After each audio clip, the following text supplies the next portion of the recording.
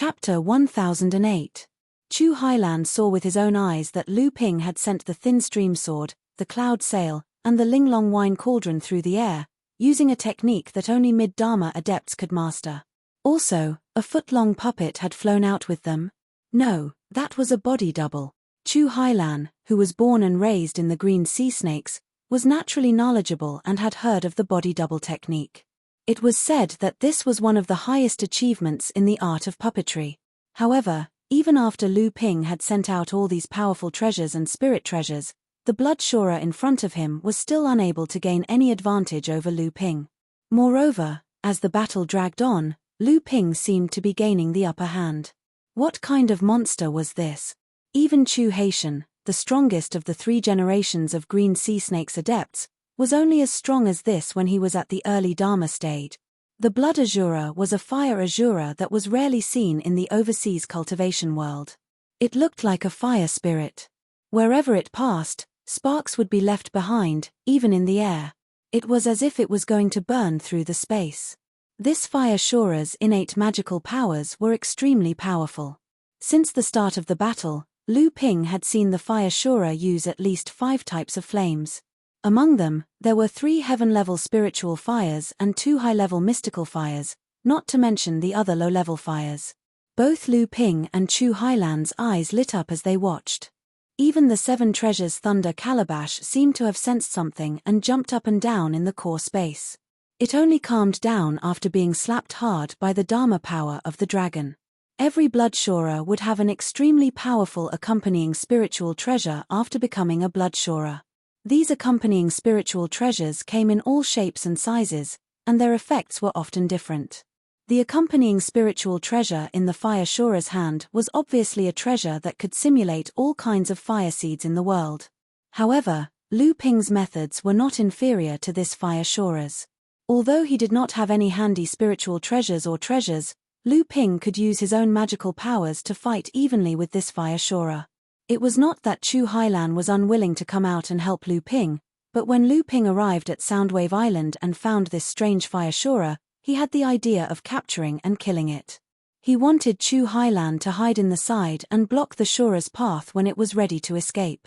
Therefore, from the beginning to the end, Chu Hailan did not appear on the battlefield, but hid in the void, ready to strike at any time. When Chu Hailan saw that Lu Ping had used up all his magic treasures and fought with this shorer with his bare hands, she secretly thought that it was still uncertain whether this guy could subdue this shorer, but he actually dared to ask her to watch from the side. However, the result gave Chu Hailan a new understanding of Lu Ping's strength. The battle between water and fire was originally a violent collision. The sea of fire and the monstrous waves fought in mid-air, dyeing the entire sky half fiery red and half eerie blue. The explosive roar was deafening. The 3 powerful great shuras who were originally by the blood shorer's side were shaken by the battle between the 2, let alone coming forward to help. Lu Ping was greatly surprised. The fire shorer in front of him was clearly far more powerful than ordinary blood shorer. The spiritual treasure in its hand was always wrapped in flames, and its original appearance could not be seen. However, the type of flames was constantly changing. Even if Lu Ping used several kinds of magic, he still could not do anything to it. At this time, the fire shorer also felt that something was wrong. There had been no news of its 2 companions until now. After it broke the island's protective formation, a group of subordinates rushed to the island, but their breaths disappeared one by one from its divine thoughts. However, what it was most afraid of was the human practitioner in front of it. His cultivation was unfathomable, and he had endless magic skills. As a rare fire shorer in the overseas Mara tribe, it occupied a very special position in the Mara tribe with its own strength. Ordinary Mara of the same level were no match for it at all. However, the person in front of it was able to fight it so well, and as time went on, the fire shorer even felt a sense of weakness.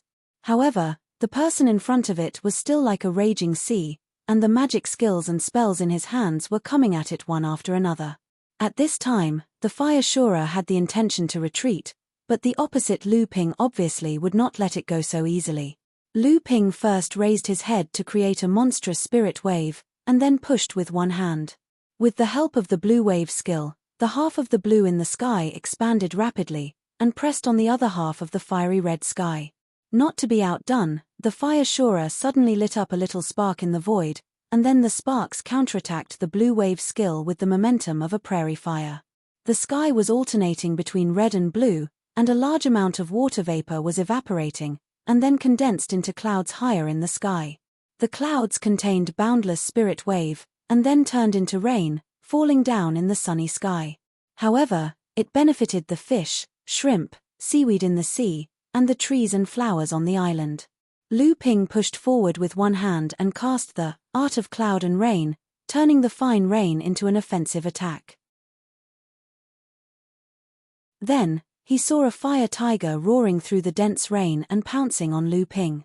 Lu Ping's eyes widened in surprise as he saw a fire tiger pouncing through the rain. Lu Ping could not dodge in time, and was pounced on by the fire tiger. His whole body was turned into water in the fire tiger's mouth, and then evaporated. Seeing that things were not going well, the fire shorer turned into a ball of fire and rushed toward the fire tiger. At this time, in the sea of fire formed by the fire shorer, a space door suddenly cracked open. The space that was about to collapse from the fire shorer's innate fire magic could be forcibly torn open by Lu Ping. Both the fire shorer and Chu Hailan, who was hiding at the side, were shocked. Lu Ping stepped out of the space door, and the surrounding flames licked at Lu Ping, but an invisible force spread out with Lu Ping as the center, clearing a distance of 10 feet. The fire shorer ran all the way through the rain curtain formed by the art of traveling through clouds and summoning rain. Its whole body looked a little weak, but when it stepped on the fire tiger, its whole body began to emit green flames again. Suddenly refreshed, it turned around and pounced on Lu Ping again. However, Lu Ping smiled, and clenched his open palm tightly. The dark blue field created by Lu Ping, where the fire shorer stood, suddenly rolled up waves, and each wave turned into a water sword, stabbing at the fire shorer from all directions. Thousand Snow Sword Art. The fire shorer looked a little panicked at this time. It had already seen that this was a trap set by Lu Ping, whose original purpose was to separate it from the companion spiritual treasure that had turned into the fire tiger. That was why it rushed into the water field created by Lu Ping to meet the fire tiger. However, when it got in, it found that it was another trap.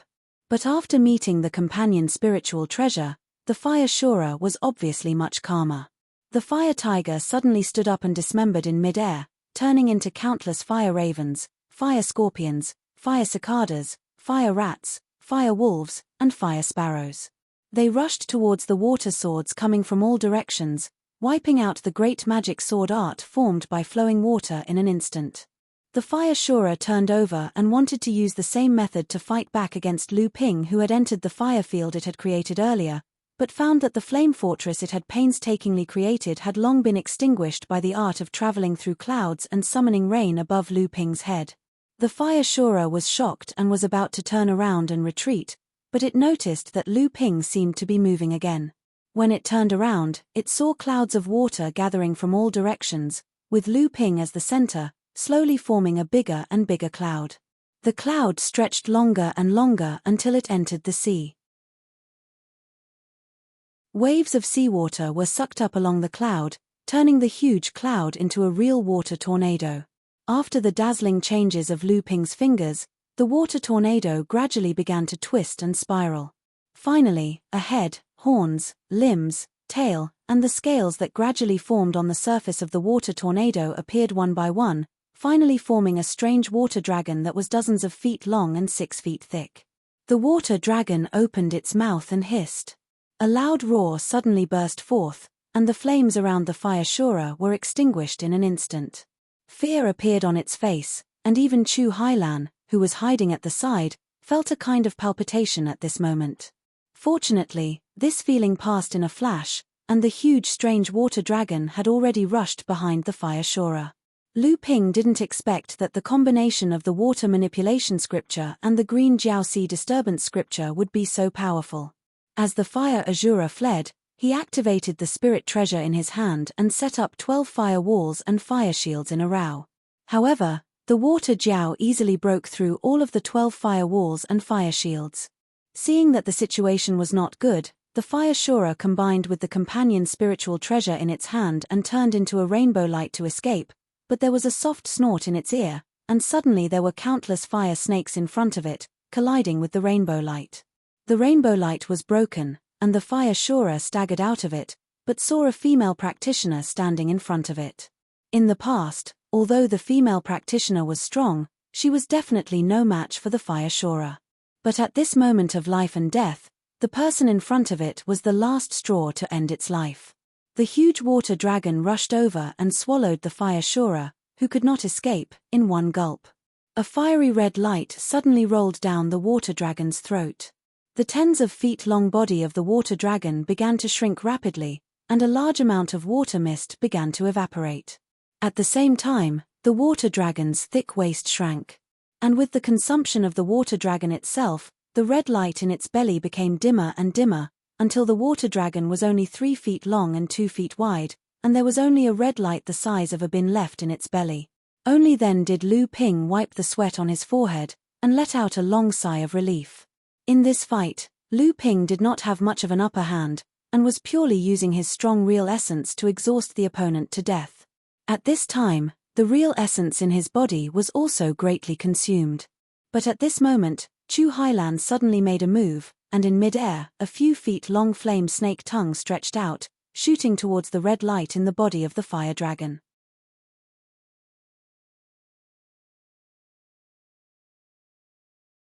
Chapter 1009. Just as the fire snake's tongue was about to reach into the water serpent's abdomen and suck out the red light, the strange serpent suddenly swung its tail and extinguished the fire snake's tongue with a pop. Chu Hailan giggled and said, "Lu Daoyou's water attribute skills have reached the pinnacle. What's the use of this fire Azura's fire seed? Why don't you give it to me?" Although Chu Hailan was joking, her hands were not idle at all.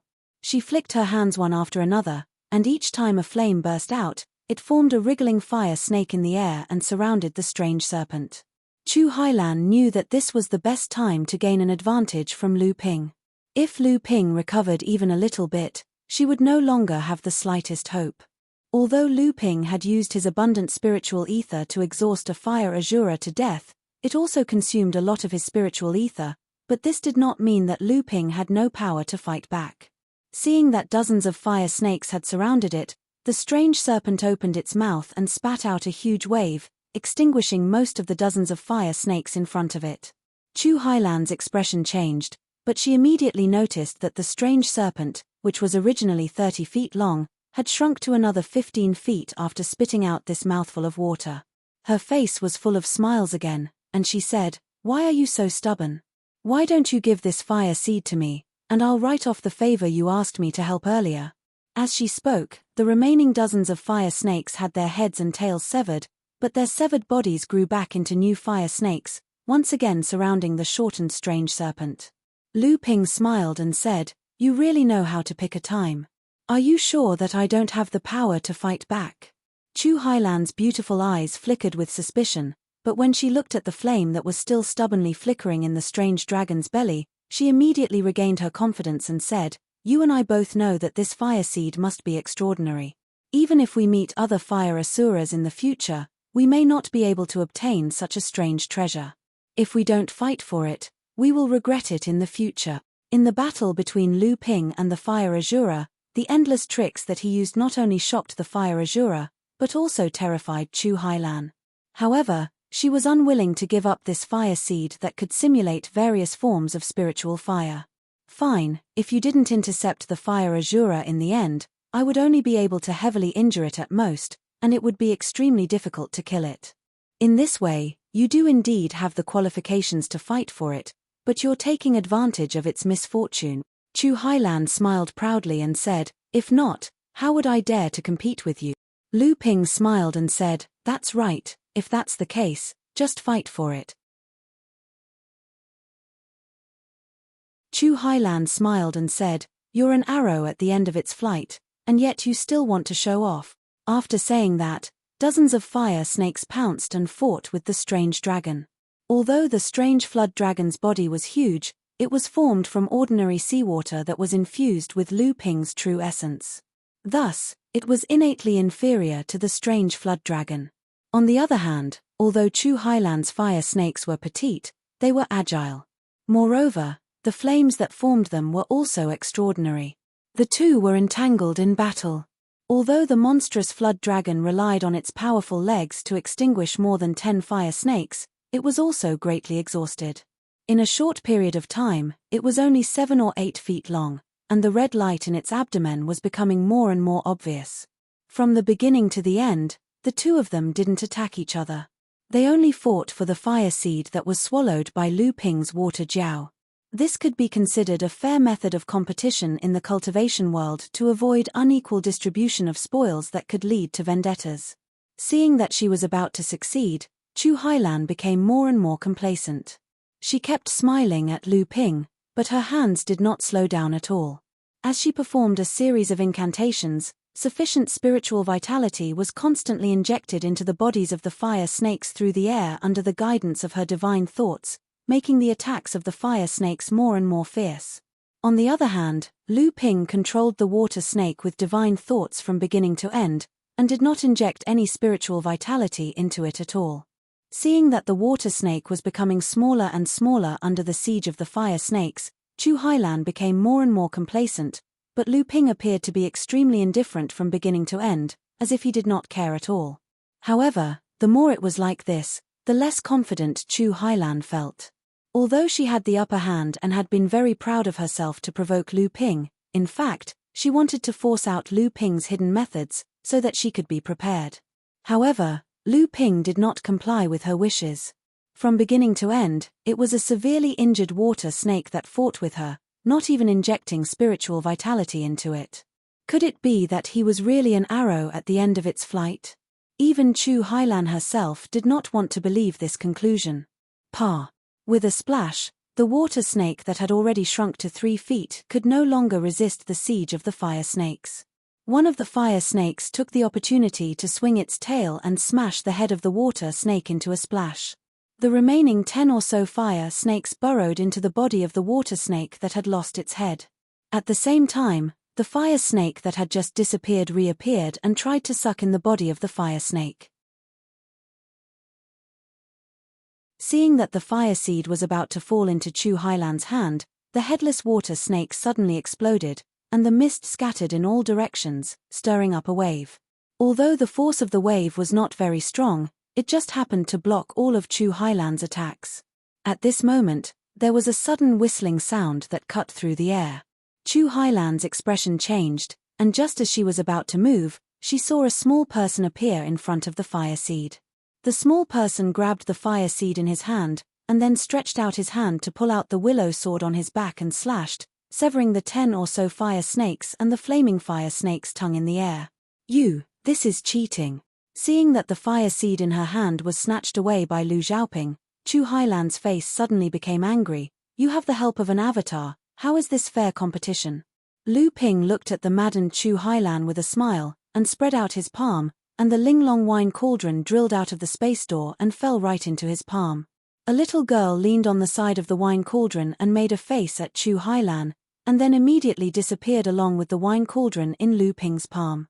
At the same time, the 2 flying swords also appeared from the space door, and after circling around Lu Ping twice, they also sank into Lu Ping's body.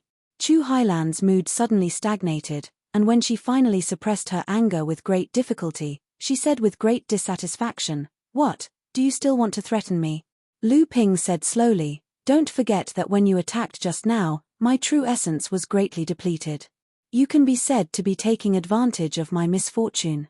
Since that's the case, why can't I join the battle with my avatar? Don't forget, from the beginning to the end, I did not inject a trace of Zhen Yuan into the water dragon, everyone just relied on their own ability." Chu Hailan angrily shook her hand. "Anyway, the fire seed is already in your hands, naturally you can do whatever you want." Lu Xiaohai smashed the head of a great Asura with a hammer, and then flew out the other copper hammer, smashing 3 minor repairs Asuras in a row, and looked around, but there were no more Asuras in his field of vision. The giant white-fronted tiger raised its head to the sky and roared, causing the entire Soundwave Island to tremble. "Ow! Awesome! Awesome! Ow! Damn Xiaohai, stop shouting, who doesn't know that your voice is the loudest?" Lu Linga covered her ears with her hands, jumped out from the other side of Hearing Waves Island, and shouted at Lu Xiaohai from afar. Her sharp voice could not even cover the roar of the giant white-fronted tiger. Lu Xiaohai's voice was not only louder. Kai Lianying, wearing the golden rock cloud robe, walked behind Lu Linga, and looked at Lu Xiaohai, who was waving a pair of huge copper hammers, and could not help but laugh. Is this the white-fronted tiger clan? It seems that these years, the number of monster clan followers under him has increased a lot.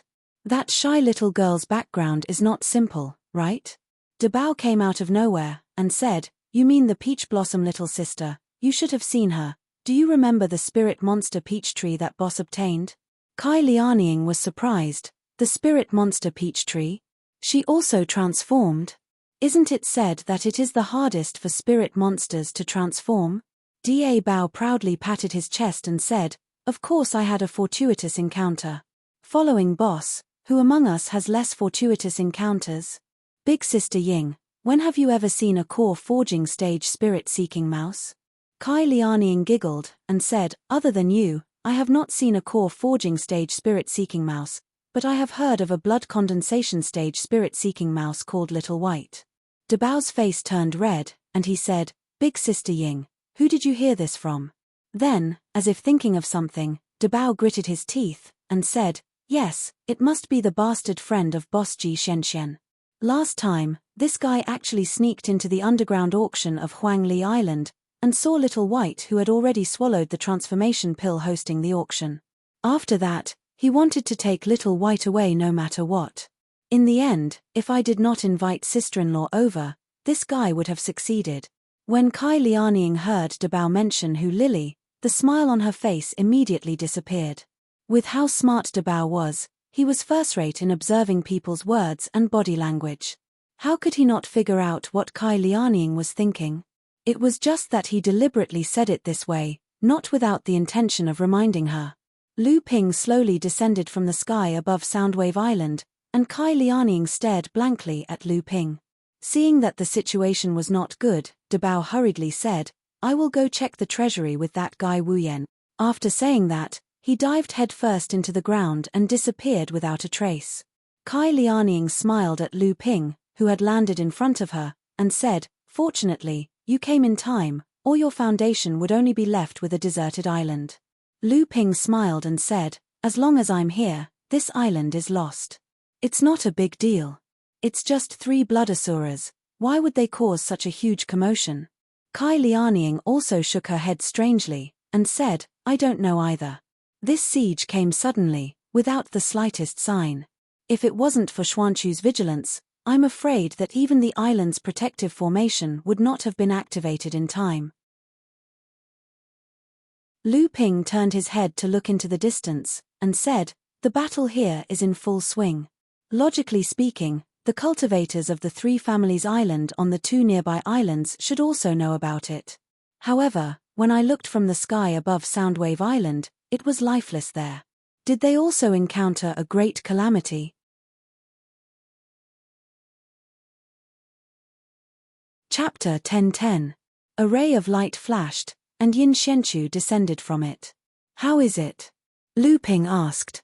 Yin Xuanchu's expression was ugly. He shook his head and said, "They're all dead. All the cultivators on the island have turned into dried corpses. The spirit veins have disappeared, and their storage artifacts have been shattered. Not a single item containing spiritual qi is left. Many cultivators had lifeless eyes when they died. Clearly, they were devoured by a demonic cultivator. Sure enough, it's not just Soundwave Island that's being besieged. Fortunately, Soundwave Island withstood the siege, while the other 2 islands have fallen." Kai Lianying said doubtfully, "That's not right. If the other 2 islands were also besieged, Mara's attack on Soundwave Island would have been blocked. They should have come to help. How come?" Lu Ping had a bad feeling in his heart. He suddenly raised his head and said, "The middle-sized spirit stone vein on the Nameless Island is most likely dead." Kai Lianying said, "I'll send someone to investigate." Lu Ping stretched out a hand to stop them and said, "Both of you are injured." Besides, if the spirit stone mine on the nameless island is really occupied by Mo Luo, the rest of us will only be courting death if we go there. Let's heal our injuries first. Lu Ping whistled toward the forest in the distance. A green luan soared into the sky and flew out of Soundwave Island toward the nameless island in the west. Not far away, Wu Yan, Hong Ying, Yi Buqi, Madame Du, and her daughter, Du Zhouwei, all came to greet Lu Ping. Lu Ping encouraged them one by one and arranged for them to first restore the island's protective formation. Then, he counted the losses and comforted and compensated the families of the injured and fallen cultivators. Yin Shenchu had already disappeared after getting some healing pills from Lu Ping. Lu Ping and Kai Lianying returned to the cave residence that Kai Lianying had always kept for Lu Ping. Lu Ping's cave abode was the source of the entire spirit vein on Qingdao Island. Now, the density of the spirit qi here was close to that of a mid-sized spirit vein, which was obviously the result of Kai Lianying's painstaking efforts. Lu Ping looked at Kai Lianying's delicate face. He didn't know what it looked like under the seal. He sighed and said, "You are still injured. Rest for a while. You will be in charge of everything on this island. I won't be staying here for long." Kai Lianying's face darkened. "These injuries are nothing. With the protection of your Dharma treasure, I didn't get injured again." Lu Ping nodded and said, "This time, I came to the East Sea under the orders of an elder of the sect to kill someone. I'm afraid I'll have to leave soon." Lu Ping paused. Kai Lianying stared at his face, so Lu Ping had no choice but to continue. "I'm afraid I won't be able to accompany you to the North Sea for a while. I wonder how much of your memory has been restored. Should the seal on your face be removed now?" Kai Lianying touched her face and smiled. "Ever since I woke up, the first person I saw was Aunt Mai. This face has been with me for more than 100 years. If it suddenly changes, I'm afraid even I won't be able to tell which one is me." The two looked at each other in silence. Kai Lianying suddenly smiled and said, "You, Yin Shenchu, and Ji Shenxian probably have some guesses about my identity, right?" Lu Ping was a little surprised. He then sighed and said, "Don't worry. Just return to the North Sea when the time comes. This may involve the grudges between the elders of the sect, but Zhenling has me to protect you. Even Marshal Granduncle Tianxiang won't let you suffer any grievances." A smile flickered in Kai Lianying's eyes. She said, "That's not necessarily true. If mysterious fox sage comes to trouble you, what will you do?" Lu Ping was dumbfounded. The news that Lu China sent back was very fast. "The nameless island has been occupied by Mara. There's a bloody Mara's aura on it, so I don't dare to go near it. However, the Mara there is moving on a large scale. Groups of Mara are flying towards the North Sea." After receiving the news, Lu Ping called for Yin Shenchu and Kai Lianying. At the same time, he also called for Wu Yang, Hong Ying, and Yi Buqi. He originally wanted to call Yu Zhengrui, but he found out that Yu Zhengrui had died in order to save his disciple. His disciple was none other than the Sima who wanted to learn alchemy under Lu Ping. Lu Ping told everyone the news that Lu China had received. He said, "China's news has confirmed my guess. Mara is moving north on a large scale. The Nameless Island, Soundwave Island, and 2 of the 3 islands that are occupied by the 2 forces happen to be on the route of Mara's advance. That's why they were destroyed." Yin Shenchu also realized something at this moment. He said, "Could it be that Mara is moving north on a large scale because of the giant spirit stone veins and large spirit stone veins in the depths of the fallen secret realm near the Phantom City?" Lu Ping nodded and said, "Other than the temptation of these veins, I really can't think of anything else that could attract Mara to move north on a large scale." Just as Lu Ping said this, he suddenly sensed something in his divine will. At this moment, Kai Lianying and Yin Shenchu also sensed something. Almost at the same time, they waved their hands, and 2 telepathic swords flew into the cave. After the 2 of them checked the contents, Yin Shenchu gestured for Kai Lianying to speak first. Kai Lianying nodded and said in a low voice, "I just received news that Mara is moving north on a large scale. Almost half of the islands under the Northern Alliance's control have been wiped out, and there are many casualties. It is said that at least 7 or 8 Dharma adepts of the Northern Alliance and its affiliated forces have fallen, including 2 mid-Dharma adepts. Everyone's hearts sank. Lu Ping frowned and said, "How can the Northern Alliance be so weak? Half of the islands have been taken down. How is this the performance of a large sect? Mara's large-scale northward is not aimed at the Northern Alliance. As long as the island's protective matrix is strong, I think Mara will not delay his purpose of moving north because of attacking these islands. How can they suffer so many casualties?" Kai Lianying looked at Lu Ping and said, "These years, although the Northern Alliance is still known as the second largest sect in the East Sea, the internal affairs of the Northern Alliance have been unstable. There are often rumors of internal strife among the high-level adepts, and there are even rumors that the Northern Alliance may split up. The subordinate forces of the Northern Alliance have also formed their own cliques and are in a state of disunity. This time, they have suffered such heavy losses." Lu Ping did not dare to believe it. The existence of the Northern Alliance in the East Sea was a sect with a long history. How could it have fallen to such a state in just a few hundred years? Lu Ping turned to look at Yin Shenchu. Yin Shenchu said, "I have news from the Overturned Seas sect. The entire Overturned Seas sect seems to be retreating towards the north of the fallen mystic realm." Lu Ping suddenly stood up and said, "I have to return to Jingzhe Island immediately. I will leave everything on Hearing Waves Island to everyone. Set up the island protecting formation as soon as possible, then activate the illusory formation to hide the entire Hearing Waves Island. Although this will consume a lot of energy, as long as we don't attract the attention of Mara, I believe that Hearing Waves Island will not be discovered. However, do not remove the illusory formation before the teleportation formation between Hearing Waves Island and Jingzhe Island is opened. I believe that Mara's large-scale invasion of the north will end soon, and the crisis will be resolved by then. Also, do not provoke the Spirit Stone mine on the Nameless Island. Even if Mara's large-scale invasion is aimed at Phantom City, this mine will still cause a portion of Mara to stay there." Lu Ping said and was about to leave Soundwave Island. But unexpectedly, as soon as he stepped out of the cave dwelling, a little girl stopped him and said, "Junior greets Uncle Tian Ping." Lu Ping was a little confused by their uncle. He looked at the little girl and suddenly understood. "You are Du Jialuo's sister, the little fox demon?" The little girl was happy to see that Lu Ping still recognized her. "My brother is Du Jialuo. He is now your disciple. But my name is Du Jiawei." Lu Ping thought that Du Jiawei wanted to ask him about Du Jialuo. He said, "Little fox demon has grown up. Not bad. You are in the late blood condensation stage and have a solid foundation. But your brother is now in the core forging stage. You have to work hard. Don't let him fall too far behind."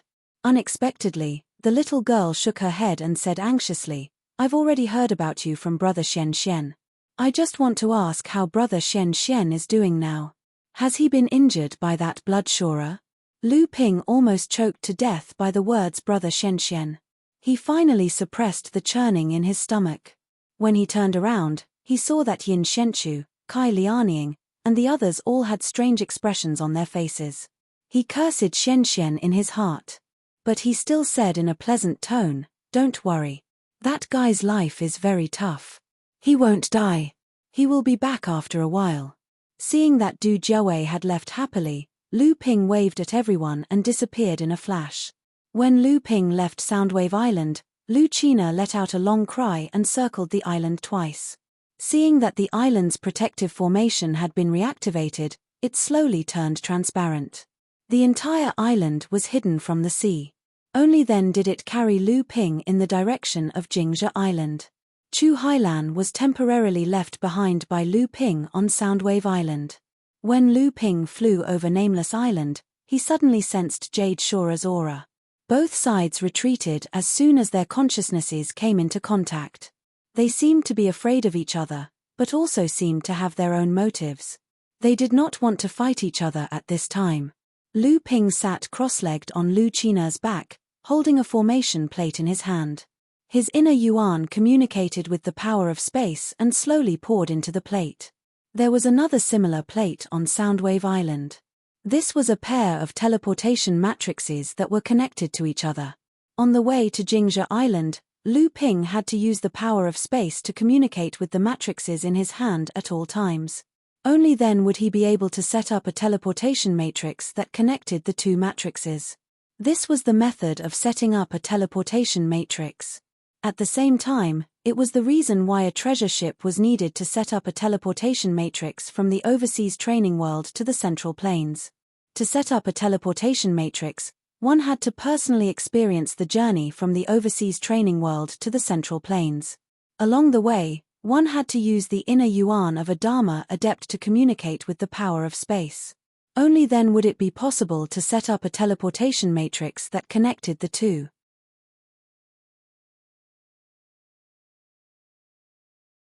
Chapter 10-11. The setting up of the teleportation formation required a Dharma adept to carry a teleportation formation plate with him and communicate with the power of space along the way. Although this was not a problem for Lu Ping, the only problem was that the process could not be interrupted. Even so, Lu Ping was bored out of his mind, so he took out two of his biggest gains from his trip to Hearing Waves Island.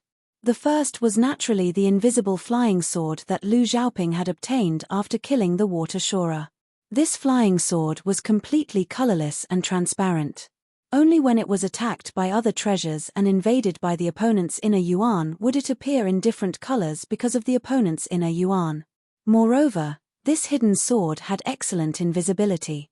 No matter how one looked at it, its quality was better than the water spirit sword in Lu Ping's hands. It was just that this hidden sword was a companion spiritual treasure. Although it had been saved after Lu Ping had killed the bloodshorer, in Lu Ping's hands, it could only be used as an ordinary treasure. As for its invisibility effect, it could not be used at all. Lu Ping knew that this was because this companion spiritual treasure had not been modified. This caused the hidden sword to treat all inner yuan other than the fallen bloodshorer as an invasion from the outside. Therefore, after Lu Ping's inner yuan was injected into the sword, not only did the hidden sword lose its invisibility effect, it became a flying sword of blue and purple with a hint of gold. Lu Ping reached out and summoned the blue water spirit sword. He did not know if the two could be combined. If it was successful, perhaps the hidden sword's quality could be improved by another level. If the bloodshorer's companion spiritual treasure had only been modified, no matter how good its quality was, it could at most survive the first Thunder trial and become a first-class spiritual treasure. To survive the second Thunder trial, the spiritual treasure's quality had to be improved again. If this invisible hidden sword could be combined with the water spirit sword, although its quality would definitely be greatly improved and it would not be a problem to survive the first Thunder trial, it would be difficult to say for the second Thunder trial. The second treasure was naturally the Fire Azura's fire seed that even Chu Hailan didn't hesitate to fight over with Lu Ping. Lu Ping had thought he was lucky enough to get two primordial spirit treasures at once, but the Fire Shorer had died and only the Origin Tinder was left behind. The companion spiritual treasure that Lu Ping was looking forward to didn't actually have the ability to simulate various spirit fires. It could only greatly increase the power of various fire god arts that Fire Azura cast. The Fire Shorer's attack was strong enough, but the accompanying spiritual treasure in its hand was strictly an auxiliary spiritual treasure, not an offensive one. The treasure that could simulate various forms of spirit fires was the Origin Tinder left behind by the Fire Shorer after its death. This Origin Tinder was actually like the Dharma form in a cultivator's core space, but compared to the primordial spirit treasure in Mara's hand, the origin in their bodies was more difficult to obtain. In this case, Lu Ping's luck this time was better than getting two primordial spirit treasures. The Origin Tinder was suspended in Lu Ping's palm, but Lu Ping did not dare to use his real essence to enter it, because Lu Ping's water attribute real essence would not only be repelled by the Origin Tinder, but would also be immediately damaged by the erosion of Lu Ping's real essence. Lu Ping had already tried it once, and the Origin Tinder, which was already dying, suddenly became even dimmer after coming into contact with Lu Ping's real essence. Lu Ping thought about it and put the Origin Tinder on top of a spirit stone. Then, Lu Ping saw that the spirit stone began to melt like a candle, and the spirit chi contained in it was absorbed by the Origin Tinder, without the slightest leakage. The origin tinder absorbed the spirit stone in a flash, but because of the invasion of Lu Ping's real essence, the dim origin tinder still could not recover to its previous state. Seeing this, Lu Ping put 7 or 8 spirit stones under the origin tinder. After the origin tinder swallowed them one by one, the dim origin tinder seemed to recover a little. Lu Ping shouted. This was really a bottomless pit of spirit stones. If this thing really had many magical effects like before, who knew how many spirit stones it would take to support these magical effects one by one? Lu Ping pondered for a moment and made up his mind. He took out a top-grade spirit stone and placed it under the fire seed. The flame on the origin tinder, which had always been calm, immediately jumped. Lu Ping cursed inwardly, and his divine sense quickly invaded the flame. Suddenly, a flame appeared in the origin tinder, and under the control of his divine sense, the flame constantly changed. These were the 5 kinds of flames that Lu Ping had seen in the hands of the fire Azura. When Lu Qin carried Lu Ping to Jingzhe Island, the time it took them was about the same as Ji Xianxian's wooden bird puppet. This surprised Lu Ping a little. Ji Xianxian was indeed a grandmaster puppeteer. But then again, when Lu Ping thought about it, Ji Xianxian had secretly kept a lot of good stuff for himself when he created his avatar. It wouldn't be right if the wooden bird puppet was slower. When Lu Ping met Tian Kang Laozu had already known about Mara's large-scale northward march. Lu Ping was not too surprised about this. After all, Zhenling had been operating on Jingzhe Island for a long time. It would be unreasonable to say that there were no hidden forces in the East China Sea. Lu Ping handed the array disc in his hand to Daoist Shen Peng. The 2 third-generation disciples, Wei Xuanheng and Su Xianpeng, were old acquaintances of Lu Ping when he first entered Fei Ling Island.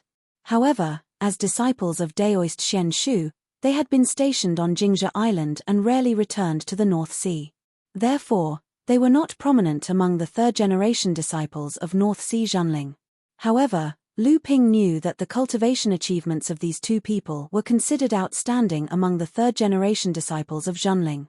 Wei Xuanheng's cultivation had broken through the late core forging realm. He had sparred with Du Feng before. Although he was no match for Du Feng's murderous swordsmanship that he had honed over the years, his solid cultivation was still recognized by Du Feng. As for Daoist Shen Peng's cultivation, although it had fallen a little and he was only 1 step away from breaking through to the late core forging realm, Daoist Shen Peng was an array master. His attainments in arrays and prohibitions were not inferior to Black Fox's. It was only because Jingzhe Island was isolated in the East China Sea that the island's protective array formation needed him to guard it. That was why he had been staying on Jingzhe Island all this time. Otherwise, with Daoist Shen Peng's attainments in arrays, he would have been sent back to repair the treasure ship long ago. When Tian Kang Laozu saw that Lu Ping had returned, he knew that the siege on Jingzhe Island had been resolved, so he said, "You're back at the right time. From the current situation, this group of Mara is most likely heading for the Spirit Stone Mine in Phantom City. Phantom City has already sent out an edict, requesting all sects that have a share of the Spirit Stone Mine in Phantom City to send Dharma adepts there to help guard it. This is to prevent Mara from taking over the Spirit Stone Mine there." Lu Ping knew the importance of the Spirit Stone Mine there. After all, it was the only large spirit stone mine in the hands of the humans overseas. In addition, there were 4 other branches that were also large mines. Such an important place was related to the supply of spirit stones to the entire overseas training world. Naturally, they could not afford to lose it, so he said, "Do you want me to go on behalf of our sect?" Tian Kang Laozu shook his head and said, "According to our sect's share of the mine, we need at least 1 mid-Dharma adept to go this time. So this time, the old man will go personally, but you will have to follow him as well." Lu Ping did not ask for the reason and nodded directly. However, Tian Kang Laozu explained, "You will go with the old man. The main reason is that after the various sects have received their share of spirit stones, you will escort them back to the sect." Tian Kang Laozu paused, then smiled and said, "This time, Mara is heading north on a large scale, and all the sects are gathered in Phantom City. Although there is a good chance of protecting the 5 large spirit stone mines, we still have to be careful. In the past, every 5 years, the various sects would go to Phantom City to collect their share of spirit stones.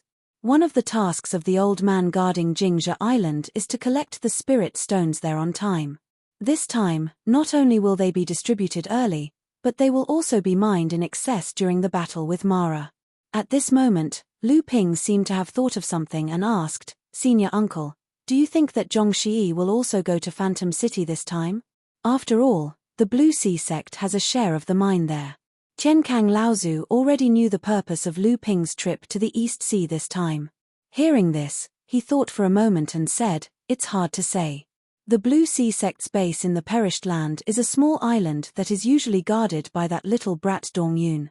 At the last auction in Phantom City, our sect won a great victory and entered the top 5 of the medium-sized sects in one fell swoop, greatly increasing our share.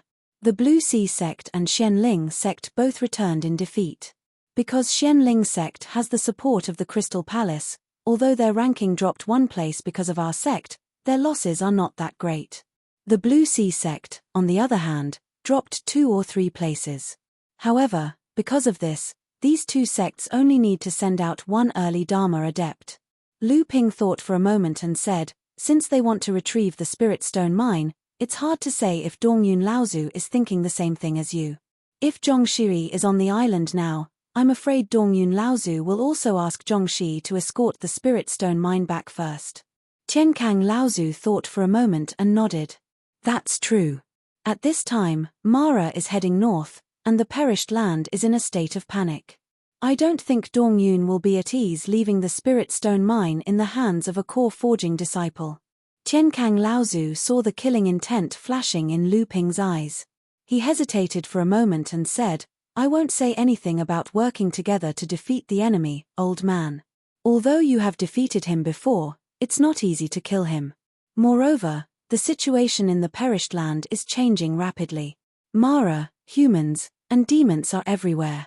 It's better to be careful not to let others take advantage of the situation. Disciple will remember Martial Uncle's word." Lu Ping nodded, but then he seemed to have thought of something. He chuckled and said, "Grand Martial Uncle, we have a chance to get our hands on a mid-sized Spirit Stone mine. Why don't we do something big first?"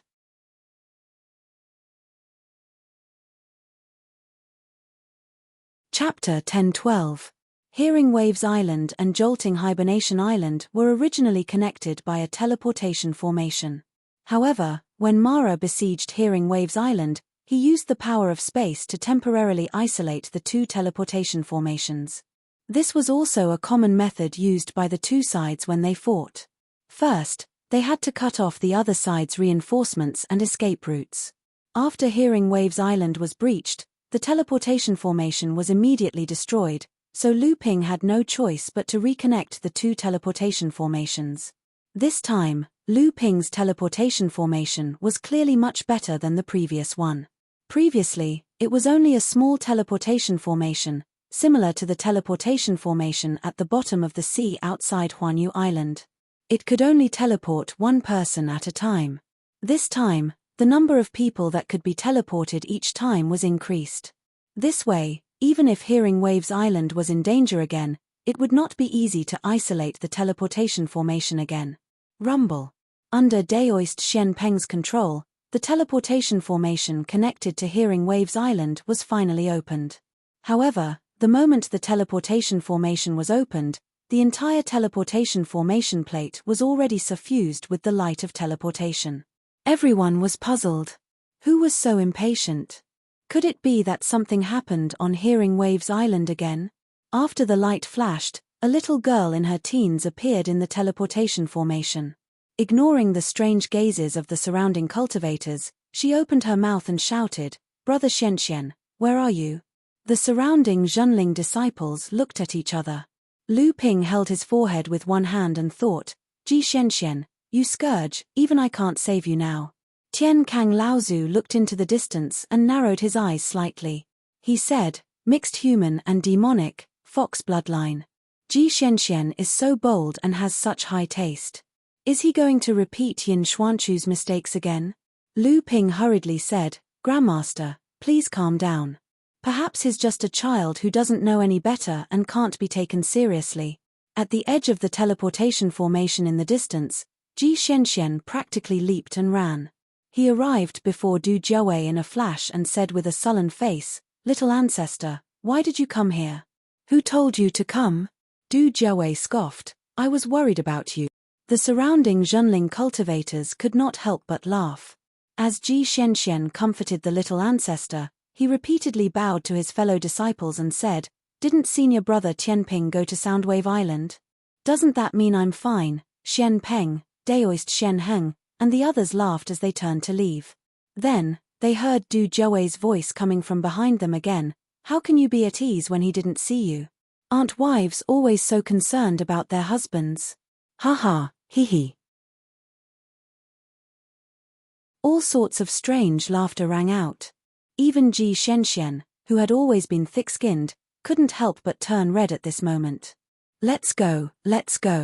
I'll bring you back first. We can use the teleportation formation to leave." He knew Du Jiawei's identity and didn't dare to cause any trouble here. However, he heard Du Jiawei shake her head and say, No, I want to play here. This place is even bigger and more beautiful than Soundwave Island." Tian Kang Laozu's cold snort exploded in their ears. Not only Du Jiawei, even Ji Xianxian was shocked. When Du Jiawei looked around in confusion, Ji Xuanxuan's face turned green. He dragged the little ancestor to the teleportation formation. After a flash of white light, the two of them were already heading towards Soundwave Island. Lu Ping saw Tian Kang Laozu's ugly expression and cautiously said, "It's just a child playing around. Martial granduncle doesn't have to mind." Tian Kang Laozu glanced at Lu Ping and said, "Old man isn't blind yet.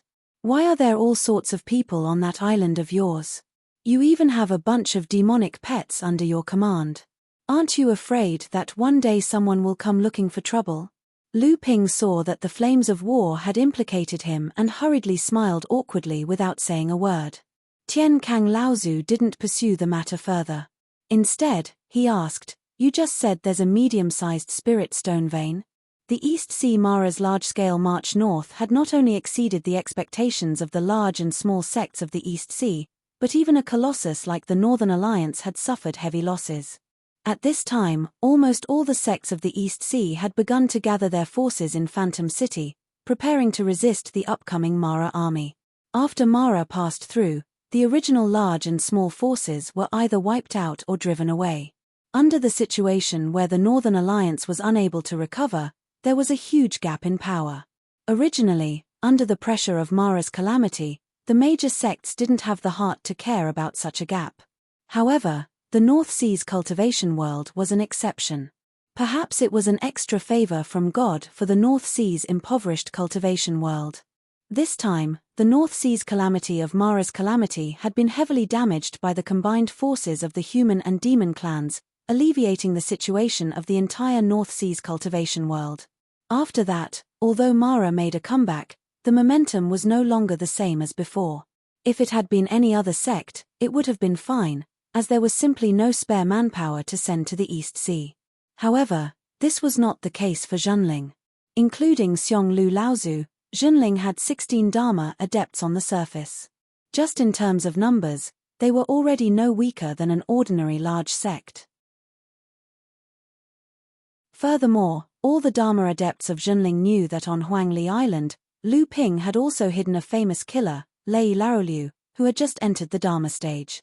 Before this person had entered the Dharma stage, he was already no weaker than the direct disciples of the major sects. No one knew how strong he was now, but people like Tian Shu and Tiansen Laozu were definitely no match for him. With so many Dharma adepts, even though almost all of them had their own duties, if Zhenling squeezed for a while, perhaps 1 or 2 Dharma adepts could be freed up to help out. Hearing that Lu Ping wanted to plot against the mid-sized spirit stone mine on the Nameless Island, although Tian Kang Laozu did not agree on the spot, Lu Ping could still see that the old man was already tempted. The older generation of North Sea adepts had experienced the hardships of lacking spirit stones and spirit veins during their training. Almost no one could resist the temptation of a spirit stone mine. However, Lu Ping also told Qiankang Laozu about the fact that there was a jade shura guarding the spirit stone mine. If there was a jade shura, then there would definitely be a blood Mara among her subordinates. It was just that the number of Mara's subordinates had yet to be investigated. Lu Ping would definitely not be able to do this alone. Even with the help of Qiankang Laozu and his mountain-splitting axe, he might not be able to do it. However, what would happen next was not something that Lu Ping should worry about. Qiankang Laozu would naturally communicate with the sect and plan everything. However, it would not take too long. After all, although Phantom City had set up layers of traps in the fallen Mystery Land to weaken the power of Mara's army, and Jingsha Island was not on the route of Mara's army, it would not take too long. If Mara's army really did arrive at Phantom City, then Qiankang Laozu would also have to rush over to defend it. After all, Zhenling had a lot of benefits there. In a secret room on Jingsha Island, Qiankang Laozu was already busy planning the spirit stone mine. Therefore, most of the spirit veins on the island had been drawn into Lu Ping's secret room. The battle with the fire shura was the most exhausting battle that Lu Ping had ever had. The inner yuan in his body had not yet fully recovered. Taking advantage of this time, Lu Ping could seize the time to train. Lu Ping took out the Linglong wine cauldron. The essence of the fallen water shura came out and was quickly subdued by Lu Ping's inner yuan. He began to refine it. Ever since Lu Ping had advanced to the Dharma stage on Failing Island, he had not put his heart and soul into training. Even so, in these few years, the Dragon Dharma power in Lu Ping's core space had grown by 2 or 3 feet, reaching a length of 7 or 8 feet. If other Dharma adepts knew about this, they would definitely say that it was impossible. In fact, even Lu Ping himself felt that it was a little unbelievable. However, when he saw the pure yang pearl that the Dragon Dharma power had been refining every day, and the pure yang essence that was hidden in the Dharma power's auspicious cloud, which had shrunk to half its original size, Lu Ping seemed to have found the reason. With the refinement of this essence, the inner yuan in Lu Ping's body did not completely recover. Even the Dragon Dharma power in his core space seemed to have grown by 2 inches. However, more of the essence was absorbed by the natal Zhenchen formation that surrounded the Dragon Dharma power. Only a very small part of this essence was beneficial to Lu Ping's training. The rest was extremely helpful in improving the quality of treasures of the same element. On top of the 9th-ranked white jade lotus in his core space, there was a huge horn floating. This mysterious horn was something that Lu Ping had found in the deepest part of the West Wilderness Lake of the Sage Fallen. Lu Ping instinctively felt that this horn was very important. Although he had wanted Chen Lian to refine it into a treasure that he could use, after Lu Ping had advanced to the Dharma power stage, the Dragon Dharma power had directly taken possession of this item. Every time the Dragon Dharma power got tired of playing with the pure yang pearl in his core space, it would land on the white jade lotus to rest. At this time, the Dragon Dharma power would often raise its head and spit out a mouthful of essence toward the horn that was floating above the white jade lotus. This essence seemed to be refining the horn, but it also seemed to be sculpting it. In short, after a few years, the originally thick horn had shrunk by 1/3. However, the surface of the horn had become more and more lustrous. There seemed to be mysterious runes flowing on the surface of the horn. Lu Ping had carefully observed these runes before and found that they were very similar to the runes carved on the pure yang pearl. 3 days later, Lu Ping walked out of the secret room in high spirits. Not far away, he saw Qiankang Laozu, Liu Tianling, and Liang Tianfeng discussing something in low voices. When they noticed that Lu Ping had come out, they all turned to look at him. A flash of surprise flashed across Lu Ping's face. He hurriedly went up to greet Laozu, then looked at Liu Tianling and said, "Teacher, why are you here?" Liu Tianling smiled and said, "Now that the Dharma power adepts of our sect have their own duties, other than Brother Tianfeng who has temporarily rushed back from the Central Plains, it seems that only I, the sect leader, have the time to come."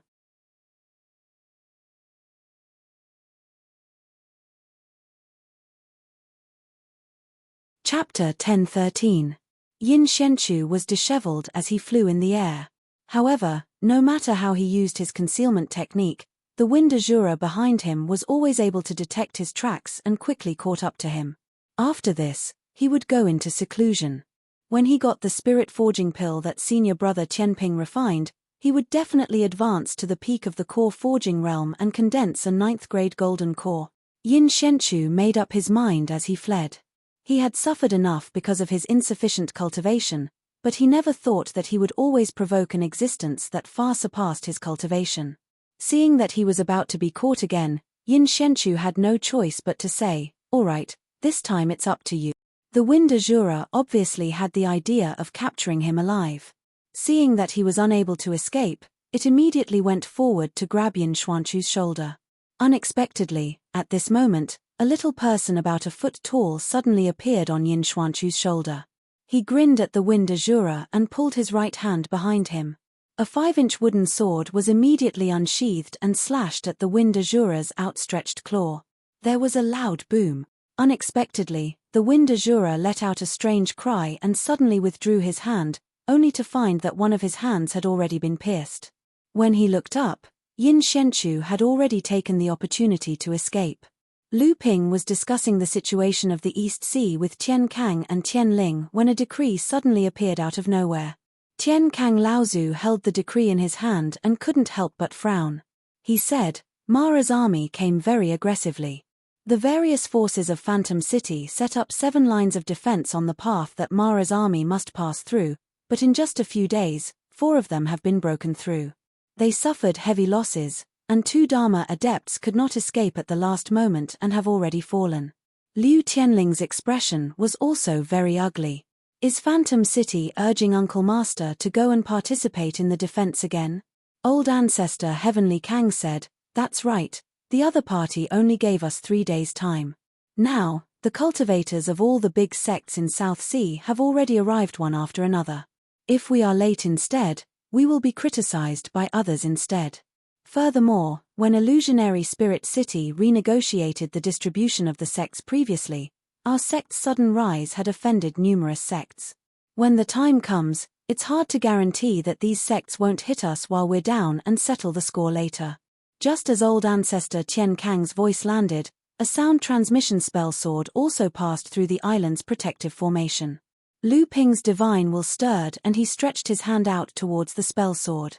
The spell sword then landed in his hand. Although there were several Dharma adepts on Hearing Wave Island now, as a precaution, they had also activated an illusory array like Hearing Wave Island. It was not easy for adepts below the Dharma stage to discover jolting hibernating island on the sea unless they had special secret techniques. After Lu Ping finished reading, he handed the sound transmitting sword to Liu Tianling and said, "Things are not good. Xian Chu sent news that the nameless island not only has a Jade Shura guarding it, but there are also 4 Blood Mara subordinates. One is a Wind Shura, one is an Ice Shura, one is a Water Shura, and one is a Blood Demon. In addition, there are also dozens of big Mara, and there are many small Mara." On the side, Tian Kang Laozu snorted coldly and said, "What, that little bastard Xian Chu is not willing to send the news himself? Must he use a sound transmitting sword?" Lu Ping laughed bitterly to himself and said, "Wouldn't it be faster to send the news this way?" Tian Kang Laozu snorted coldly and stopped talking.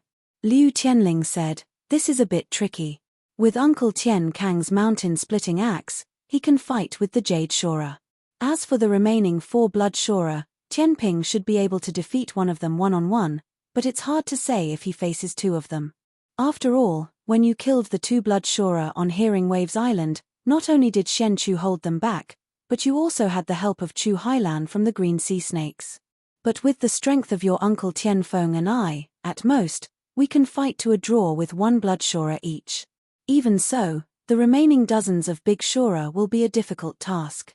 Liang Tianfeng smiled bitterly and said, "Junior sister, you don't have to cover for me. With my ability, it's fine if I fight with 1 Shura for a while, but I will definitely lose after a long time." Liu Tianling said, "It's a pity that Chu Hailan has already taken the only remaining cultivator of the Ari family to the Carefree Pavilion. Otherwise, with his help, there might still be hope this time."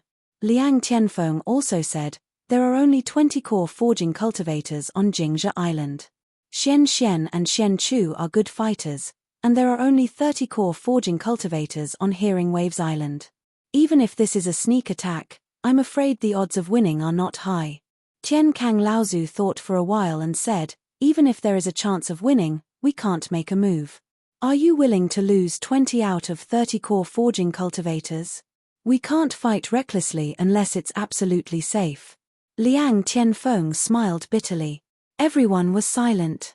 At this time, Lu Ping said in a low voice, Disciple is confident that he can hold off the three-headed blood mara. Outside the Nameless Island, the cultivators on Junling and Hearing Waves Island had secretly gathered together.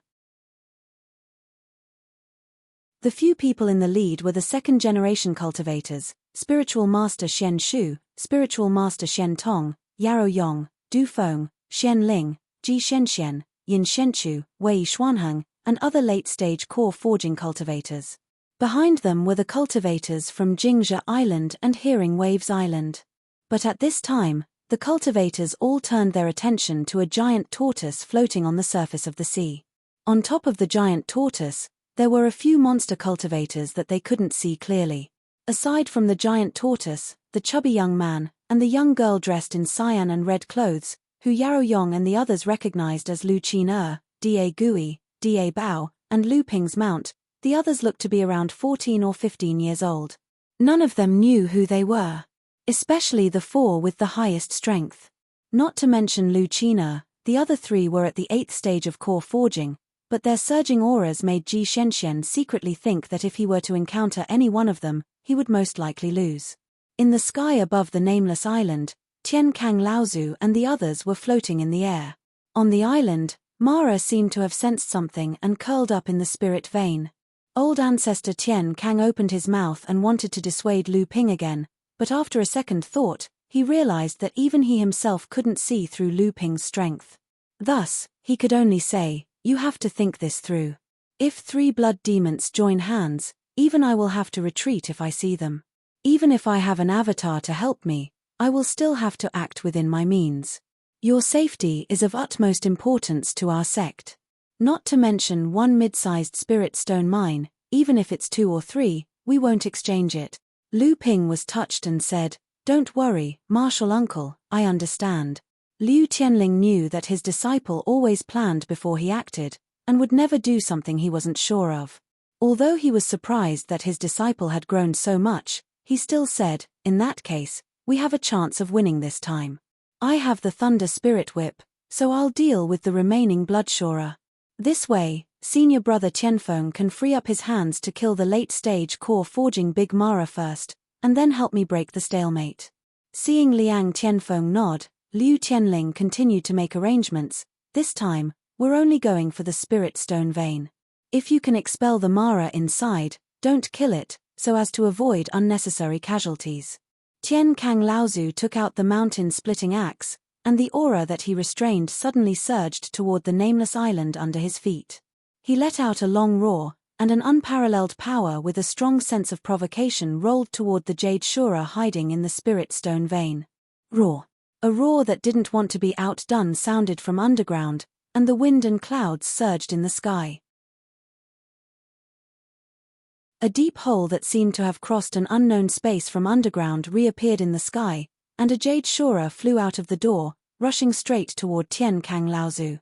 The mountain-splitting battle-axe in old ancestor Tian Kang's hand cleaved out, and the huge power forced the Jade Shura to temporarily dodge this full power strike.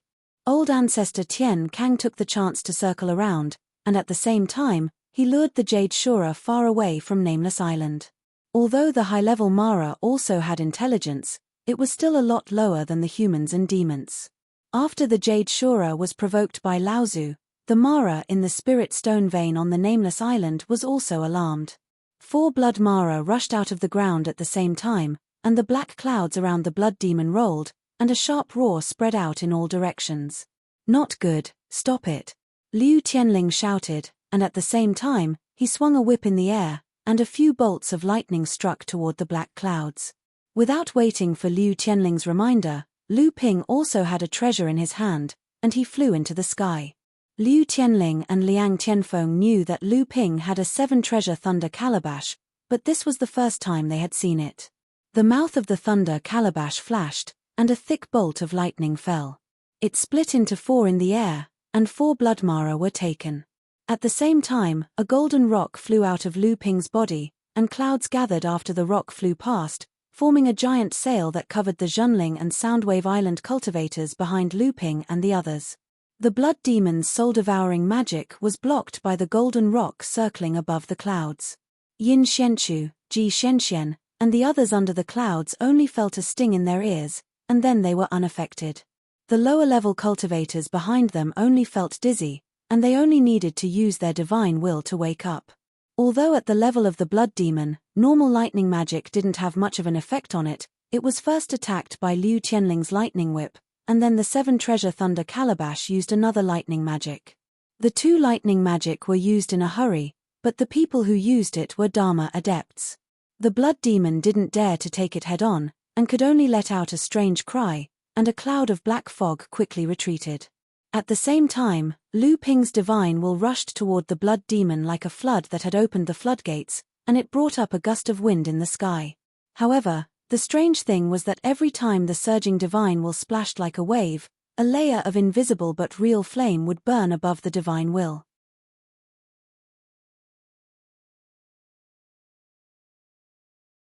Chapter 10:14. Lu Ping's divine sense seemed to have frightened the blood demon. It retreated twice as fast as before. At the same time, a pale hand reached out from the pitch-black smoke and waved the staff in front of the Xiao Mo. The black smoke around the Xiao Mo rolled back and formed a black smoke shield around the Xiao Mo's body. The Xiao Mo's eyes widened, and the black smoke around the Xiao Mo immediately turned into a black smoke shield. Lu Ping's expression froze. This was the first time he had seen the blood demon use the accompanying spiritual treasure in its hand to cast a spell. Whoosh! The huge wave of Lu Ping's will collided with the shield, stirring up a violent wind that raged wildly in the sky. The layer of flame attached to the will burned the black fog shield with a kai-kai sound. It kept melting, but it was never able to burn through the shield. Instead, more and more black fog kept repairing the melted shield. Just as the other 3 blood demon clones were dispelling the attack of Lu Ping's 7 treasures thunder calabash, Lu Ping pointed his finger at one of the blood demon. With 2 crisp clangs, the thin water long stream sword was unsheathed and attacked the blood demon from both sides. The blood azura was not afraid at all. It rolled up a gust of wind and clashed with the pair of flying swords. Amidst the chaotic clanging sounds, the magic weapons and spirit treasures of both sides had clashed hundreds of times in the blink of an eye. At this time, Liu Qianling's thunder spirit whip had already lashed at the other blood demon, and the 2 sides were soon in a mess.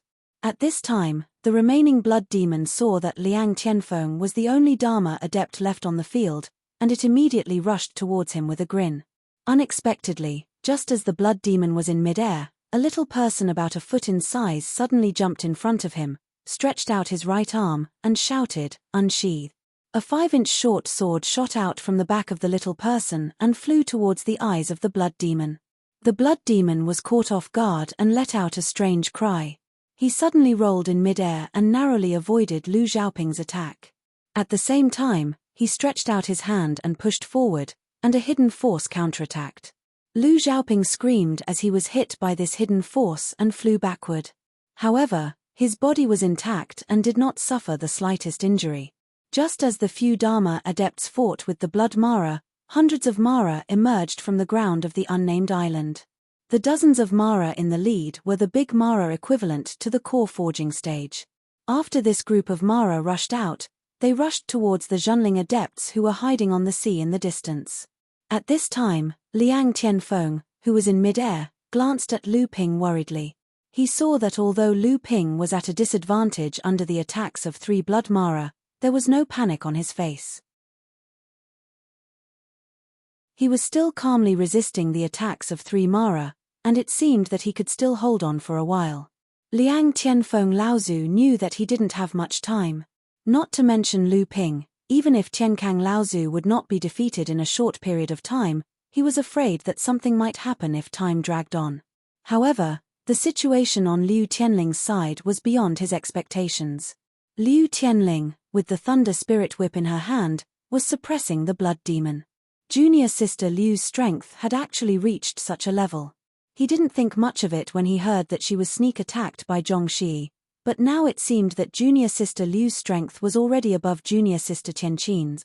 Liang Tianfeng looked at Liu Tianling with a complicated expression, and then swept up a whirlwind and rushed towards the great Shuras who were running at the front of the unnamed island. Liang Tianfeng's arrival clearly caused the demonic Luos that had rushed out to panic. However, the demonic Luos were indeed a race that did not fear death. Very soon, over a dozen of the strongest great Asuras flew out from the ranks and charged toward Liang Tianfeng. Without the obstruction of the strongest great Shuras, the pressure on the Zhenling side was greatly reduced. Kai Lianing reached out and took out a treasure the size of a bell. The bell expanded to 2 feet in the air. It was a copper bell. Dang! The copper bell was struck by Kai Lianing's quintessential essence as a hammer, and the huge roar created layers of strange sound waves. In the ears of cultivators, it was only a little ear-piercing after using quintessential essence to block it, but in the ears of the charging Mara, it was like a stick to the head. Almost half of the dozens of great Shuras charging at the front were instantly shattered, and one by one, they began to fall from the sky. The ones that could still maintain their bodies were also scattered, and during the process of flying, they appeared to be in a state of stagger. As for the little Mara that followed behind the group of great Shuras, it was even more unbearable. Like dumplings, they splashed on the surface of the sea, creating one bubble after another. Xian Shu, Xian Tong, Yin Xianchu, Ji Xianxian, Lu Qina, Samling, and the other late-stage core forging cultivators took the opportunity to attack from above and below the sea. In just a moment, 7 or 8 great Shuras had fallen. At this time, Kai Lianing struck the copper bell in his hand for the second time. This time, some of the weak little Mara's figures completely collapsed, and many of them completely fainted. However, the great demonic auras were prepared this time. Although they still roared loudly in pain when the bell rang, they did not cause large-scale chaos again. When Kai Lianing struck the imitation of the sea bell in his hand for the third time, a few great demonic cultivators suddenly used the soul-devouring howl, which was able to completely cancel out the strange bell sound, causing it to lose its effect. When Kai Lianing saw this, he flicked his sleeves and drew a beautiful trajectory in the air. The Taishen thorn, which shone with a cold light, was hidden in his sleeves and shot towards the group of great Mara. Under the joint attack of 2 blood Shuras and 1 blood demon, Lu Ping kept retreating to the distance of the nameless island. The cloud sail turned into a cloud and hid Lu Ping, making Lu Ping look like an immortal from afar. However, at this time, Lu Ping seemed to be in a sorry state. Although most of the attacks from the 3 blood Shuras had been neutralized by Lu Ping and blocked by the cloud sail, the remaining force was enough to make Lu Ping retreat again and again. Even the vigor shield around his body had been weakened to a thin layer. If not for the fact that Lu Ping's body had been strengthened by various elixirs, he might have suffered internal injuries by now. These 3 Mara were actually more anxious than Lu Ping at this time. They had already noticed the battle that was taking place on the nameless island behind them. Although Zhenling's side did not have as many people as the Mara tribe, one of the Dharma adepts on Zhenling's side had freed up his hands, and in an instant, he had restrained more than 10 of the strongest fighters on the Mara tribe's side. When the strange bell rang, the low-level members of the Mara tribe were almost slaughtered without any resistance. Even the big Mara who were less affected, despite having the advantage in numbers, were defeated by the few late core forging adepts on Zhenling's side. However, every time one of the 3 Mara tried to escape from the battle, the human adept opposite them would always be able to display a powerful technique that they had never seen before. They had no choice but to fight back with all their might, and thus, were once again pulled back into the battle. Strange, it was just too strange. 3 blood demons and 3 accompanying spiritual treasures.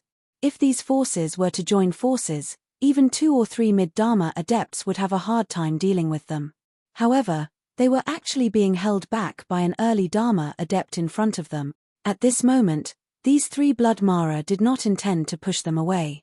Instead, they began to join forces with all their might, intending to get rid of this annoying human adept before them first. At this time, Lu Ping looked around and realized that they were actually dozens of miles away from the nameless island. The battle in the distance could no longer reach here. He muttered to himself, Looks like it's about time. At this time, the three Mara suddenly exploded. The blood demon hidden in the black fog suddenly let out a low growl. As it waved its jade staff that extended out of the black fog, dozens of invisible sound blades that could only be detected by divine will slashed at Lu Ping from all directions. At the same time, the wind shorer also shook a wind bag in its hand. Dozens of wind blades strangely merged with the sound blades, causing Lu Ping's divine will to be unable to distinguish which were the sound blades and which were the wind blades. At this time, if an ordinary adept rashly used his divine will to block the attack, he might be ambushed by the wind blades. If he only focused on blocking the wind blades, then the sound blades would have an opportunity to strike. As the wind shorer was coordinating with the blood demon to attack, the body of the remaining ice shorer began melting rapidly. While Lu Ping was still in a state of shock, a massive ice palace had taken shape in mid-air. The massive palace enveloped Lu Ping and the three Mara. Everything within the palace was carved out of ice and snow. A chilling power condensed within the palace, and Lu Ping felt as though his breathing was about to freeze. Every move he made became stiff. As for the wind blades and sound blades, they became even more untraceable under the cover of ice and snow. This was originally an exquisite cooperation between the Mara. Although they did not know how many unknown tricks the person in front of them had up his sleeves, when the three Mara joined forces to besiege him, even someone as powerful as Lu Ping could not help but show a hint of solemnity on his face. A milky white halo suddenly flickered under Lu Ping's feet, and a huge 9th-grade white jade lotus slowly bloomed in the sky. As the lotus bloomed, the boundless auspicious clouds spread out in all directions at the same time. When the white jade lotus bloomed under Lu Ping's feet, the boundless sea of flowers began to appear in mid-air due to the spirit energy that gathered. Countless spirit energy petals began to fall from the sky. Although dozens of powerful sound blades and wind blades eventually shattered the outermost layer of auspicious clouds, they were knocked down by the countless falling petals of the white jade lotus. The ice shorer was holding an ice ball that shone with a chilling light in its hand. It slowly condensed from the center of the ice palace. The chilling ice palace became even colder, as though the boundless sea of spirit energy flowers was about to wither in the bitter cold. However, 4 cold stars suddenly shot out from Lu Ping's body, almost sealing off the space where the ice shorer could dodge.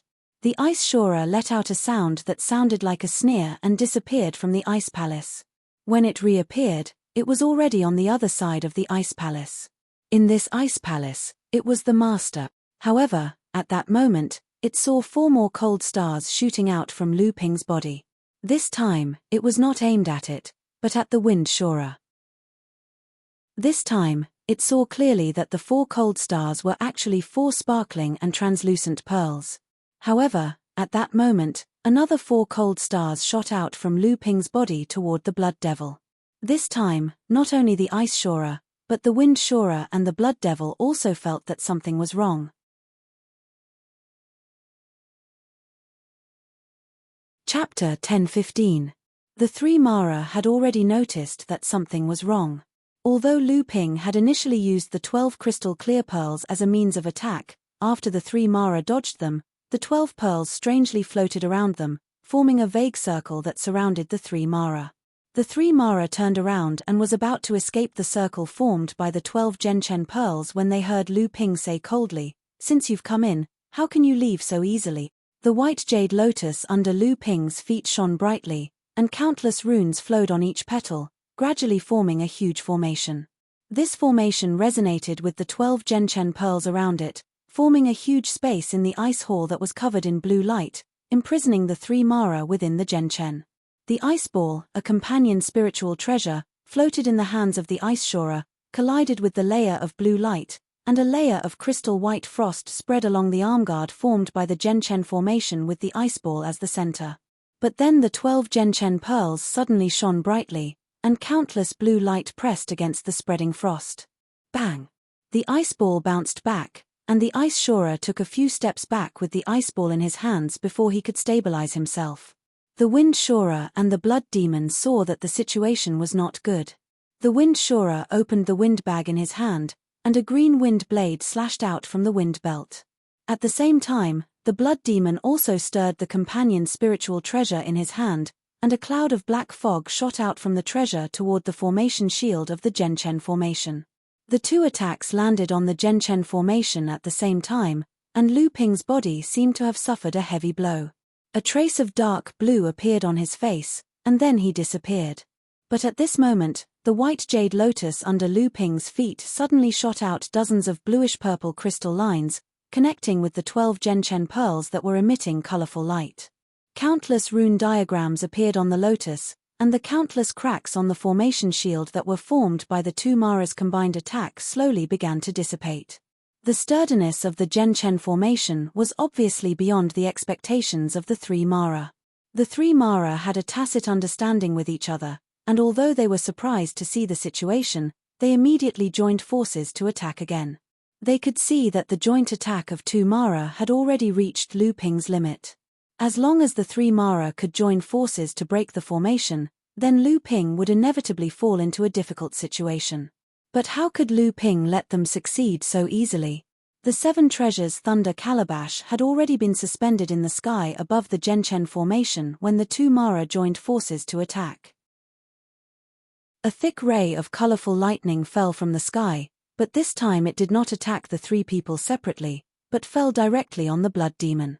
The blood demon, who was hiding in the black fog, let out a strange howl. Layers of black fog surged from his body and formed several black shields. At the same time, the blood demon's figure changed. Even though the 7-gem Thunder Gourd would not cause too much damage to the blood demon with his current cultivation and strength, the blood demon's instinctive fear of thunder and lightning made him want to escape from the 7-gem Thunder Gourd's pursuit. However, Lu Ping's tide-like divine thoughts, after being amplified by the cloud sail, burned in the space formed by the Genchen formation. The invisible soul fire surrounded the blood demon from all directions, forcing it to fight the seven treasures thunder calabash head-on. When the blood demon was entangled by Lu Ping again, the thin stream sword also trembled with the ice shorer. At the same time, Lu Xiaoping appeared again to attack the wind shorer, but the wind shorer easily dodged it. However, the tacit cooperation between the three Mara was also easily broken by Lu Ping. In addition, Lu Ping's aqua sword could help Lu Xiaoping to maintain the situation. Although Lu Ping was still at a disadvantage, he no longer had the power to obstruct the completion of the Genchen formation. As the 12 Genchen pearls and the rank 9 white jade lotus were connected one by one with crystal wires that only Lu Ping could see, the 12 Genchen pearls began to connect with each other, gradually forming a giant net in the ice palace. The ice ball in the ice shorer's hand suddenly trembled. The ice shorer looked up and saw the huge ice palace collapsing. The natal Genchen formation had been activated and broke the ice palace that the ice shorer had set up. A huge formation covered in blue crystal walls was activated with a bang. No one's divine senses and divine thoughts could detect the situation inside the formation. The three Mara that had also reached out of the formation had also lost contact with the Mara outside. Spirit gathering. A low voice came out of Lu Ping's mouth slowly. A huge but invisible vortex formed in the middle of the formation, gradually spreading to the surrounding void. The spiritual energy of the world within a radius of more than 100 miles began to gather in the Origin Time Grand Formation. There were violent winds and huge waves, and even the clouds in the sky were surging, stirring up a huge astronomical phenomenon. The commotion quickly alerted the two sides that were fighting on the nameless island. Looking at the giant blue formation and the phenomenon it caused, the Jade Shorer immediately felt that something was wrong. She roared angrily and wanted to get rid of the entanglement in front of her and go to the formation. Although Tiankang Laozu was surprised that Lu Ping had never used this skill before, Lu Ping had already given him enough surprises to numb him. Seeing that the Jade Shorer was attacking him fiercely, but also looking in the direction of the battle between Lu Ping and the three Mara, Tiankang Laozu knew what she was thinking. He used the mountain-splitting axe in his hand to fight the strong enemy in front of him and buy time for Lu Ping. At this moment, Liu Tianling had already gained the upper hand. With the Thunder Spirit Whip in hand and the complete Linhai Wave listening chant, Liu Tianling's strength had improved by leaps and bounds. This didn't just include her cultivation. Although the Shorer in front of him also had a water attribute innate divine ability, Liu Qianling also had her own innate great divine ability. After a fierce battle, Liu Qianling slowly gained the upper hand because of her rich Shen Yuan. Liang Tianfeng was also anxious. Although he was surrounded by more than 10 big Mara, and these Mara's attacks were orderly and coordinated, which caused a lot of trouble for Liang Tianfeng, he used the great ability he had just learned with the help of celestial elephant Laozu. Liang Tianfeng turned into a storm. Although this great ability was only a support skill, it was enough for Liang Tianfeng to wreak havoc in the encirclement of the Mara. He had already killed 5 big Mara that were equivalent to the late stage of the core forging realm.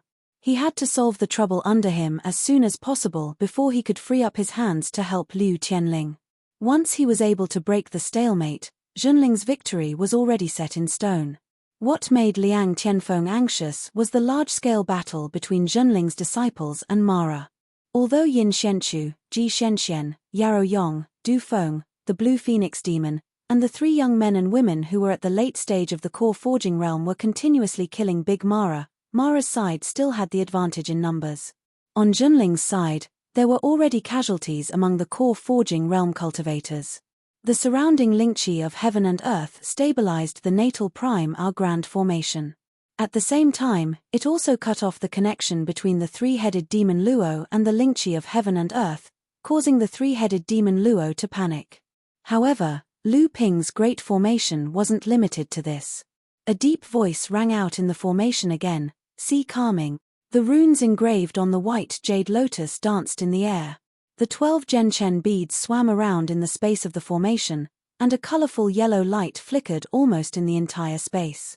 The 3 Mara had already discovered that something was wrong.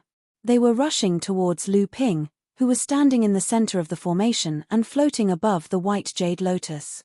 However, they suddenly found that their bodies were sinking and becoming sluggish. It was as if they were walking in the deep sea.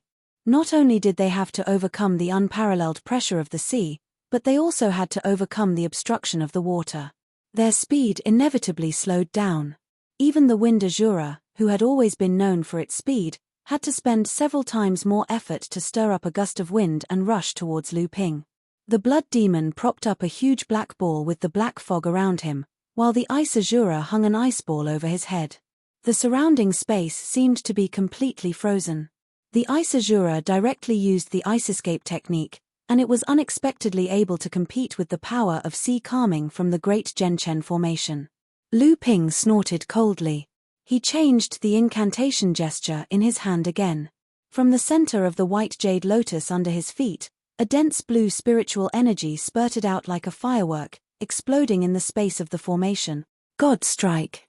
The origin time beads that had been lingering at the edge of the formation suddenly disappeared. The 3-headed demon Luo was greatly alarmed. Wind Azura tried his best to turn into a fierce gust of wind as he dodged in the surroundings. Every time, he would miss a streak of multicolored light by a hair's breadth. However, his divine sense was unable to clearly capture the trajectory of the origin time beads.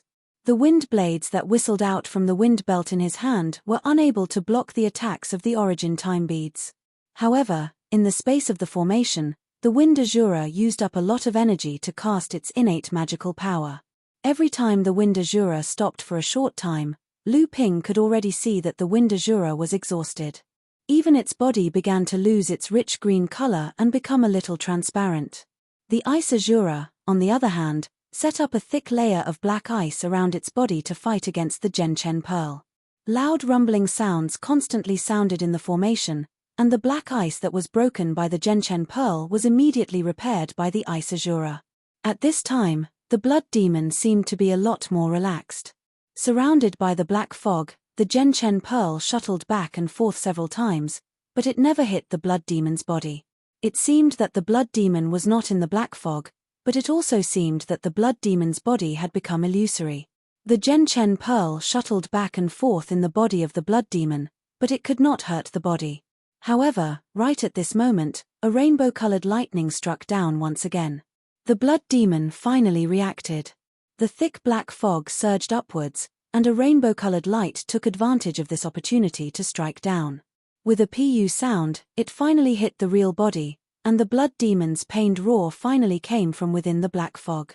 Seeing this, Lu Ping was slightly happy. Then, he clenched his hands and opened them. 2 balls of rich spiritual energy flashed in his hands. Lu Ping pressed his palms down slightly and shouted, "Zhenyu."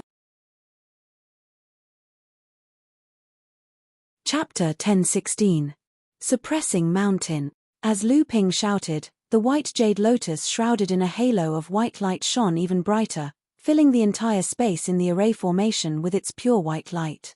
If the 3 Mara's movements were restricted by the Genchen formation's external power suppression, this time, the pure white light from the Genchen formation instantly invaded the Mara's body, causing the 3 Maras to become motionless from the inside out. However, this did not mean that the 3 Mara had given up resisting. Lu Ping hovered above the white jade lotus. The spiritual ether pillars that surged out of his palms became more and more vigorous. The entire formation space could hear the ebb and flow of the tides. Crack. The 7 treasures thunder calabash was the fastest. As soon as the 3 Mara were completely restrained by Lu Ping, it immediately began to concentrate all of its power to attack the blood demon's protective black mist. Thunder magic had a special effect on the Mara, and this effect was even worse on the Shomor clan. The shrill cries of the Mara were hair-raising. As a blood demon, although the 7 treasures thunder calabash's thunder magic could severely injure it, it was not enough to kill it. Moreover, as the 3 Mara joined forces to resist, Lu Ping was becoming more and more powerless to completely suppress the 3 Mara in the formation. Bang! The Ice Shora was the first to break free from Lu Ping's restraint. Just as the thin water-flowing sword was about to pierce its heart, it used the ice ball in its hand to hit the twin flying swords. Clang! The ice ball was, after all, a spiritual treasure. Under the Ice Shora's angry attack, the thin water-flowing sword was immediately smashed askew. However, it was a little too late. Although the twin flying swords were not able to kill the Ice Shora, they twisted one of the Ice Shora's arms into a mist of ice essence. Ice Shora roared and pushed the ice ball with her remaining arm. The ice ball was pushed into the void and disappeared. Lu Ping had a bad feeling. The thin water sword split into 2 and flew back towards Lu Ping, but he saw that above the thin water sword, the ice ball came crashing down again. Lu Ping saw that the situation was not good. He casually plucked a cloud from the cloud around him and pushed it towards the thin water sword. However, it was too late. The ice ball smashed down and the thin water sword let out a mournful wail. The sword's body immediately froze. At this time, the magic cloud appeared and wrapped around the thin water sword. Then, before the ice ball hit for the second time, it disappeared from the formation space. When it reappeared, it was already in Lu Ping's hand. Lu Ping reached out to hold the thin water sword. He immediately felt a chill from his palm directly into the core space. Lu Ping snorted coldly and tightened his grip on the sword. A blue light flashed in Lu Ping's palm and the frost on the sword quickly disintegrated. However, when Lu Ping scanned it with his divine telekinesis, he found that the thin water sword's spirituality was greatly damaged. Although it was not to the extent of lowering its grade, Lu Ping would need to put in a lot of effort to restore it to its previous level. Lu Ping looked up at the Ice Shora that only had 1 arm left. His eyes flashed with murderous intent. He saw that the Ice Shora was holding the ice ball with 1 hand and charging towards the blood demon that Lu Ping had beaten to the point where it could only defend itself. Although the other Wind Shora had been completely imprisoned by Lu Ping and allowed Lu Xiaoping to take the opportunity to blind one of its eyes, it still managed to break free when the other thin water sword slashed at it. The wind bag in its hand blew out a gust of wind, blowing Lu Xiaoping far away in the air. The Wind Shora also noticed the blood demon's predicament and leaped over to help. At this time, Lu Ping would not allow the 3 of them to join forces again. The formation space that had originally sealed off the spirit chi suddenly opened up. The spirit chi that had been condensed from the spirit gathering effect of the Genchen formation surged into the formation space like a tide, causing the spirit chi in the entire formation space to condense into liquid. Lu Ping raised his hand vertically and the spiritual energy tide in the entire space began to fluctuate violently. At the same time, the 12 origin Chen beads were like 12 bright moons hanging in the sky above the array space, flashing with dazzling 5-colored rays, causing the turbulence of the spiritual energy tide to become even more violent. Mara's spirit devourer and the two Shuras that were charging towards the blood demon were already drunk from the spirit chi that had suddenly reappeared. When Lu Ping used the blue waves technique with the help of the Genshen formation, the three Mara could no longer stand in the formation space. They swayed left and right, unable to display even half of their abilities. At the same time, Lu Ping seized the opportunity to unleash all his attacks on the blood demon. This was the third time the Seven Treasures Thunder Gourd had cast the Seven Treasures Thunder Gourd. The black mist around Mo Luo's body was almost disintegrated, leaving only a thin layer behind. As for Lu Ping, he beat the blood demon while it was down. He extended his hand towards the sky, and a blue chain of light slashed down. His innate great divine ability, Sunflower Divine Lightning, under the amplification of the Genshen formation, was not weaker than the Seven Treasure Thunder Calabash Rainbow Lightning. The blood demon roared, and the last thin layer of black mist around its body finally dissipated, revealing the blood demon's pale white body with a trace of fear. At this time, a dark green flame suddenly appeared in front of the blood demon. The Jade Soul fire finally materialized in front of the blood demon. The blood demon screamed and wanted to retreat. However, the Jade Soul fire was much faster than it. The blood demon raised the jade staff in its hand, and an invisible soul remembrance shield appeared in front of the blood demon's retreating figure. However, the Jade Soul fire instantly burned a hole in the shield, and the Jade Soul fire once again pounced towards the blood demon. The blood demon originally wanted to dodge, but unexpectedly, one of the 12 Genshen pearls in the sky above the formation suddenly fell. It streaked through the air as a rainbow light belt, and then smashed into the back of the blood demon's head. This time, even Lu Ping, who was in the center of the formation, furrowed his brows. It seemed that the Genshen formation had undergone a change that even he did not expect. The blood demon staggered. When it stabilized its body again, it suddenly discovered that one of its heels was burning with a dark green flame. The blood demon turned pale with fright.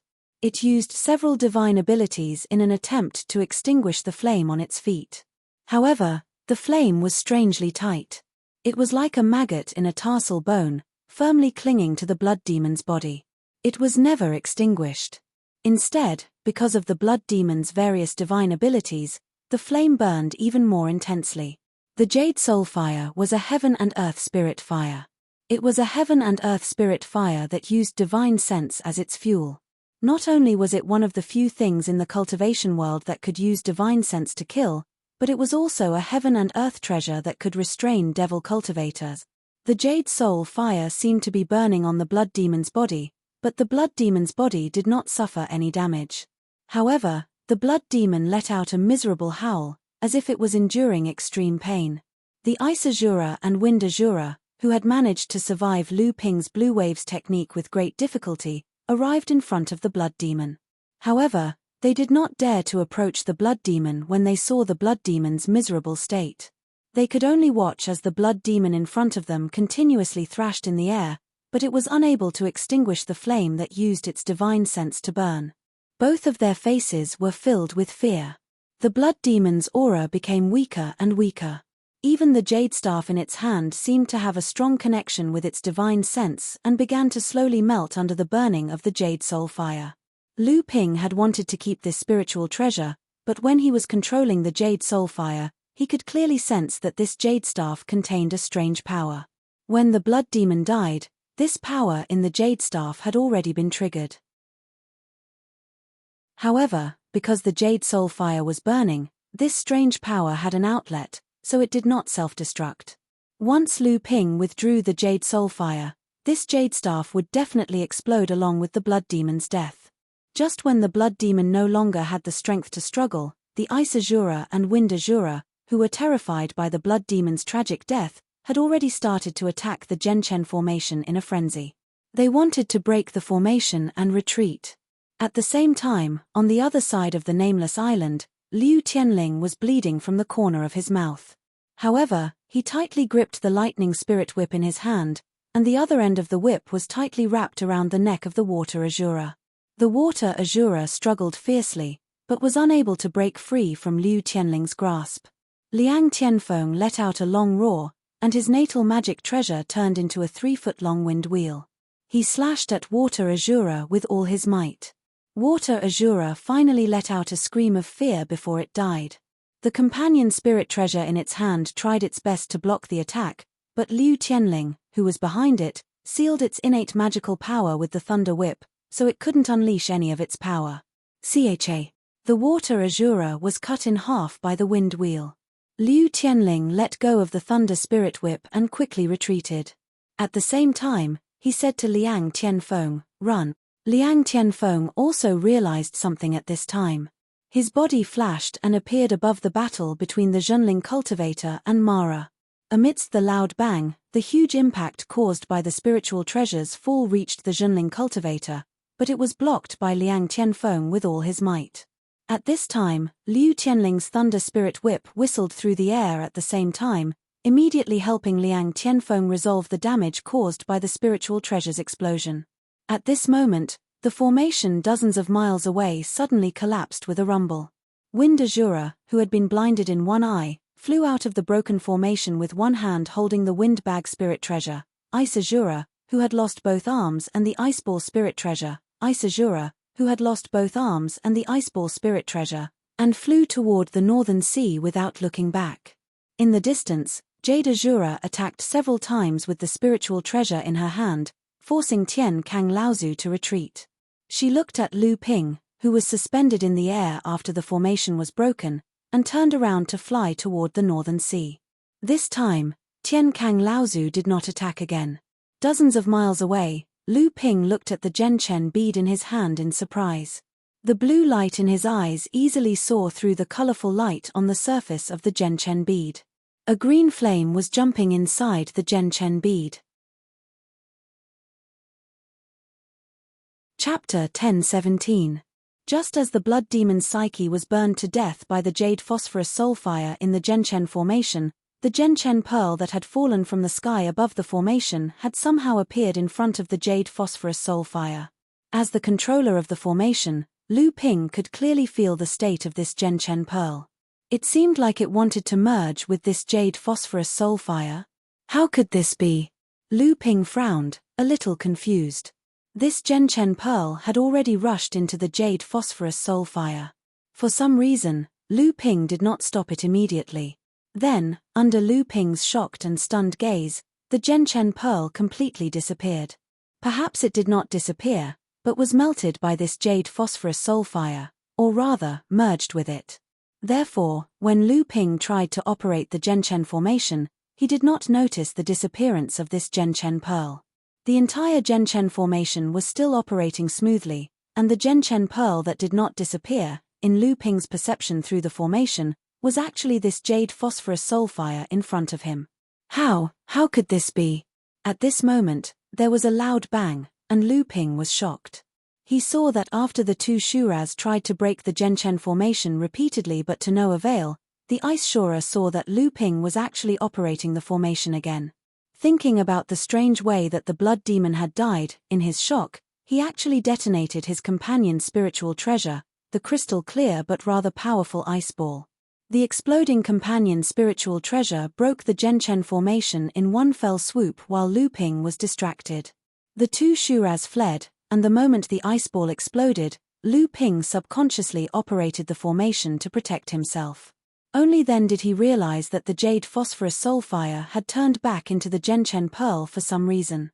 Seeing that Liu Tianling and Liang Tianfeng had joined forces to kill a water Shura, and the jade Shura that was fighting with Tian Kang Laozu realized that the situation was not good, and quickly retreated, while the Zhenling disciples had gained an overwhelming advantage in their battle with Mara.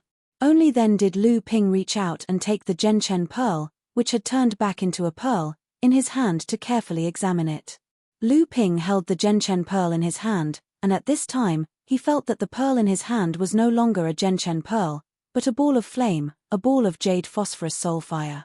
However, for some reason, this ball of jade phosphorus soulfire did not affect the activation of the Zhenchen formation at all. Even after the jade phosphorus soulfire was integrated into the Zhenchen pearl, Lu Ping found that the Zhenchen formation seemed to have another magical effect, and even its power began to increase significantly.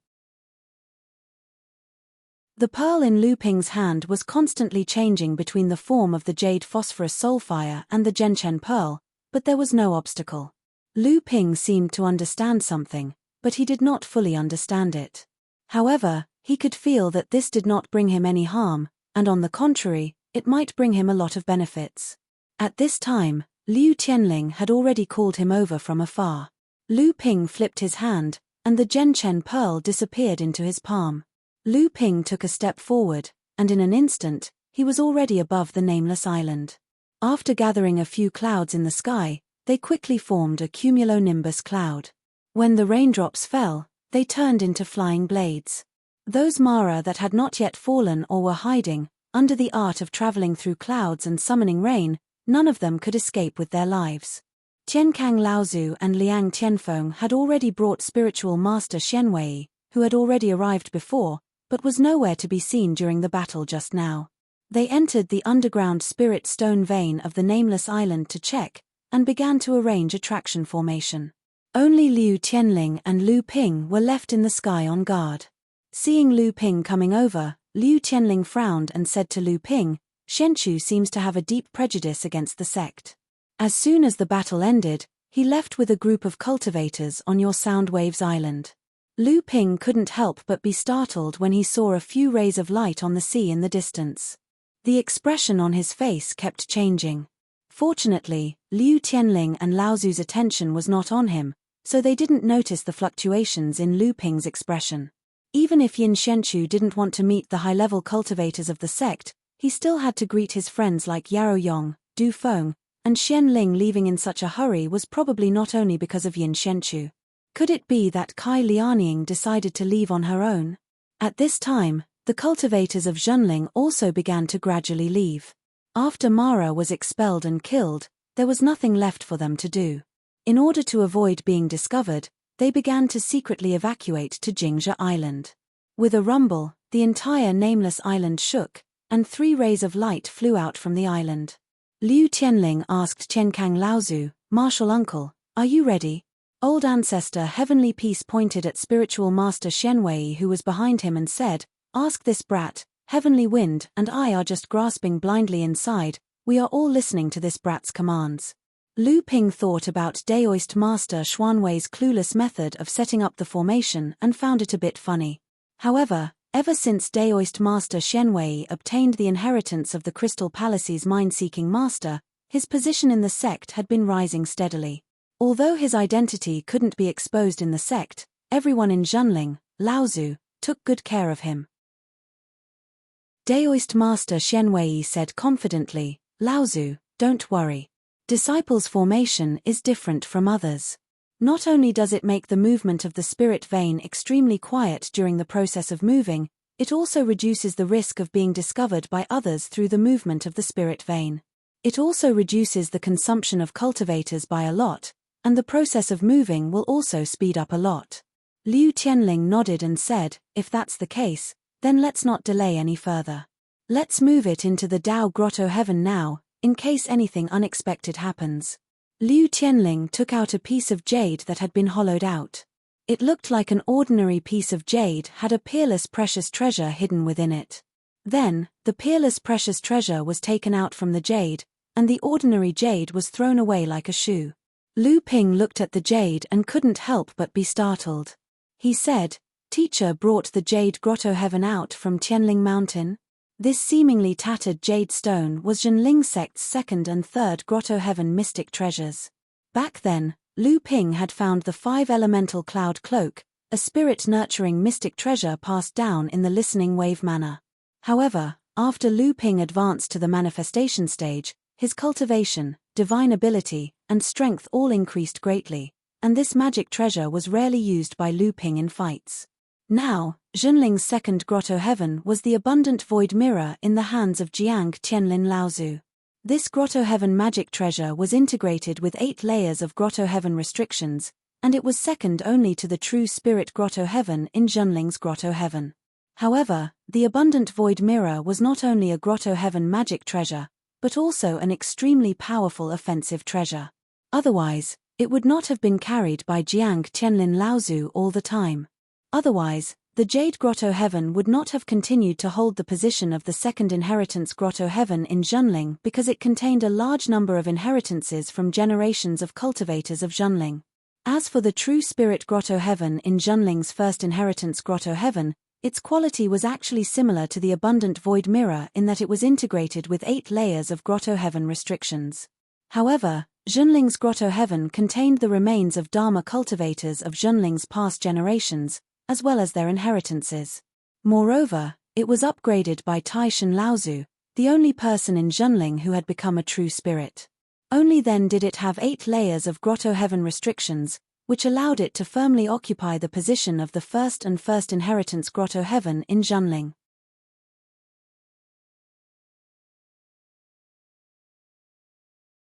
Liu Tianling, Tian Kang Laozu, and Liang Tianfeng were about to work together to start moving this medium-sized spirit stone mine, but unexpectedly, Lu Ping's expression suddenly changed, and he said, "Wait." Tian Kang Laozu and the others saw Lu Ping's serious expression, and their hearts suddenly sank. Liu Tianling knew that Lu Ping's will was far stronger than that of ordinary people, so he asked, "Did you find something?" Lu Ping looked into the far north of the sea and said in a low voice, "Just now, the Jade Shura did not go far away, but lingered near this sea. I'm afraid that the other party's plan is to suddenly attack when we use our magic to move the spirit stone mine and can't be distracted. Even if it can't seriously injure 1 or 2 of us, it will at least interrupt the process of moving." Tian Kang Laozu did not notice anything before, but after Lu Ping's reminder, he seemed to feel that the Jade Shura's presence was not far away. When spiritual master Shenwei heard that there was a Jade Shura lying in ambush, his face suddenly turned pale, but he still remembered his duty, and he said with a trembling voice, "If we plan to move during the process of moving, the spirit stone mine will definitely be heavily damaged. Even if we try to repair it, the quality of the spirit stone mine will drop, and it might even become a small spirit stone mine." Lu Ping smiled at spiritual master Shenwei and said, "Don't worry, I was just reminding everyone to be careful. Since we have already discovered its presence, as long as one of us can restrain it, it will naturally not appear unless we are confident of success." As expected, Lu Ping did not participate in the movement of the spirit stone mine from beginning to end. Instead, he sneaked a few miles towards the north of the sea, and then he floated in the air and began to meditate. His divine will was still sensing the presence of the Jade Shura from afar. The 3 Dharma adepts landed on the nameless island, and Liu Tianling opened the jade cave. The hole opened by the old jade stone suddenly expanded to a few feet high, and there was a rumbling sound coming from the bottom of the nameless island. Even the sea around the island began to shake, and waves kept rising, piling up one after another. Very soon, there was a huge wave that was a few feet high, and it was pushed far away from the sea. And Lu Ping's divine will was locked on the Jade Shura's faint presence from afar. Even though Lu Ping was only an early Dharma adept, Lu Ping had single-handedly fought against 3 Mara, killed a blood demon, and severely injured 2 blood Shuras, and had caused the distant Jade Shura to tremble with fear. After a while, perhaps seeing that Lu Ping's defense was tight, and that there was no chance for it to attack, the Jade Shura's presence finally disappeared. At this time, the movement of the spirit stone mine on the nameless island was also nearing its end.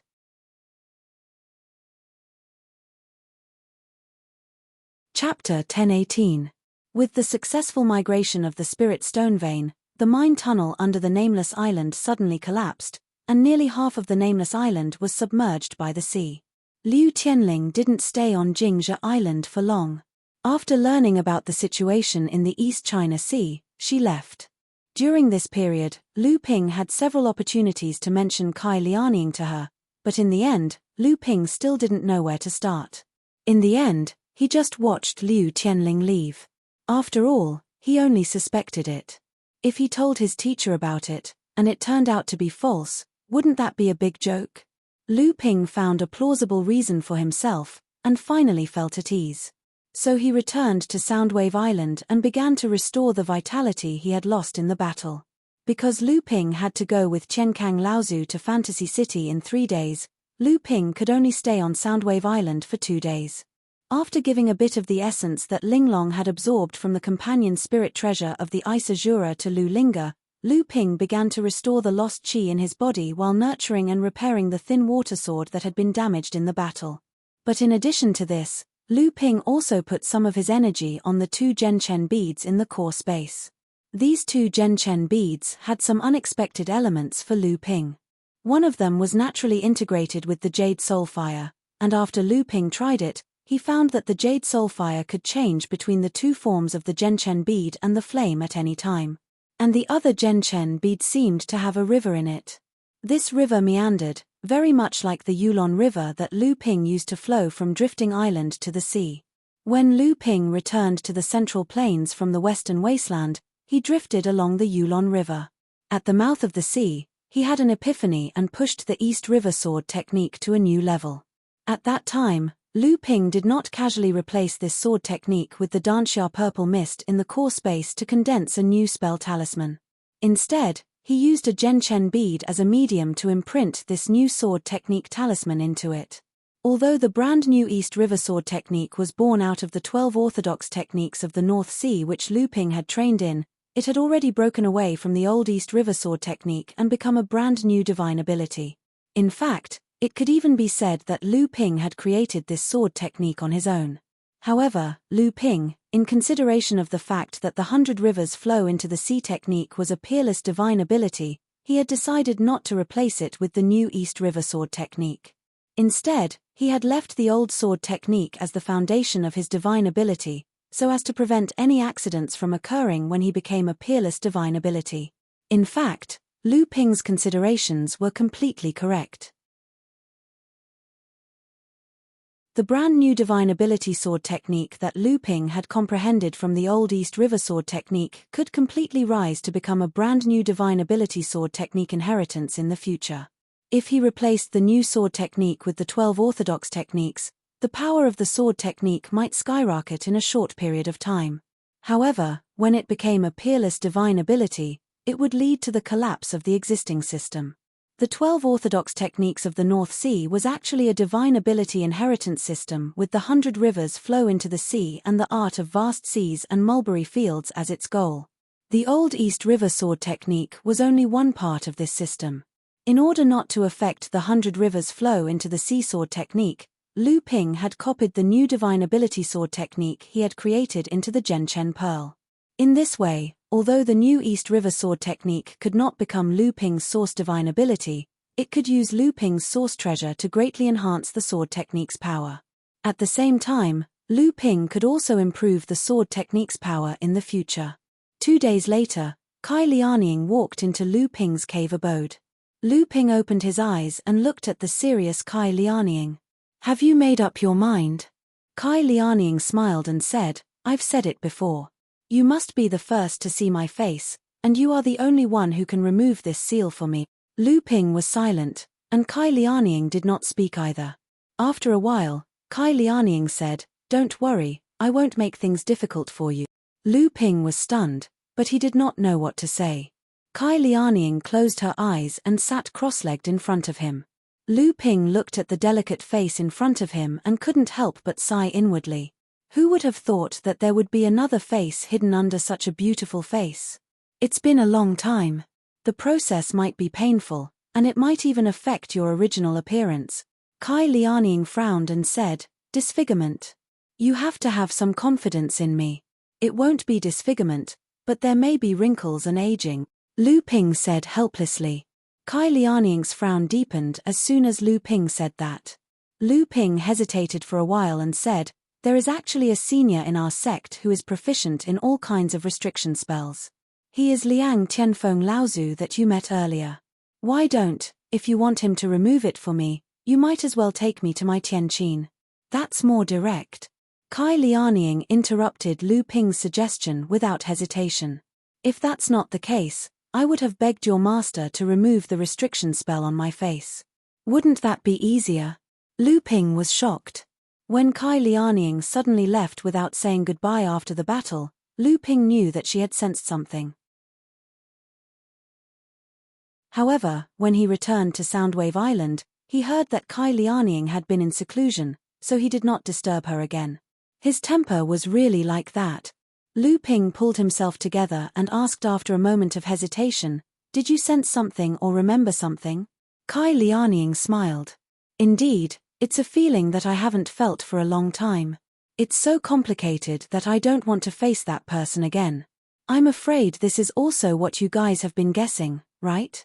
Lu Ping was speechless, but Kai Lianying heaved a long sigh and calmed herself down. She said decisively, "Let's do it. I've said it before, only you can see my face. You should have some understanding of my situation in the North Sea. You're making me feel guilty because you insist on doing this. Because of your cultivation partner, Taoist Master Mysterious Fox." Kai Lianying smiled with a hint of mockery. "I've said it before, I won't make things difficult for you. This is my personal wish. It's up to you whether you accept it or not." Lu Ping's mouth twitched unconsciously. He said helplessly, "I'll remove the restriction on you first." Although this restriction was only sealed by my Tianqin when she was in the core forging stage, it was not difficult for Lu Ping now. After all, when Lu Ping's cultivation reached the core forging late stage, he was already very confident. He had never had the chance to come to the East Sea before. Countless streams of light shrouded Kai Lianying's face, and they kept seeping into her face bit by bit, as if they were peeling away something. Lu Ping's method of touching the seals was based on the water seep sword skill, which gave off a feeling of being able to penetrate through every pore of the seal. In just 10 minutes, the streaks of light dissipated, and Kai Lianying's face reappeared in front of Lu Ping. It was unexpected, but also within expectations. The next day, Lu Ping bade farewell to Yin Shenchu, Ji Shenxian, and the others early in the morning. After that, he left some treasures for Wu Yang, Yi Buqi, and Hong Ying. At the same time, he instructed the three of them before going to the Awakening Island through the teleportation array.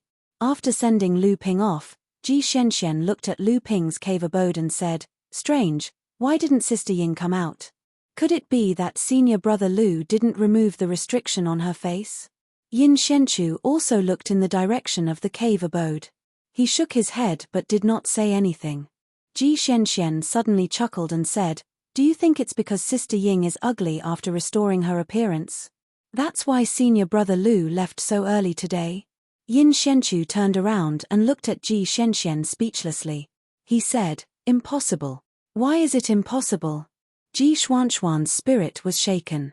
His eyes flickered with excitement as he said, "Perhaps there's another possibility. Sister Ying stayed in senior brother Lu's cave abode for an entire night. Do you think it's because, Yin Shenchu glanced at the distance behind Ji Shenxian. A look of doubt flashed across his face. He then said to Ji Shenxian coldly, "Good luck." With that, Yin Shenchu exploded into a cloud of white mist and disappeared. Ji Shenxian was stunned and said, "What do you mean?" Soon after, he felt a gaze that seemed to be solid piercing towards him from behind. A wave of killing intent suddenly burst forth from Ji Xuanxuan's back.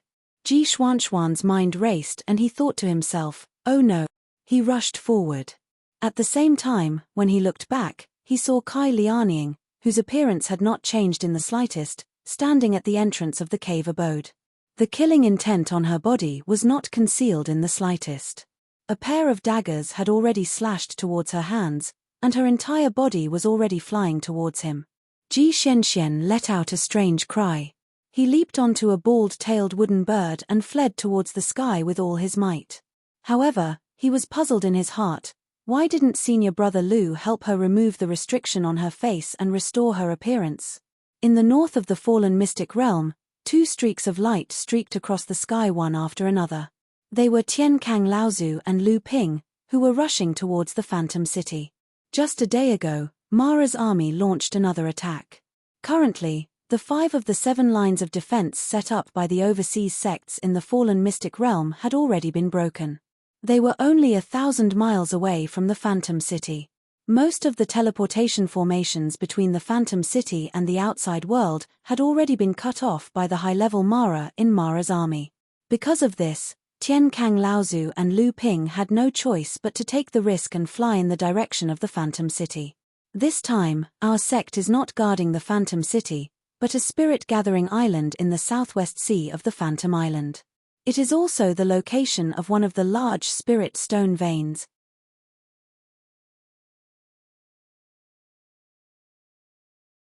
Chapter 10:19. The giant spirit stone vein and the 4 other giant spirit stone veins found in the fallen mystery land were distributed across 5 islands. The illusionary spirit island, where the giant spirit stone vein was located in the center, while the other 4 spirit stone veins were located on the surrounding 4 islands, surrounding the illusionary spirit island in the center. Shengling Island was a medium-sized island located in the southwest corner of Phantom Island. This island was guarded by 5 mid-Dharma adepts all year round. Not only Shengling Island, but the other large spirit stone vein to the northwest of Phantom Island was also occupied by human adepts. This was also the case on Yuanling Island. Furthermore, these 2 large spirit stone veins were jointly owned by 25 mid-sized sects. Hence, the Dharma adepts stationed at these 2 large spirit stone veins were rotated by these 25 mid-sized sects. Every batch of mid-Dharma adepts would be stationed at these 2 spirit stone veins for about 5 years, and these 5 years would coincide with the period when the sects would hand over their share of the spirit stones to each sect. Compared to Yuanling Island, the spirit stone veins on Shengling Island only produced slightly more spirit stones. However, the spirit stone veins on Shengling Island were only supplied to the top 10 sects out of the 25 sects, while the spirit stone veins on Yuanling Island were distributed to the bottom 15 sects. As such, in terms of individual shares, the spirit stones distributed to the top 10 sects were much more than the top 15 sects on Yuanling Island. Each sect's share would vary according to their ranking, and after every 5 ranks, there would be a large change in the sect's share. This meant that the 6th-ranked sect's share might only be slightly higher than the 7th-ranked sect's share, but the 5th-ranked sect's share would be much higher than the 6th-ranked sect's share. During the previous Phantom City Conference, Zhenling sect had managed to enter the top 5 of the overseas mid-sized sects in one fell swoop due to the efforts of the 3 mid-Dharma adepts, Tian Kang, Tian Lin, and Xiong Lu. To the 25 overseas sects, this was already considered a major change in power, and at the same time, it was also an intense conflict of interest. This time, Mo Luo's large-scale advance to the north was obviously aimed at the 5 spirit stone veins on the 5 islands of Phantom. Hence, Phantom City had immediately gathered the Dharma adepts of various large and medium-sized sects from overseas to gather in Phantom City, in preparation to defend against Mo Luo's attack. Originally, these 5 islands were a perfect part of a large natural formation. However, after the war between humans and demons, the 2 large spirit stone veins on the east of Phantom Island were occupied by the demons. After that, the humans and demons came to a compromise. Although the giant spirit stone mine on the illusionary Spirit Island was still occupied by the 9 major overseas sects such as the Crystal Palace, the formations on the 5 islands were still intact. At the same time, as the hub of the large-scale formations on the 5 islands, the illusionary Spirit City had become the largest city in the overseas cultivation world where humans and demons mixed together. Although Phantom Island was the center of the formation on the 5 islands and would definitely be the first target for Mara's army to attack, the other 4 islands also needed Dharma adepts to guard.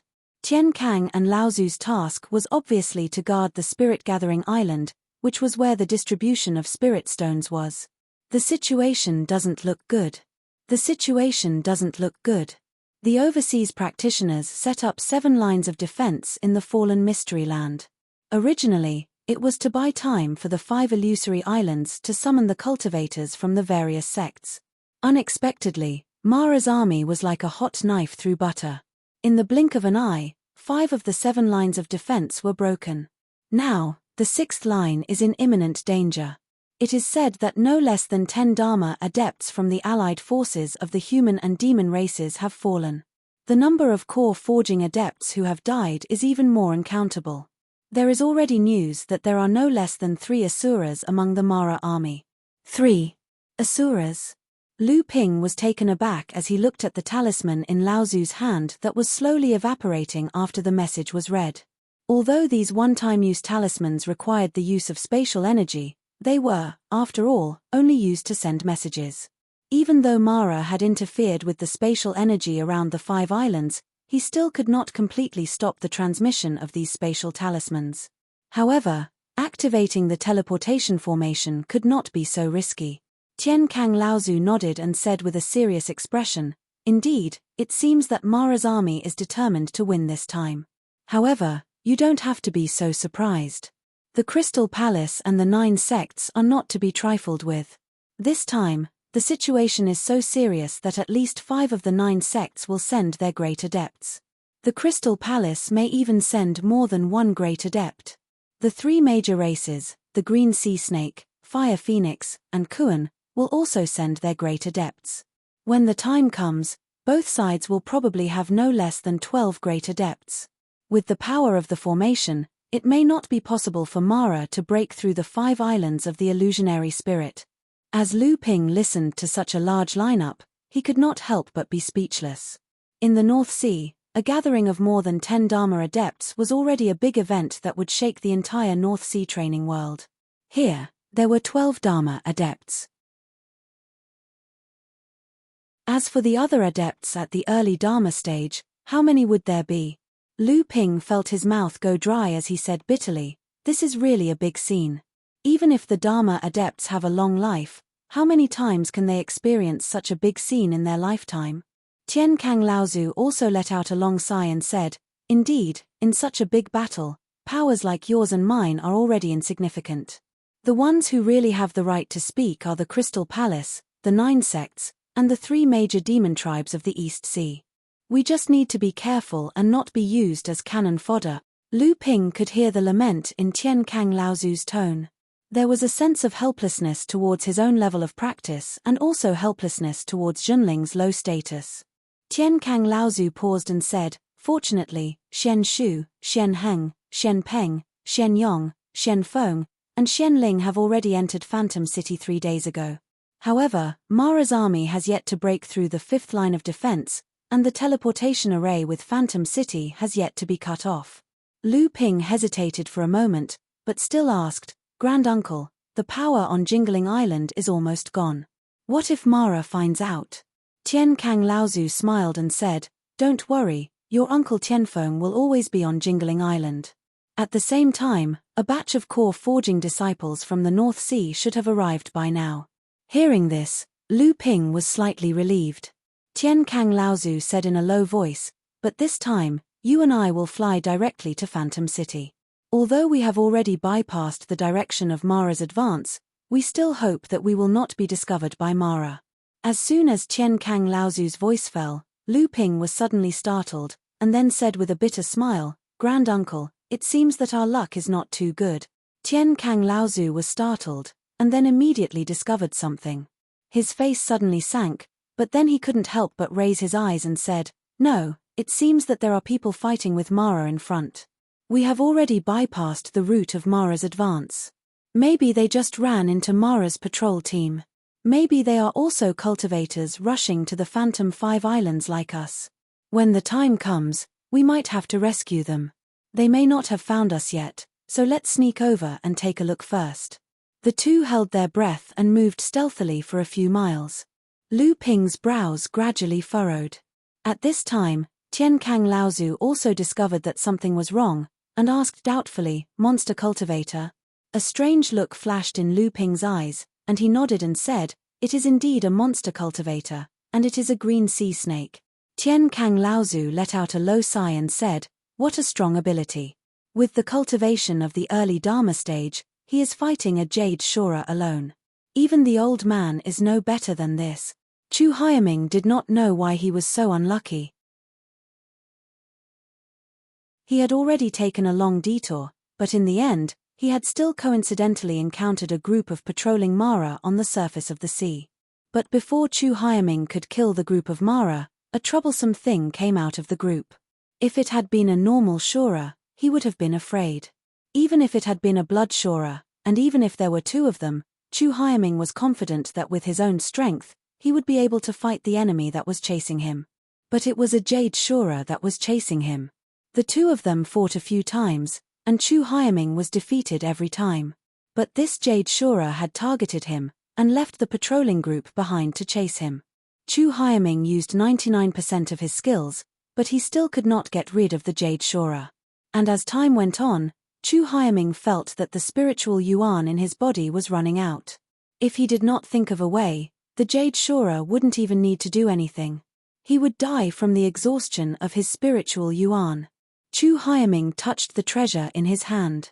If he activated the treasure, the elites of his clan would immediately come to his aid. At the very least, he would be able to scare away the annoying thing in front of him. But this time, he had come to the perished mystery land in private. His clan had not agreed to it and had even given him a stern warning. If he used up this life-saving treasure, he would be ridiculed by his clan members.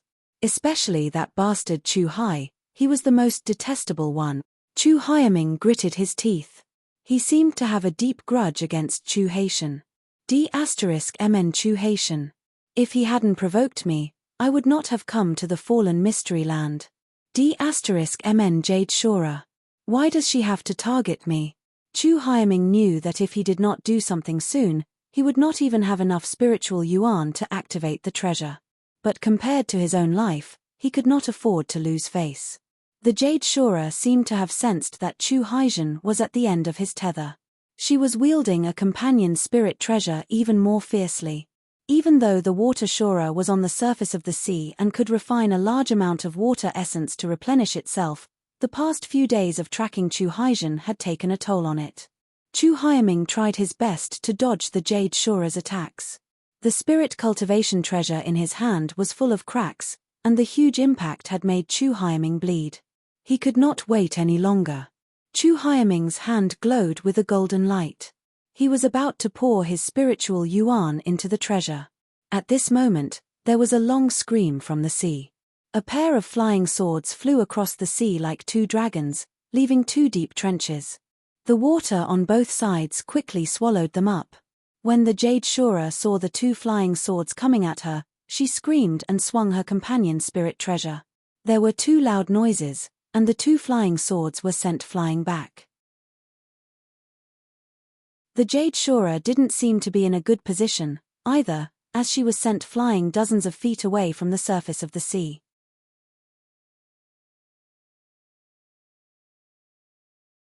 Chapter 1020. A beam of light shot out from the surface of the sea, and Lu Ping stepped out of it. He looked at Chu Hyaming, then focused all his attention on the Jade Shura a few hundred feet away. The thin water-flowing sword was like a pair of fish swimming around Lu Ping's body.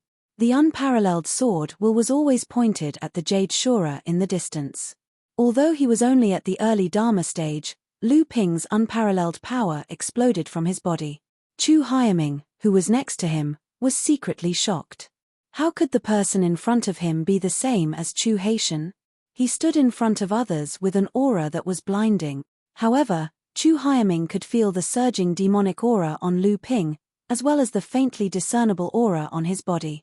He secretly breathed a sigh of relief, and he put away the secret treasure in his hand. It seemed that this time it was more frightening than dangerous. His luck wasn't too bad after all. Lu Ping's aura made the Jade Shura in front of him afraid, especially after the attack of the thin water-flowing sword. It made the Jade Shura want to retreat. Just the demonic practitioner from before had already caused it so much trouble, and the one in front of it was obviously more difficult to deal with than the one before. Moreover, Shura had a keen intuition for danger. Although its divine sense only detected Lu Ping and the beast cultivator's aura, it always felt as if there were other dangers lurking nearby. If it was surrounded by the three of them, even it might not be able to break out of the encirclement. The Jade Shura made a prompt decision.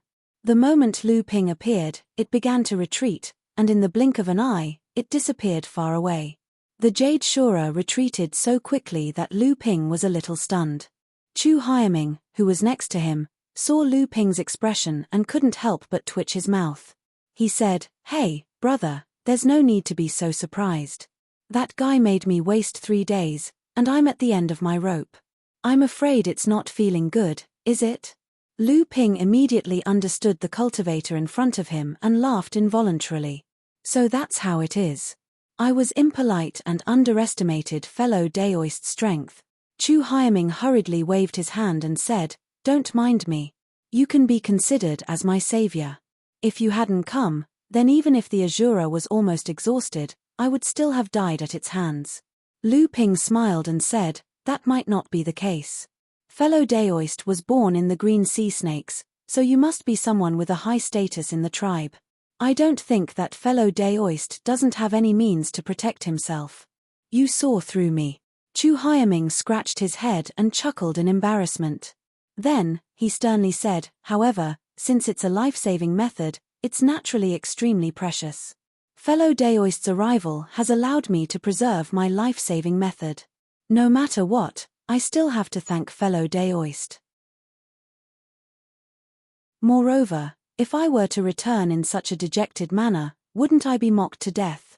Lu Ping said in surprise, fellow Daoist, this is… Chu Hyaming waved his hand and said, it's nothing. I'm just taking a gamble. Lu Ping secretly cursed, taking a gamble? Taking a gamble with your life. It seemed that this green sea snake was very much like a playboy. However, his cultivation was really powerful. He was almost no weaker than Wu Shahuan and the others. Seeing that Lu Ping didn't say anything, Chu Hyaming thought that there was still a long way to go before they reached the Phantom City. If he encountered any danger along the way, he might not even have enough time to use his life-saving method. The cultivation of the person in front of him was not weak. It would be a good idea if he could be a companion to this person. As for whether the person in front of him was dangerous or not, Chu Hyaming didn't care, because he had already easily found the aura of the green sea snake on Lu Ping's body. Moreover, there was more than one aura. Every aura on him was very friendly and even intimate. Coupled with this person's demonic chi, it was obvious that he was a demonic cultivator who had a deep relationship with the green sea snake. However, this person had obviously used a secret technique, so Chu Hyaming couldn't see through him. Chu Hyaming opened his mouth and asked, I'm Chu Hyaming. May I know how to address you, fellow Daoist? Where do you plan to go? Lu Ping saw a trace of expectation in Chu Hyaming's eyes, so he said with a smile, I'm Lu Ju, a rogue cultivator. This time, I heard that Mara is going to besiege the Phantom City. I want to go to the Phantom City to help. Chu Hyaming's eyes lit up. He said, aha, I'm also going to the Phantom City. Brother Lu, can you come with me? Lu Ping laughed and said, that's my wish, but I wouldn't dare to ask you. Not long after the two of them left the sea, another ray of light landed in the place where the two of them were. Tian Kang Laozu looked at the direction in which the two of them left and shook his head helplessly. He turned around and diverted the two of them, heading towards the Phantom City on another path. Chu Hyaming and Lu Ping's ray of light merged into one. Then, he took out a top-grade spirit stone and began to restore the depleted chi in his body. He asked, Brother Lu, you seem to have a deep relationship with the green sea snakes. With Lu Ping's current means, he naturally had several ways to conceal the aura of the green sea snakes on his body. However, he deliberately did not conceal it this time. At first, he only wanted to avoid any misunderstandings, and then find a way to get closer to this green sea snake. He did not expect that Chu Hyaming would trust him so easily and want to accompany him to the Phantom City. This made the few excuses that Lu Ping had prepared before useless. Lu Ping smiled and said, I've met fellow Daoist Chu Hailan several times. Sister Lan. Chu Hyaming looked happy. He looked at Lu Ping and said, Brother Lu actually knows Sister Lan? Oh, that's right. Sister Lan has been running around all these years. It's normal for her to know a lot of people. Lu Ping's heart skipped a beat. He asked tentatively, I heard that fellow Daoist Chu Hailan went to the North Sea a few days ago. After that, she seemed to have a conflict with Wu Shahuan and the others from the Crystal Palace. After that, there was no news of her. Some people said that she has been jointly trapped by the Crystal Palace and Xian Ling sect on the newly appeared Scarlet Mist Island in the North Sea. Is this true? Chu Hyaming looked at Lu Ping in surprise and said, You seem to be very familiar with Sister Lan. You actually know so many things about her. Lu Ping smiled and said mysteriously, Not only that, I also know that fellow Daoist Chu Hailan seems to be in contact with the Heavenly Moon sect of the Middle Earth recently. Could it be that the dignified green sea snakes also have to form an alliance with others to fight against the Crystal Palace? Chu Hyaming looked at Lu Ping in surprise and said, "So what? That is the Crystal Palace, one of the biggest forces in the entire cultivation world, including the Middle Earth. There is more than one pure Yang Laozu in it. No matter how strong we green sea snakes are, we can at most be on par with the Crystal Palace. If there is no external help, how can we suppress the Crystal Palace?" Lu Ping also seemed to be surprised and said hesitantly, "After all, the Heavenly Moon sect is a big sect of the human race. Moreover, it is in the Middle Earth. The cultivation world of the Middle Earth has always been arrogant. Why would they agree to form an alliance with the green sea snakes? Aren't they afraid that the news will spread and provoke the anger of the other holy lands of the Middle Earth?" Seeing Lu Ping's astonished expression, Chu Haiming's vanity was greatly satisfied. He immediately began to explain the reason to Lu Ping, including some of the secrets of the large sects. Lu Ping's eyes widened in astonishment. Chu Haiming's heart was filled with pride. "You still don't know? The cultivation world of the Middle Earth and the cultivation world of the East Sea have always been at odds. However, the Crystal Palace has always hoped to expand their strength into the Middle Earth. The Heavenly Moon sect is the vanguard to stop the Crystal Palace from entering the Middle Earth. Previously, although the Heavenly Moon sect was a big sect, they had the support of the entire Middle Earth's cultivation world, so they were able to stop the Crystal Palace's infiltration." "You know this, right?" "What? Only one part of it." "Sigh, all right, I'll tell you. However, several decades ago, for some reason, the big sect of the Middle Earth, the Heavenly Mystery sect, suddenly formed an alliance with the Crystal Palace. This change caught the cultivation world of the Middle Earth unprepared. With the help of the Heavenly Mystery sect's power, the Crystal Palace quickly moved south. The Heavenly Moon sect was attacked from both front and back, so they immediately gave up 3,000 miles of coastline. The Crystal Palace expanded 500 miles inland before they were once again blocked by the Heavenly Moon sect. Do you know about the recent outbreak of Mara in the Middle Earth? You don't even know about this. Alright, the situation of the calamity of Mara in the Middle Earth is much more serious than overseas. Furthermore, there seems to be some problems at the border of the Middle Earth. The Holy Lands and big sects of the Middle Earth can't even take care of themselves, so how would they have the spare energy to support the Heavenly Moon sect? The Heavenly Moon sect actually had no other choice. In a fit of anger, they had the idea of forming an alliance with our clan. Lu Ping had an expression of sudden realization. He then asked, "From what Brother Chu said earlier, it seems that other than being dragged down by the calamity of Mara, there seems to be some unforeseen events at the border of the Middle Earth. What kind of unforeseen event is it?" Chu Haiming was stunned for a while. Then, he said with some uncertainty, "It seems that a large-scale beast tide has appeared in the western wilderness and the southern mountains. Hehe, who cares what kind of unforeseen event it is? In any case, it has nothing to do with us." Lu Ping nodded his head thoughtfully, then asked, "It's strange. I heard that the Heavenly Moon sect originally had a deep relationship with the Eastern Sea's Carefree Pavilion, and the Carefree Pavilion has always been at odds with the Crystal Palace. Even if these two sects combined are not a match for the Crystal Palace, the Heavenly Moon sect can still form an alliance with the other big sects of the Eastern Sea. No matter what, forming an alliance with the aristocrats is not a good idea for the Heavenly Moon sect." Chu Haiming sneered, "What other choice do they have? In the early years, the Carefree Pavilion was quite prosperous and made the Crystal Palace suffer a few big losses. But now, they are being suppressed by the Crystal Palace. It is said that even their own treasure ship was almost destroyed and the great practitioner on the ship was injured. It is said that they angered the pure Yang Laozu of the Crystal Palace. What about the other four big sects? Are they just going to let the Crystal Palace dominate the Eastern Sea? The other four big sects. Skyrend is tough, but it's a pity that Skyrend is not a native sect of the Eastern Sea. It is said that it was driven out of the Middle Earth thousands of years ago, so its roots in the Eastern Sea are not deep. More than 100 years ago, because of the death of the grandson of a great practitioner of the Kuan fish clan, it triggered a war between the two sides. The hatred between the two sides deepened. Until now, they are exhausted and have no strength left to fight against the Crystal Palace. When Lu Ping heard this, the 7 treasures thunder calabash in his core space jumped involuntarily. Lu Ping asked, "Just for the grandson of a great practitioner? Isn't this too much of a joke?" "Who said it isn't?" Chu Haiming was also a little confused and said, "There is also a legend that seems to say that Skyrend took a great treasure from the Kuan fish clan, which caused the Kuan fish clan to take revenge so crazily. However, the Kuan fish clan has never admitted it."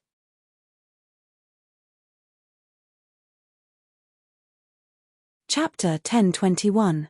To be able to force Skyrend out of Middle-earth to go overseas, what kind of power would that be? Lu Ping asked in surprise. Chu Haiju enjoyed Lu Ping's constant surprise, bewilderment, and astonishment at the secrets he revealed.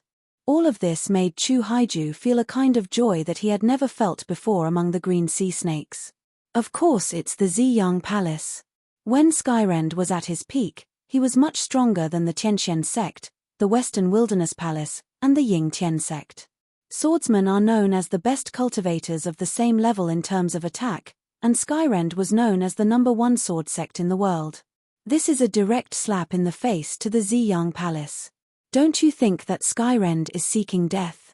Although Lu Ping did not believe that the Ziyang Palace would drive Skyrend overseas just because of the title of #1 sword sect in the world, he thought about the current situation of the Tianxian sect.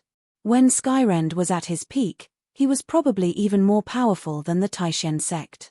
In addition, he had publicly displayed the title of #1 sword sect in the world, and was so arrogant and domineering.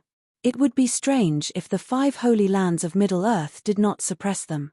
Lu Ping and Chu Haiju traveled together. Lu Ping deliberately tried to find out more information from Chu Haiju, and Chu Haiju was happy to show off his knowledge in front of Lu Ping.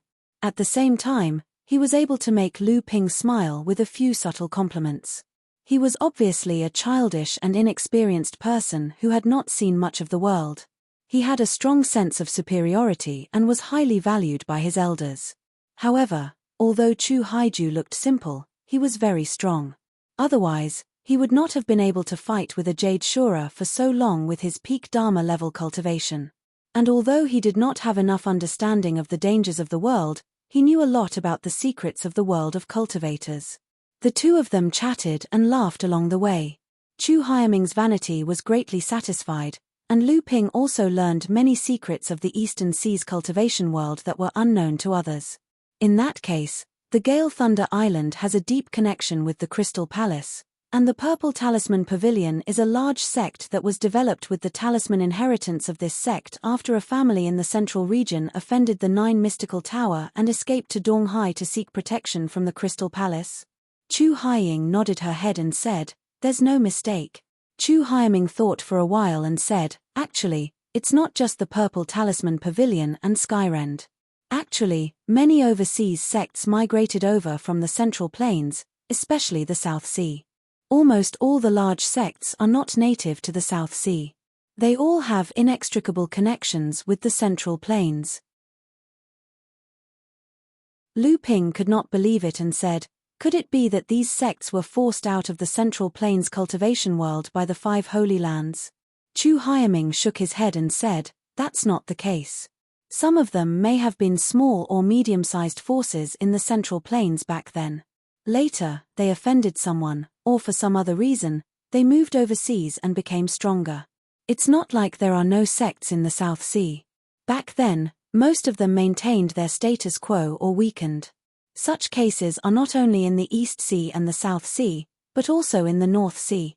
What about the Northern Alliance?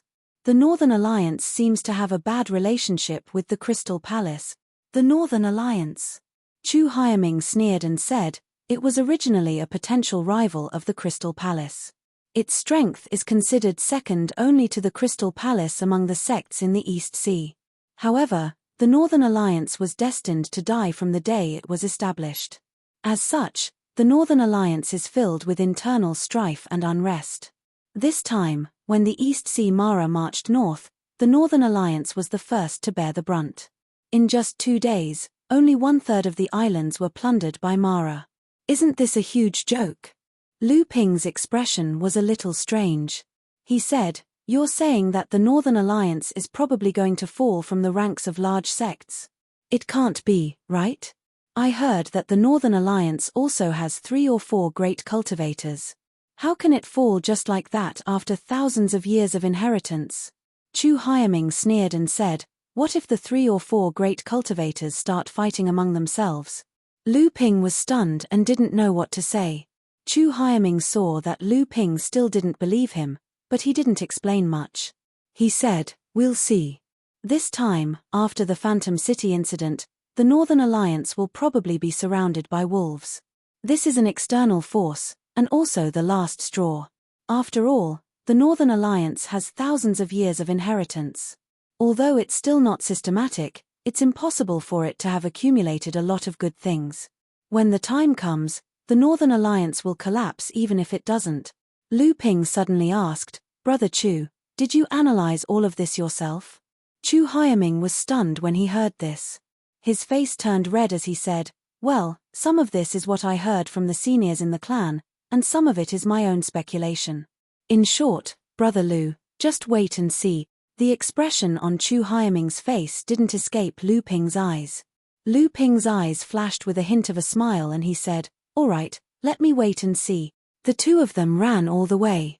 Because Chu Hyaming had used up a lot of his energy, he had to split his attention to recover the spiritual qi in his body through spiritual stones while flying. Their speed had slowed down a lot. Lu Ping looked ahead and suddenly asked, Brother Chu, this is the first time you've left the deep-sea demon territory, right? Chu Hyaming didn't know what Lu Ping meant. He was stunned for a moment and said, yes, what's wrong? Lu Ping took out a pair of flying swords and said with a bitter smile, you didn't run away from home, did you? When Chu Hyaming saw Lu Ping take out his flying swords, he thought that Mara, who had escaped earlier, had followed them again. His expression couldn't help but tense up. He said, what's wrong? Did we run into Mara's team again? How unlucky. As he said this, he took out a short spear. Lu Ping glanced at the short spear. When Chu Hyaming was fighting with the Jade Shura, the defensive magic weapon he had used was a magic weapon at the peak of spirit cultivation. He had relied on this short spear to fight against the Jade Shura. He could clearly see that this short spear was a first tribulation spirit treasure. Spirit treasures were extremely rare items for huge forces like the Emerald Sea Spirit Serpent and the Crystal Palace. Unless one was an extremely important person, they were not qualified to wield a spirit treasure. This also showed that Chu Haidong's position in the Emerald Sea Spirit Serpent clan was probably extremely high. The higher-ups of the Emerald Sea Spirit Serpent clan had actually bestowed him a spirit treasure to protect himself. Lu Ping's aura had already exploded. The turbulent spiritual qi of heaven and earth surged in all directions. Even Chu Hyaming, who was beside him, began to move away unconsciously. Lu Ping sighed helplessly and said, it's not Mara. There might be some misunderstanding later. Brother Chu, please explain. What? Chu Haiying was baffled by his words. However, just as he finished speaking, a sharp sound of something tearing through the air suddenly rang out from the distant sea. Chu Hyaming abruptly raised his head and looked into the distance, only to find that a long sword had already appeared in front of Lu Ping.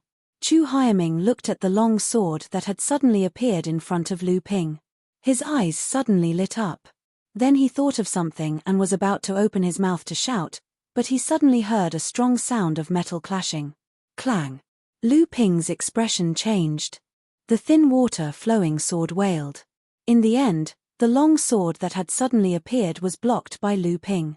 However, a huge force of spiritual essence came from the two swords. Lu Ping stretched out his hand and pushed forward. The thin water-flowing sword flew to the sides, breaking free of the huge force attached to the swords. At the same time, as Lu Ping withdrew his palm, a wave immediately formed in front of Lu Ping. It collided with the hidden force in mid-air, immediately stirring up a spiritual qi tsunami that was dozens of feet high. The clouds in the sky were instantly pierced through, and a huge hole appeared. Sunlight shone through the hole and a pillar of golden light shone down. Lu Ping pressed his hands down, and the surrounding spiritual qi storm was immediately suppressed. Even the sea under his feet suddenly became as smooth as a mirror. There was not a single ripple. Lu Ping stood in the same place from beginning to end. Only the two flying swords returned to Lu Ping's body and danced around him. The soft sound of the swords seemed to be complaining of infinite grievances. Chu Haiming, who had been shocked by the previous attack, suddenly thought of something. He hurriedly flew in front of Lu Ping and waved his long arms in the direction of the previous sharp sound. He shouted, "Blue Sky Sword, it's Blue Sky Sword. Big Brother Tsunami, is that you? Brother Lu is my good friend. Don't misunderstand." Lu Ping narrowed his eyes. Tsunami? Could it be Chu Haitian, the one known as the strongest disciple of the third generation of the green sea snakes, Chu Haitian?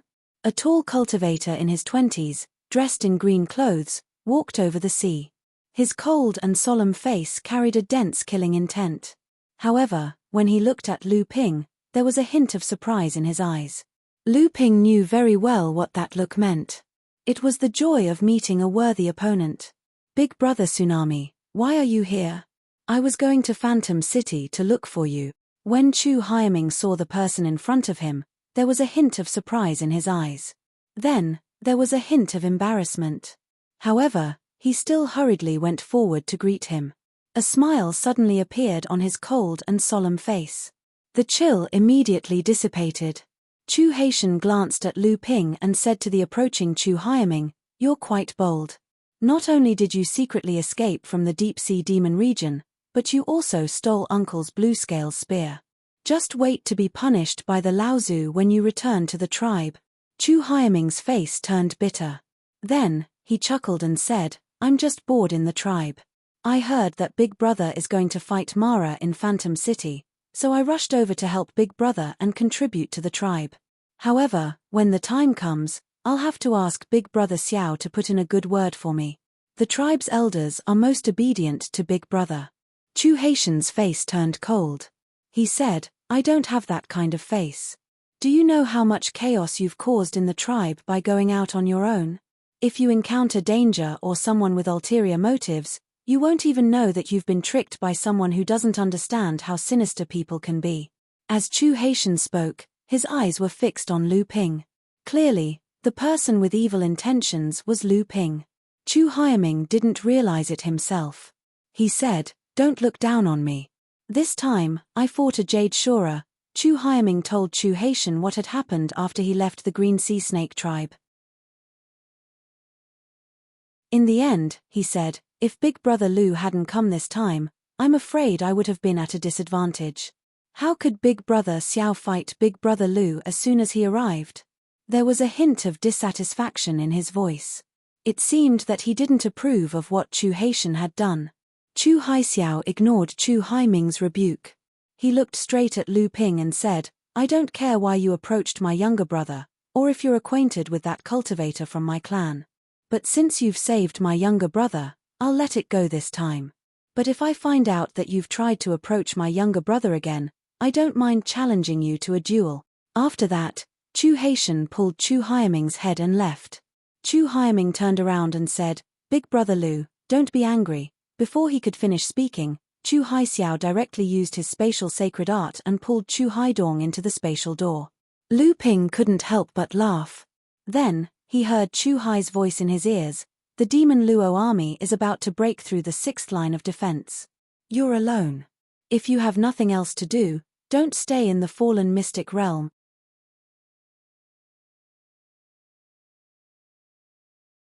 Chapter 1022. Chu Haitian's news shocked Lu Ping greatly. How long had it been? How could the 6th line of defense be broken? Lu Ping was deeply worried. It wasn't because he was worried that something would happen to the 5 islands of Mystic Spirit City, but because according to what old ancestor Tian Kang had said, the 7th line of defense was actually less than 100 miles away from Mystic Spirit City. Once the 6th line of defense was breached, Mo Luo's army would be at the city gates. The 5 islands of Mystic Spirit City would basically be surrounded by Mo Luo. If that was the case, Lu Ping was now faced with 2 choices. One was to return to Jingzhe Island immediately. But if he did that, Zhenling sect's share of spirit stones in Phantasmal Spirit City would be lost. The other was to head to Phantasmal Spirit City and meet up with ancestor Tian Kang. But if he did that, once the sixth line of defense was breached by the time Lu Ping arrived at Phantasmal Spirit City, he would have no choice but to defend Phantasmal Spirit City. He didn't believe he could break out of the demon Luo army's siege alone. A layer of water rippled on Lu Ping's face. The water rippled gradually and gradually spread to Lu Ping's whole body. Then, a layer of water sprinkled from Lu Ping's body. Lu Ping had already returned to his original appearance. At the same time, Lu Ping stretched out his wrist and took off a bracelet on his wrist. The surging demonic qi on Lu Ping's body suddenly changed into pure spirit qi waves. Then, it gradually converged, making Lu Ping look like an ordinary person. The bracelet was naturally the demon transformation bracelet. With this bracelet, a human cultivator could disguise as a demon cultivator and would be extremely difficult to recognize. Similarly, when it was worn by a demon cultivator, it would also be extremely difficult for a human to recognize it. Previously, on a whim, Lu Ping decided to rescue Chu Hairen alone and let Tienkang Laozu rush to Phantom City first. However, just in case, Lu Ping still did not reveal his true identity. Lu Ping's original intention was to get close to the Emerald Sea Spirit Snake clan. But who knew he would meet someone like Chu Hai, who clearly had a high status in the Emerald Sea Spirit Snake clan but wasn't a scheming person. Naturally, Lu Ping was more than happy to learn more secrets about the East Sea's forces from him. Unfortunately, he met Chu Haitian midway and took Chu Hairen away, which messed up Lu Ping's original plan. However, at least he had left a backup plan among the Green Sea Snakes. Although Chu Hailan might be of help to him when he entered the Green Sea Snakes in the future, this woman was too shrewd. If Lu Ping wanted to use her, he might not be able to do so without paying some price. A cloud of water mist gathered under Lu Ping's feet and gradually condensed into a white cloud. The white cloud moved with the wind and carried Lu Ping quickly in the direction of Phantom City. The thin water-flowing sword had been damaged twice in a row. Although it was not too serious, as Lu Ping's most commonly used magic weapon, it still made Lu Ping's heart ache. He had already placed it in the core space and began to nourish it. Originally, it was not a bad idea for Lu Ping to use Lucina as a mount. However, since he knew that the battle in Phantom City would also involve the human and demon clans joining forces, Lu Ping gave up on the idea of using Lucina as a mount. Who knew if he would encounter another Fire Phoenix clan demonic cultivator on the way? Lu Dague could, but his speed was a little slow. It would be fine under normal circumstances, but not now. With no other choice, Lu Ping could only use the cloud treading technique to hurry along. The cloud treading technique was an extension of the wave treading technique. It was also an application of Lu Ping's natural great technique. Although his speed was not as fast as Lucina's, it was still very fast for long-distance travel. Although the 12 orthodox techniques of the North Sea were 12 types of great magic arts, in essence, each great magic art itself was a huge inheritance system, from which several or even dozens of magic arts could be extended. This cloud treading technique was an extension of the wave treading technique. In the end, Lu Ping decided to head towards Phantom City. Quick! Quick! The group of Mara is catching up. D***MNit, how is that possible? Why would the Blood Shura attack us? The Blood Shura is nothing. Even the Jade Shura has attacked. A Dharma adept from the Jade Sea sect could not even escape. I saw with my own eyes that Laozu's heart was dug out by a Jade Shura and then swallowed whole. What? The Jade Shura is also, let's run. It's not just the Blood Shura and the Jade Shura. Even the Asuras have attacked. The entire fallen secret land is in chaos. This time, the human and demon clans have suffered a great loss at the 6th line of defense. They are doomed. As long as we escape to the 1st line of defense, the 7th line of defense. Now even the Jade Shura and the Asuras have begun to attack us core forging adepts. They think the 7th line of defense can still hold. We'd better go straight to the Phantom City. Maybe there is a glimmer of hope. Not necessarily. If the great adepts of the Phantom City also attack, they may be able to stabilize the 7th line of defense. That depends on whether the big bosses are willing to help. They will. Don't forget, the first 5 lines of defense are mostly made up of the local forces of the East Sea and the fallen Mysteryland that are attached to the Phantom City, as well as the 25 medium-sized forces. But when it comes to the 6th and 7th lines of defense, there will be many cultivators from the Crystal Palace and the 9 great sects. Unless those big shots are willing to let their disciples become cannon fodder like us. Not necessarily. Now that the 6th line of defense has collapsed, many practitioners from the big sects have been injured or killed. If they shrink back to the 7th line of defense, or even retreat to the Phantom City, then let's wait for death. From here to the Phantom City, we can't get rid of the group of Mara chasing us. 5 or 6 human practitioners were flying over the sea, with injuries all over their bodies. Obviously, they had been through a fierce battle. At the same time, they were fiercely arguing about something. Suddenly, several sharp howls rang out from behind the cultivators. The cultivators who were flying away immediately lost their ability to move and nearly fell into the ocean. Oh no, it's the great devil cultivators. They're catching up. At this moment, several lights of different colors rose up a few miles in front of them, heading toward them. Oh no, we're surrounded. Why are there more in front of us? Let's fight. Later, we'll break out of the encirclement with our own strength. If there's no hope, it's best if we can drag one of them down with us. The 6 practitioners at the late stage of the core forging realm gathered back to back. In just a moment, more than 20 Mara surrounded them on the sea. The leader of the Great Shura had rich origin chi all over his body. The companion magic treasure in his hand was obviously only one step away from being promoted to a spiritual treasure. Looking at the 6 core forging stage cultivators in the center, the Great Shura's greedy eyes flashed with excitement. As long as he could devour the 6 cultivators in front of him, with the huge amount of chi, blood, and spiritual power contained in them, he might be able to break through the shackles and become a blood Shura. The Great Shura howled at the sky, and more than 20 Mara around it roared in unison and rushed toward the 6 practitioners. At this moment, the surrounding seawater was turbulent, and the waves reflecting the sunlight suddenly turned into daggers, shooting toward the back of the 20 Mara who were besieging the practitioners.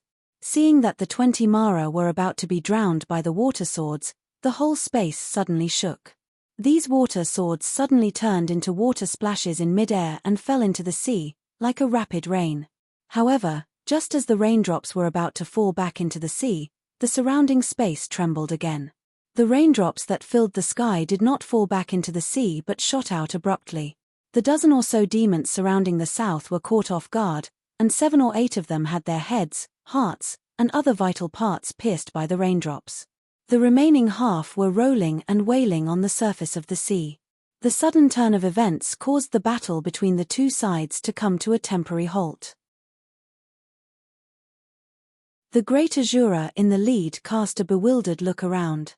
Knowing that reinforcements had arrived, the 6 human cultivators who were besieged earlier hastily flew out from the encirclement. Roar! An angry roar suddenly rang out. It was the blood demon. The few human cultivators who had broken out of the encirclement were all pale, but they saw countless auspicious clouds suddenly rising in front of them. Although the blood demon's soul-devouring divine art had shaken these people to the point that their heads felt like it was going to split open, not a single one of them died. The auspicious clouds gradually dispersed, and a young cultivator was standing in front of them. More than 1,000 feet in front of this young cultivator, a rolling black fog had also appeared in front of the remaining Mara. For some reason, the 2 sides just stood there, and no one attacked. Although the 6 human cultivators could not sense the cultivation of this cultivator who had suddenly appeared in front of them, it was undoubtedly Fa Xiong Laozu who could stand against the blood demon. Among the 6 human cultivators, the one with the highest cultivation was a peak core forging cultivator. With a thought, he hurriedly said, "Let's retreat first." With that, he flew back first. The other 5 cultivators also seemed to wake up at this moment, and they hurriedly followed. However, they heard the friar say to the young cultivator, "Senior, the 6th line of defense has collapsed. The Mara's army is large-scale encirclement and suppression of the human and demon cultivators who have fled. We can't stay here for long. As soon as he finished speaking, the young cultivator suddenly stretched out his hand and flicked his finger. Dozens of water snakes suddenly sprang up from the seawater under the blood demon's feet and entered the rolling poisonous fog. The poisonous fog immediately began to churn, and the poisonous fog that was originally 3 meters wide began to shrink rapidly. It seemed that the dozens of water snakes could wear down the poisonous fog around the blood demon. At this moment, a shrill cry suddenly came from within the poisonous fog.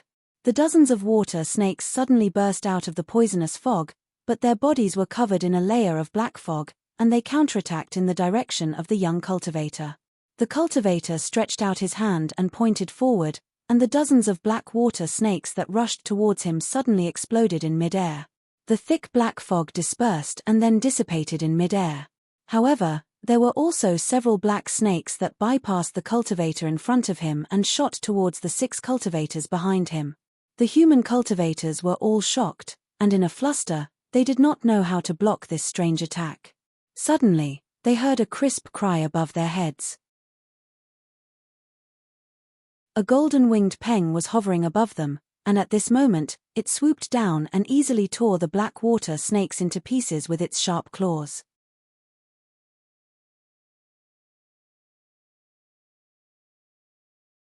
Chapter 10:23.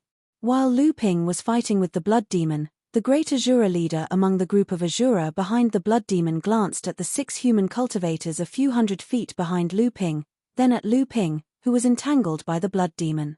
His eyes darted around for a moment, then he led a dozen of his subordinates and split into 2 groups to flank the 6 human cultivators. The human cultivators quickly discovered Mo Luo's intentions.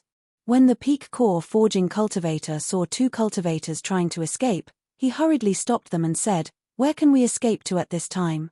There are Mo Luos surrounding the human and demon cultivators everywhere. At least if we follow this ancestor, we might be able to break out of the encirclement." One of the 2 cultivators who wanted to escape looked at Lu Ping with a complicated expression and said, "But this senior is entangled by the blood demon. He can't even take care of himself, let alone help us. If we escape, at least we have a chance of surviving. If we don't escape, we won't be able to get through this. The Mara group has already surrounded us." The other cultivator who wanted to escape was originally persuaded by the first cultivator, but after hearing the second cultivator's words, his expression became hesitant. Seeing that the group of 6 was about to split up, the peak core forging realm cultivator became anxious. Now was the time to unite against the enemy. Once someone left, the chance of survival would be even lower. He said coldly, "Liu Yongchang, you have to think carefully. How much strength do we have left? Even if you want to escape, how long can you escape? Besides, if you take this opportunity to escape, even if you survive, you won't be afraid of offending this senior in the future. He saved us before." The peak core forging cultivator called Liu Yongchang paused for a moment. His expression became gloomy as if he had thought of a bad situation. He looked at the cultivator who wanted to leave with him and saw that he was unwilling to leave. His expression became even more gloomy, but in the end, he didn't leave. Seeing this, the peak core forging realm cultivator relaxed and hurriedly ordered the 5 of them to prepare to fight the enemy. The young Dharma adept who had saved them was naturally Lu Ping. While Lu Ping was fighting with the blood demon in front of him, his powerful divine will had heard every word of the previous conversation. Lu Ping's lips curled into a mocking smile. He looked at the blood demon in front of him and felt that he had forced it to use all its tricks. He no longer wanted to tangle with it. His powerful divine will turned into layers of waves in midair and rushed towards the blood demon, who was surrounded by the soul-devouring black fog. The blood demon was overjoyed. Previously, it had tried to use its soul-devouring magic to severely injure the human cultivator in front of it. Unexpectedly, it was unable to detect the presence of divine will around this human cultivator. This time, the human cultivator in front of it had taken the initiative to reveal his divine will to it. Furthermore, this human cultivator was stupid enough to fight it with his divine will. When fighting with a blood demon, the stronger one's divine will was, the safer it would be.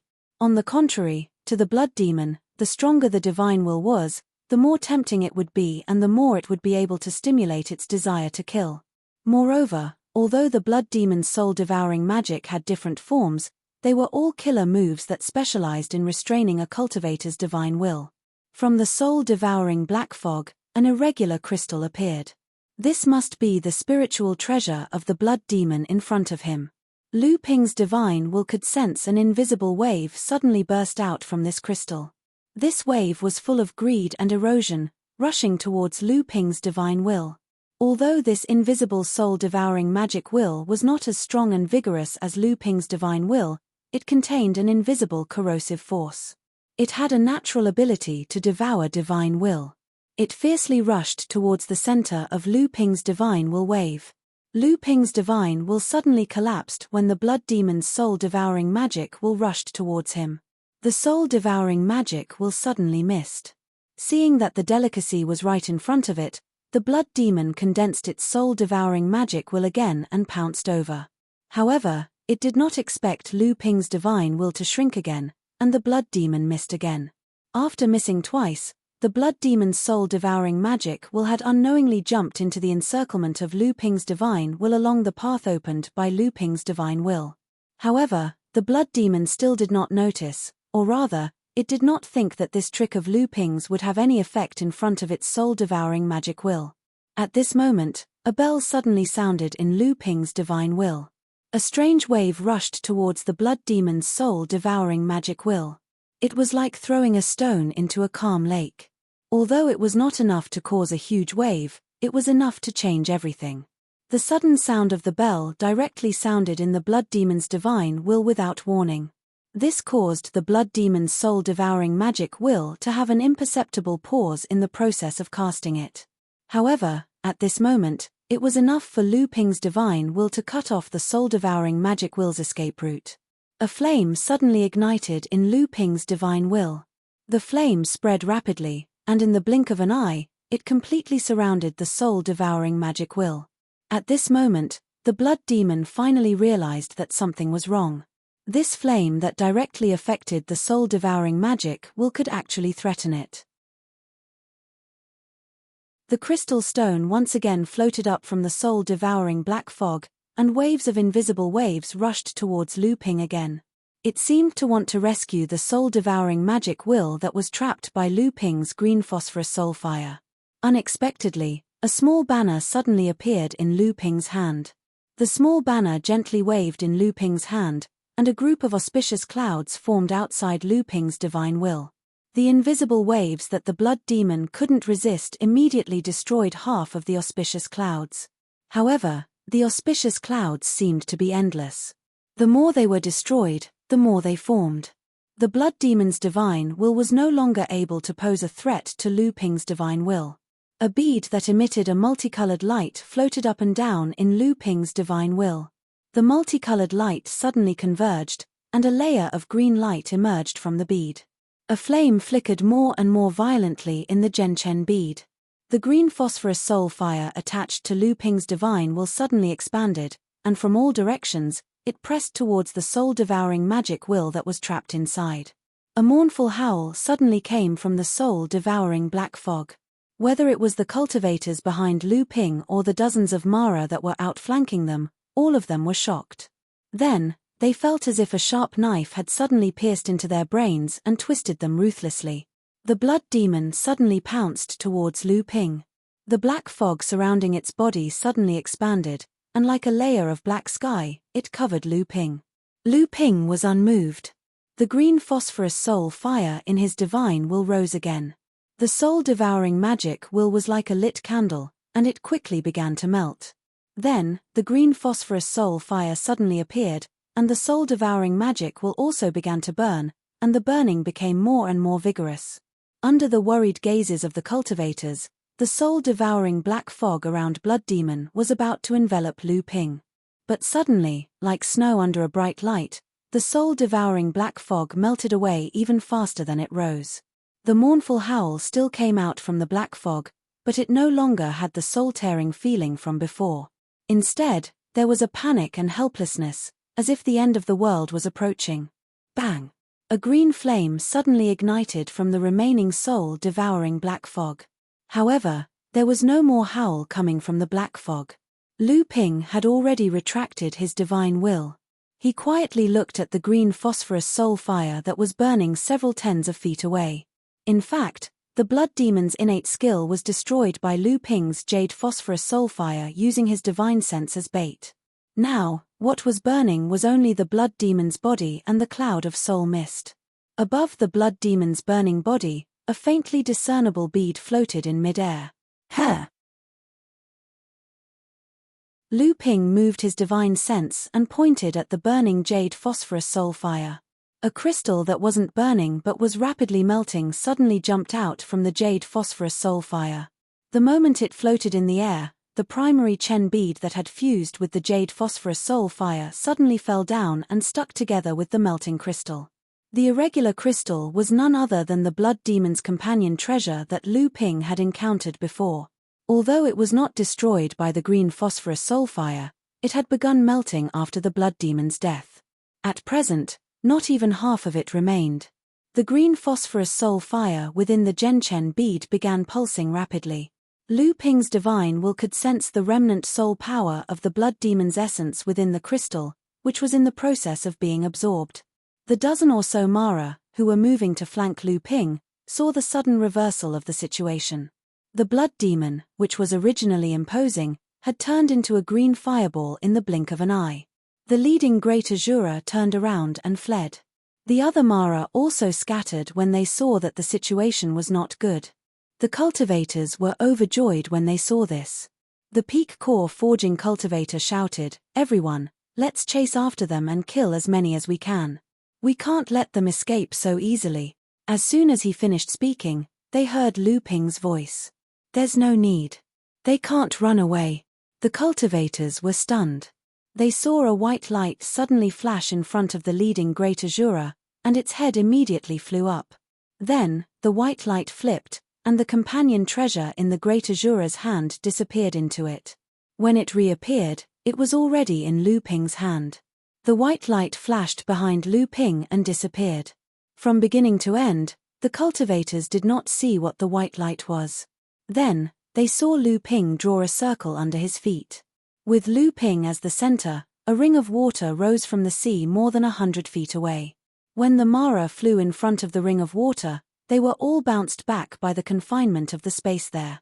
No matter what they did, they could not break through the range of the ring of water. Lu Ping smiled and gently swept his right hand as if he was playing a zither. Countless splashes of water splashed from the sea and turned into crystal water swords. They shot toward the dozen or so Mara who were trying to break through the restraints of the ring of water, killing them one by one. Only then did Lu Ping turn around to look at the cultivators behind him. He smiled and was about to speak when he heard one of them suddenly exclaim, "Water Sword Immortal, he's the North Sea Water Sword Immortal."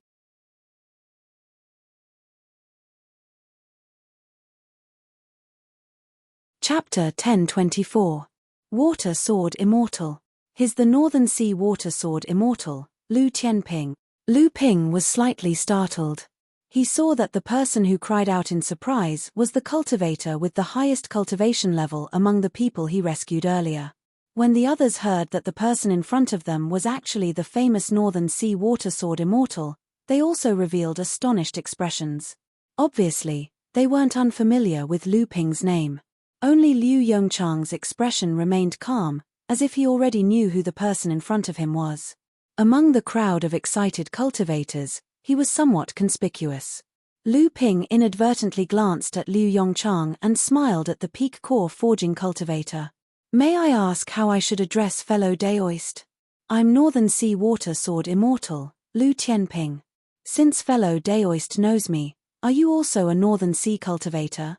The cultivator cast a strange glance at Liu Yongchang and hastily saluted. "I don't dare to be addressed as such by Tianping Laozu. Junior isn't a Northern Sea cultivator. I'm Nai Sheng, a disciple of the Eastern Seas Zixia sect." Tianping Laozu's name has shaken the overseas cultivation world. His a first-class existence among the third-generation cultivators. Junior was fortunate enough to see a portrait of Senior's appearance that was circulated in the Eastern Sea, so I recognize you. Lu Ping also recognized the Eastern Sea's Xia sect. It was a medium-sized cultivation sect in the Eastern Sea. Like Zhenling, it was one of the 25 medium-sized cultivation sects in the Spirit Stone vein on the 5 islands of Phantom Spirit. However, the strength of this Xia sect was slightly inferior to Zhenling. Among the 25 medium-sized cultivation sects, it could still be considered a rather powerful cultivation sect. Lu Ping chuckled and said, "So it turns out to be Brother Nai from Xia sect. Presumably, Brother Nai is also a third-generation disciple of your noble sect. You and I are of the same generation. Calling me senior instead makes me feel uncomfortable all over." Nai Sheng didn't expect Lu Ping to be so easy to talk to, so he couldn't help but relax a lot. He also smiled and said, "In that case, I'll also call you Brother Lu." Seeing Nai Sheng like this, several people also stepped forward to salute Lu Ping. These people were actually third-generation cultivators from the 25 cultivation sects. Among them, 2 were from the Eastern Sea, and 2 were from the Southern Sea. In the end, only Liu Yongchang, who suggested taking this opportunity to escape, was left. Everyone looked at him. Nai Sheng's lips moved as if he wanted to say something, but in the end, the crowd's silence increased the pressure on Liu Yongchang. He had no choice but to bite the bullet and step forward to salute Lu Ping. "I am Liu Yongchang from the Kang Hai sect." Everyone's silence greatly increased the pressure on Liu Yongchang. He had no choice but to brace himself and step forward to salute Lu Ping. He said, "I'm Liu Yongchang from Azure Sea sect." "Greetings, Brother Lu." Liu Yongchang's expression turned awkward. Little did he know that Lu Ping had already seen through his plan to escape during his battle with the Blood Demon. Liu Yongchang's expression turned awkward. Originally, Lu Ping held Liu Yongchang in contempt, but after hearing that he was a cultivator from Azure Sea sect, he somewhat understood. This guy didn't completely want to escape. Most likely, he wanted to avoid Lu Ping. Currently, everyone in the Northern Sea cultivation world knew about the situation between Azure Sea sect and Zhenling. Jiang Tianlin had chased after Zhongxi for several years, and Zhongxi had fled to the Eastern Sea in defeat. However, not long after, there were rumors that Lu Tianping had received Jiang Tianlin's decree and arrived in the Eastern Sea. Most likely, he was here for Zhongxi. Whether this rumor was true or not, Liu Yongchang was unwilling to face Lu Ping. Moreover, he had been saved by Lu Ping from Mara, so he was at a loss in front of Lu Ping. Just as Liu Yongchang was panicking, Lu Ping suddenly asked, "When will Senior Zhongxi arrive at Phantom City?" Liu Yongchang was startled and said, "How did you know?" Liu Yongchang's expression suddenly changed. He hurriedly stopped talking, but it was already too late. He only heard Lu Ping say with a smile, "Senior Zhong's speed is indeed faster than mine. I just don't know if there are any more Azure Sea sect disciples like Brother Liu who have fallen into the 6th line of defense. Otherwise, I'm afraid your sect won't be able to afford to lose them. Senior Zhong might even take the risk to come out and save them." Liu Yongchang's expression was filled with hatred. Hearing this, he immediately raised his head and said, You actually knew about me." Lu Ping shook his head and said, "Although I haven't met you, I have heard of Brother Liu's name for a long time. After all, the 8 sons of Azure Sea have long been famous in the Northern Sea." Liu Yongchang was restrained in front of Lu Ping, so he simply snorted coldly and said, "I can't compare to Brother Lu." Nai Sheng, who was at the side, also understood at this time that these 2 sects of the Northern Sea were obviously not on good terms.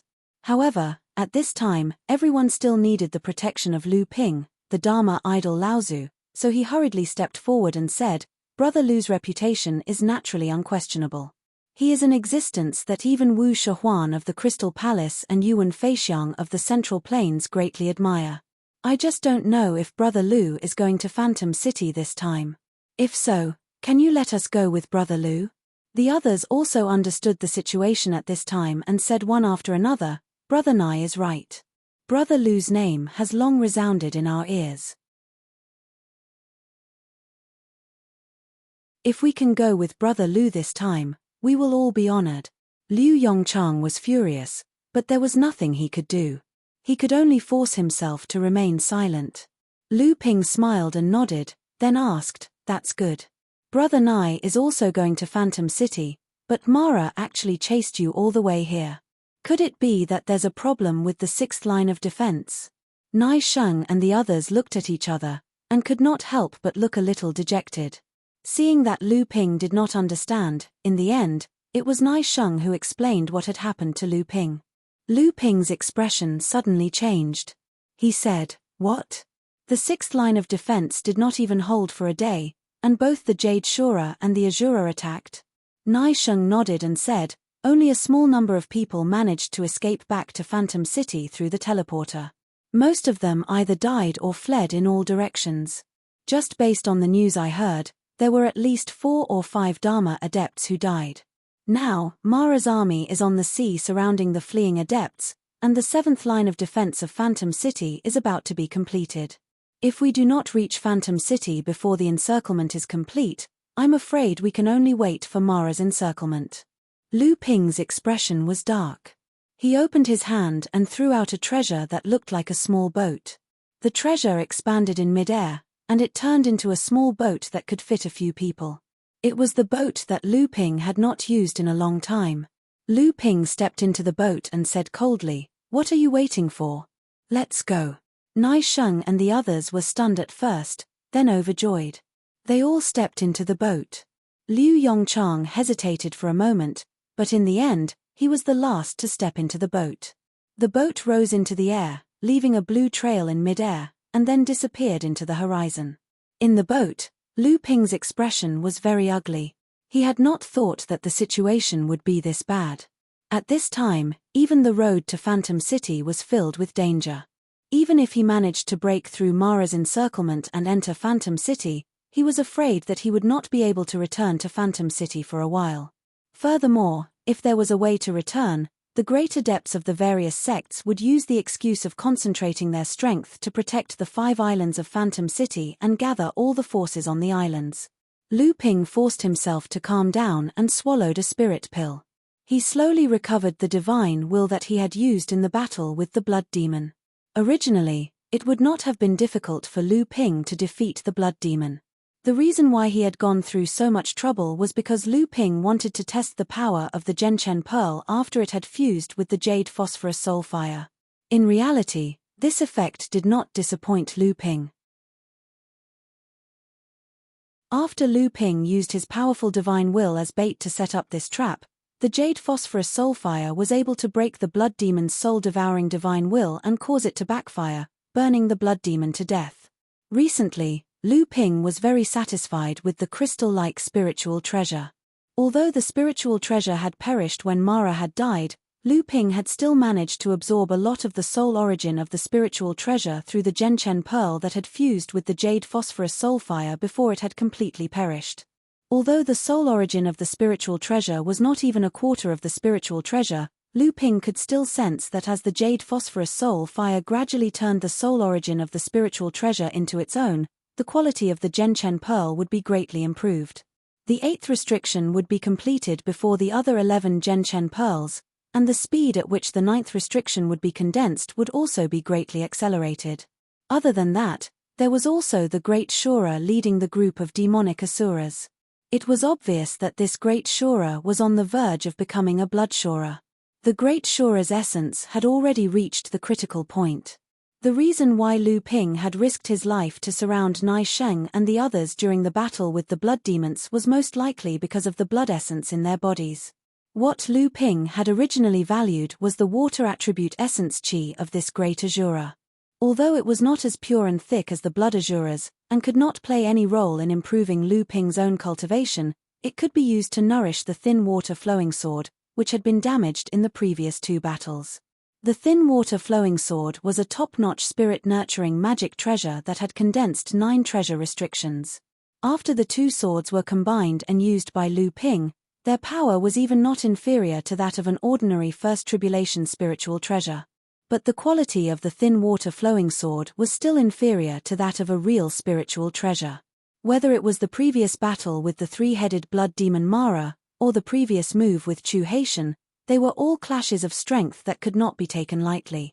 But the other party's hands, without exception, were all genuine spiritual treasures. In this way, the difference in quality between the thin water-flowing sword and the three-headed blood demon sword was reflected. If Lu Ping's real essence had not been pure and explosive enough to make up for the shortcomings of the thin water-flowing sword, perhaps the damage to this pair of flying swords would not have been able to be recovered by Lu Ping through the nourishment of the essence qi of the water attribute. Fortunately, Lu Ping's luck was good. After the Great Azura died, it left behind its accompanying magic treasure. This was a companion magic treasure that was about to be promoted to a spiritual treasure. Compared to the essence qi emitted after the Great Azura's death, the thin water-flowing sword was undoubtedly more suitable for the thin water-flowing sword. At this time, this companion magic treasure, which could become a spirit-nurturing magic treasure after being modified by a craftsman, had already turned into a pool of essence qi in Linglong's wine tripod. The thin water-flowing sword was like a pair of swimming fish, playing in this pool of essence.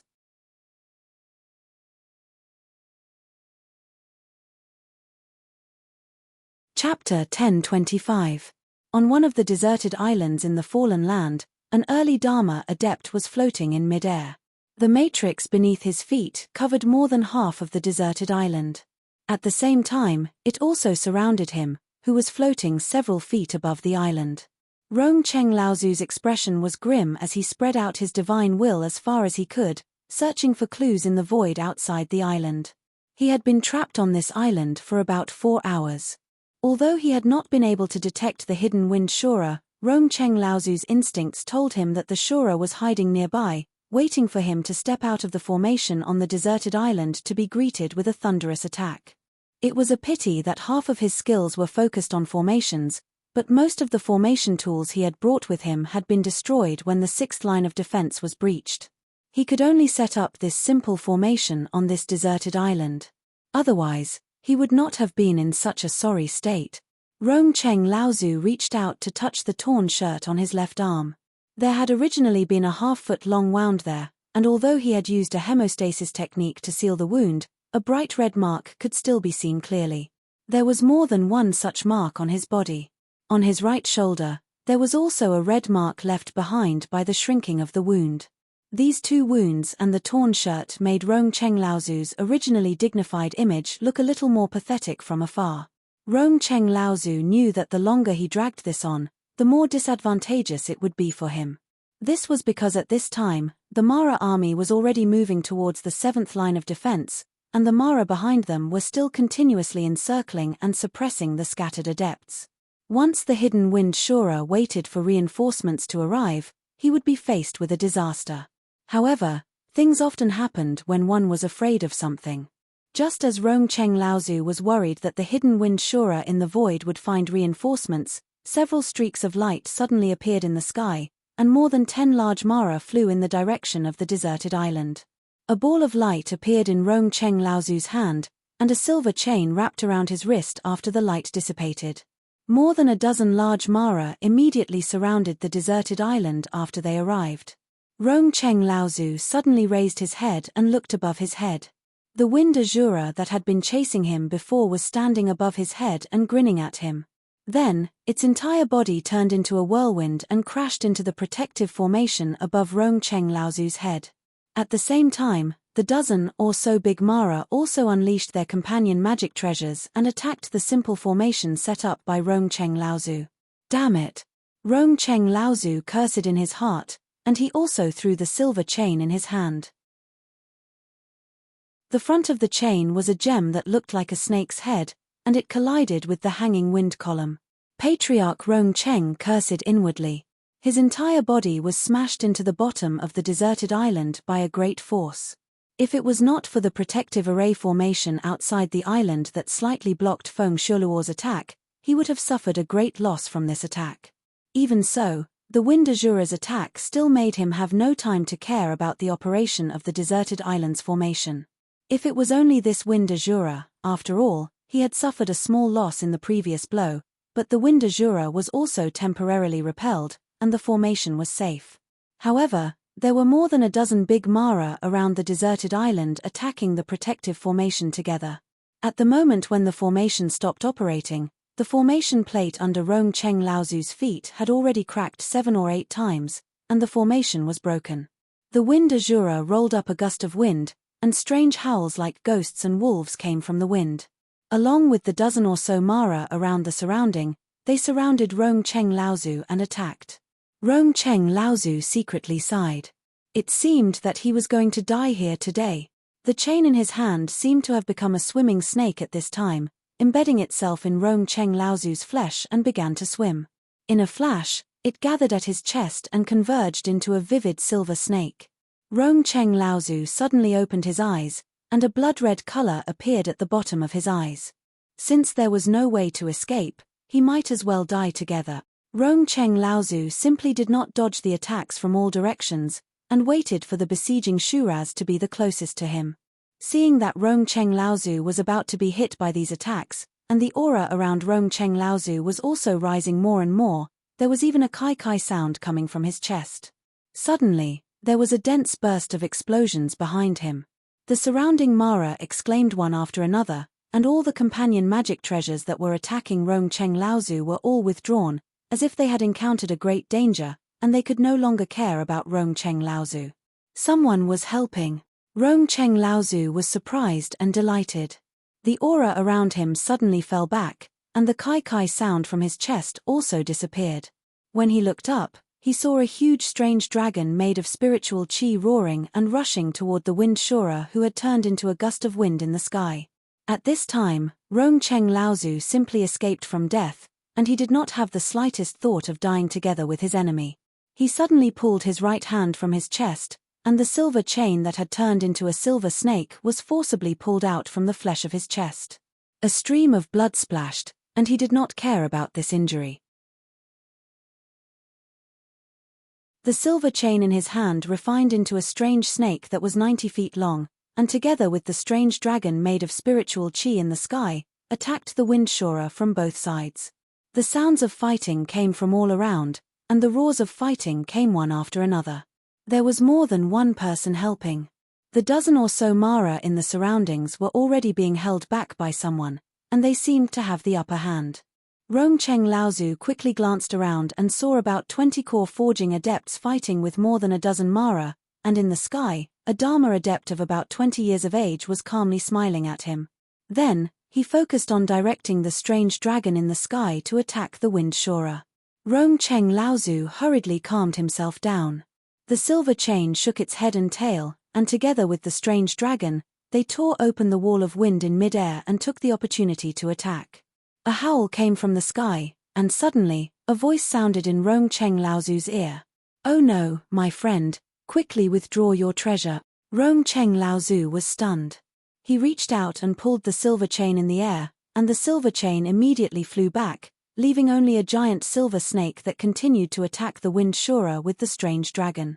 However, the power of the giant silver snake had suddenly decreased by more than half. Puff!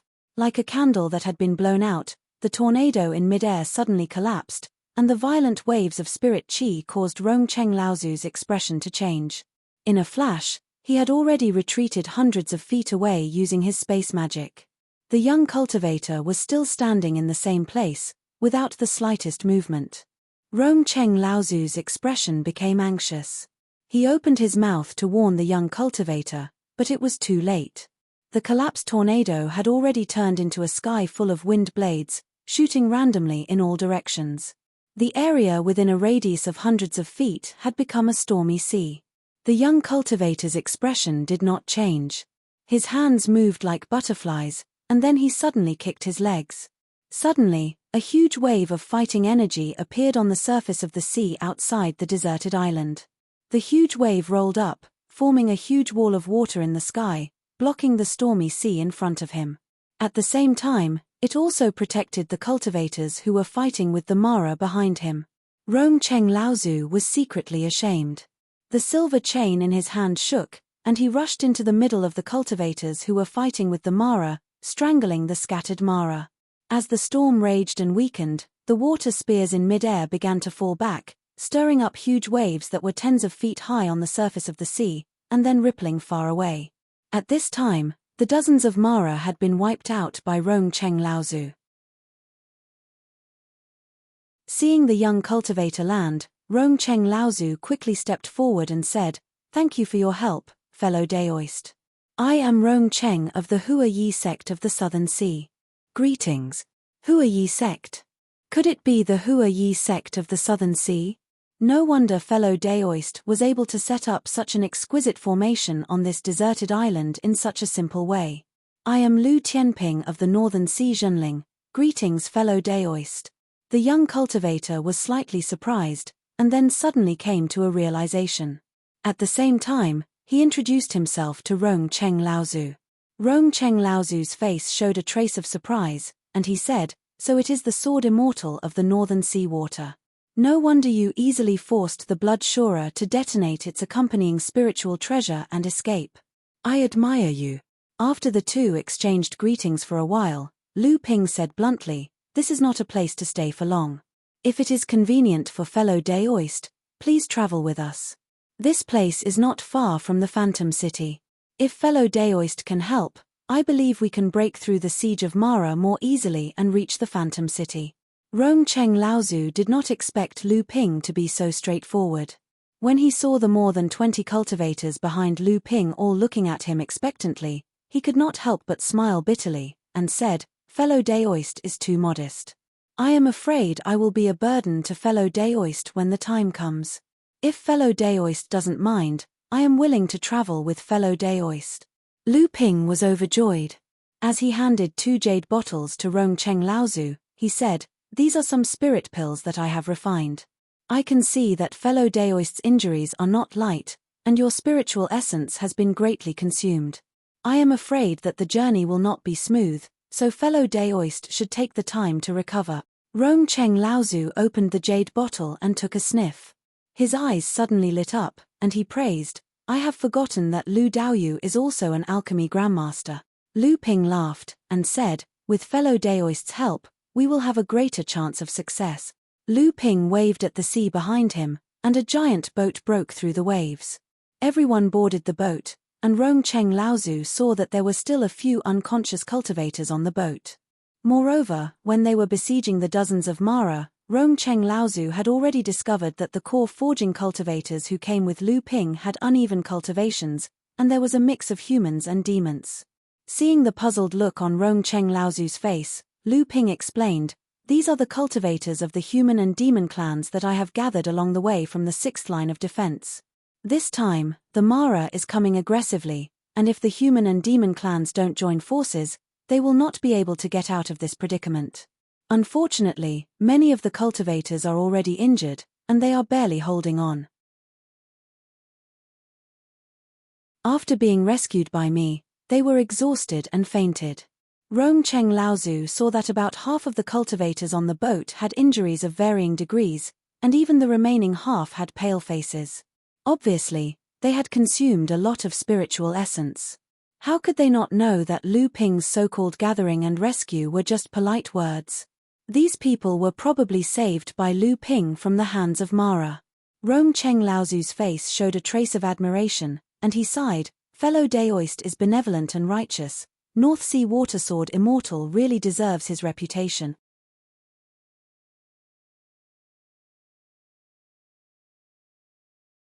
Chapter 1026.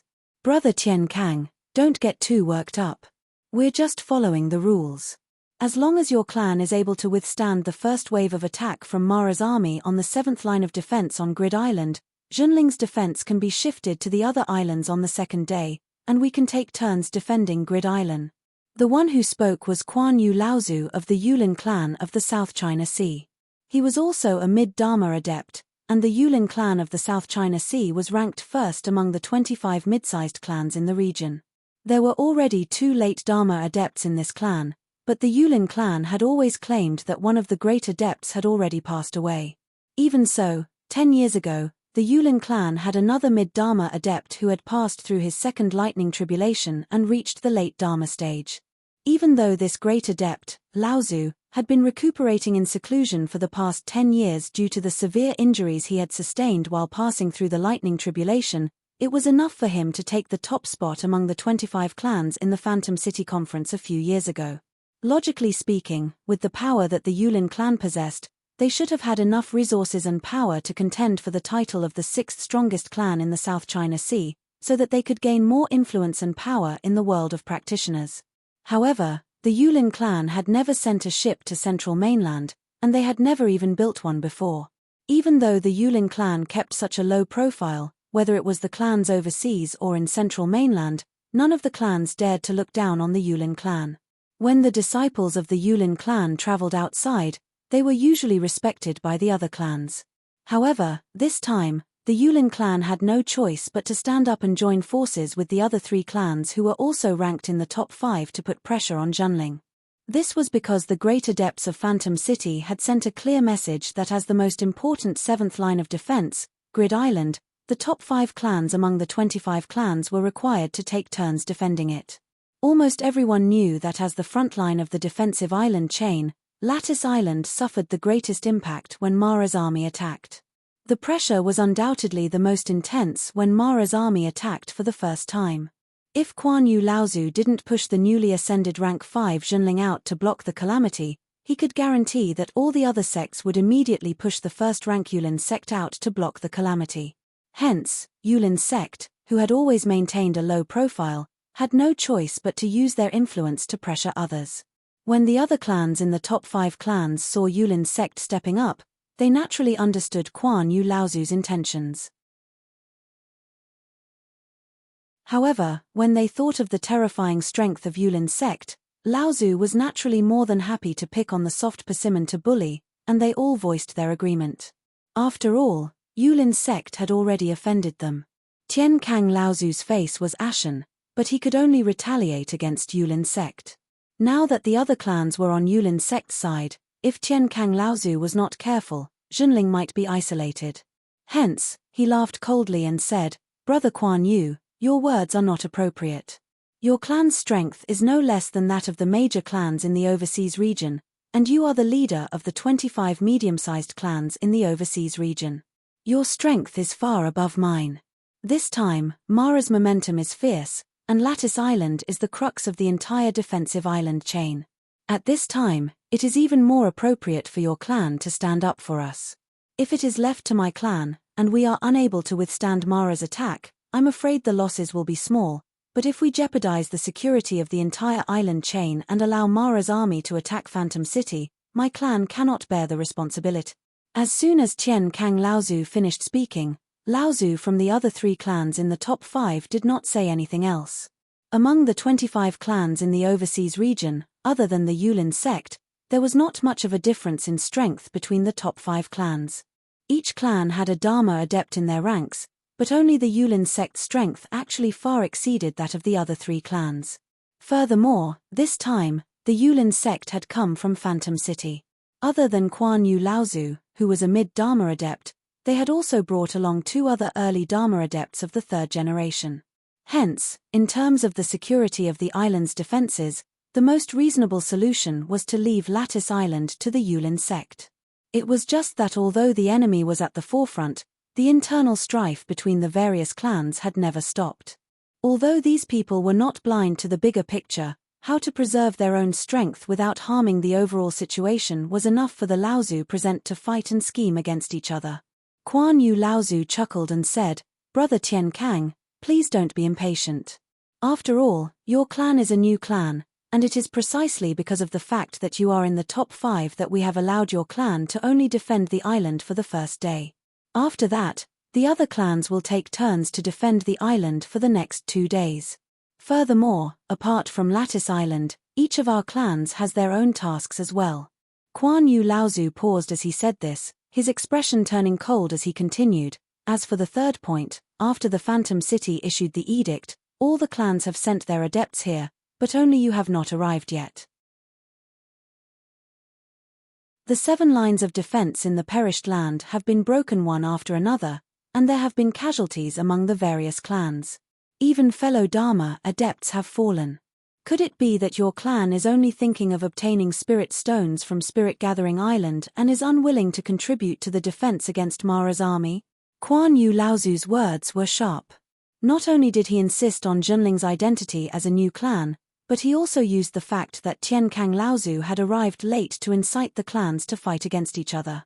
Without waiting for Tian Kang to respond, Laozu snorted coldly and was about to speak, but someone suddenly interrupted and said, "Senior Kuan Yu is right. Junling is the #1 clan in the North Sea, and Senior Tian Kang has a second tribulation spiritual treasure. The disciples that he has brought to the Phantom City this time are all the best of the third-generation cultivators. There is also a rumor that the water sword deity, Lu Tianping, has also come to the North Sea. With such strength, I believe that Junling will definitely set an example for the various clans in the North Sea." Tian Kang Laozu shot a murderous glare at the person who spoke, and saw that it was none other than Zhong Shui. Well said. Kuan Yu Laozu didn't expect that the North Sea's cultivation world would be the first to have an internal conflict. This came at the right time. You must be a fellow Daoist from the Blue Sea sect. As you said, Junling is the #1 clan in the North Sea. We also want to see the glory of your esteemed clan. Let us wait and see. As soon as Kuan Yu Laozu's voice fell, Laozu from the other two clans immediately agreed. Tian Kang Laozu looked carefully. These two clans were ranked 6th and 7th. Before the Phantom City Conference, Junling and these three clans were fighting for the 5th place. In the end, Junling suppressed the other two clans and entered the top 5 in one fell swoop. This was especially true for the 6th-ranked sect. Originally, it was the 5th-ranked sect. However, during the Spirit Fantasy City's general meeting, True Spirit sect had pushed it down to the 6th-ranked sect. This cultivator had even suffered a great loss under Jiang Qianlin's hands. Thus, it was only natural for him to be impatient to deal with True Spirit sect. Tian Kang Laozu stood up angrily and left with a flick of his sleeve. Dozens of miles away from the Phantom City, there were dozens of irregular small and micro islands, forming a sparse island chain that surrounded more than half of the Phantom City. Lattice Island was located in the center of this island chain. Behind Lattice Island was the Phantom City. Therefore, Lattice Island was the 7th line of defense in the entire island chain. Even if Lattice Island called it the Phantom City's bridgehead, it would not be an exaggeration to say that Lattice Island was the Phantom City's bridgehead. Ever since Tian Kang Laozu came out of the Phantom City, his complexion had not been good. Shi Xianling looked at her grandfather's face, which had aged faster and faster in recent years. She couldn't help but feel sad. She walked up and softly said, "Grandfather." Tian Kang Laozu turned around and saw it was Xianling. A trace of a smile immediately appeared on his face. He said, "How is it?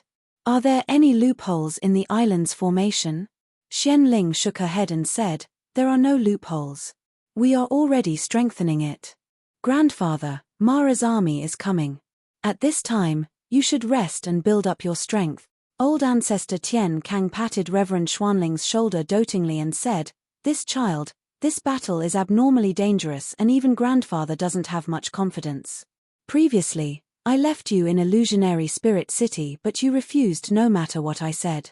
If the battle goes badly, you must escape back to Illusionary Spirit City with Shen Yong, Shen Feng, and the rest of the third-generation disciple." Xianling's expression changed. "Grandfather," Tian Kang Laozu stretched out his hand to stop Daoist Xianling from speaking.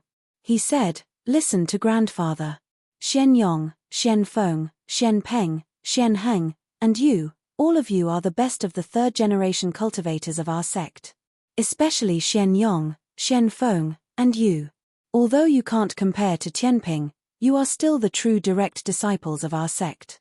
You are the hope of our sect.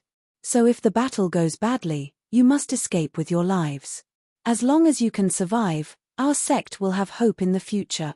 Tian Kang Laozu's words had reached such a degree that Daoist Xianling knew that this battle pointed to disaster for Junling. Daoist Xianling didn't know what to say. After thinking about it, she said worriedly, "I don't know where junior brother Tianping is now.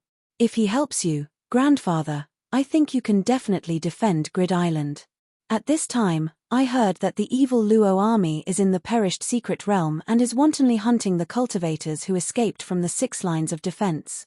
I don't know if he can escape the siege. A hint of worry flashed across elder ancestor Tian Kang's face, but he immediately smiled and said, "That brat should be fine. As long as he doesn't stupidly walk into Devil Luo's trap, or if Azura-level Devil Luo makes a move, ordinary Jade Shura won't be able to do anything to her."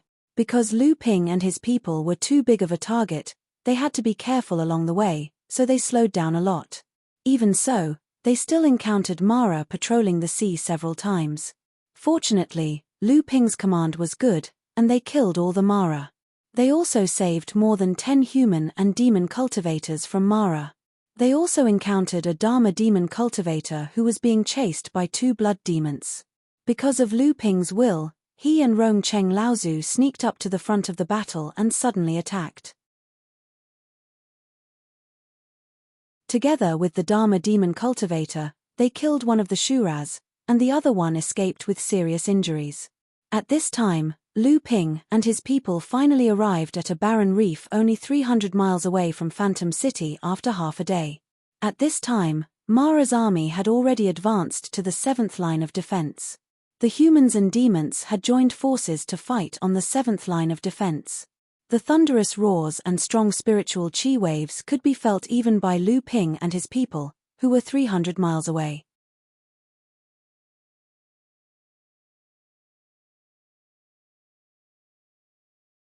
Chapter 10:27.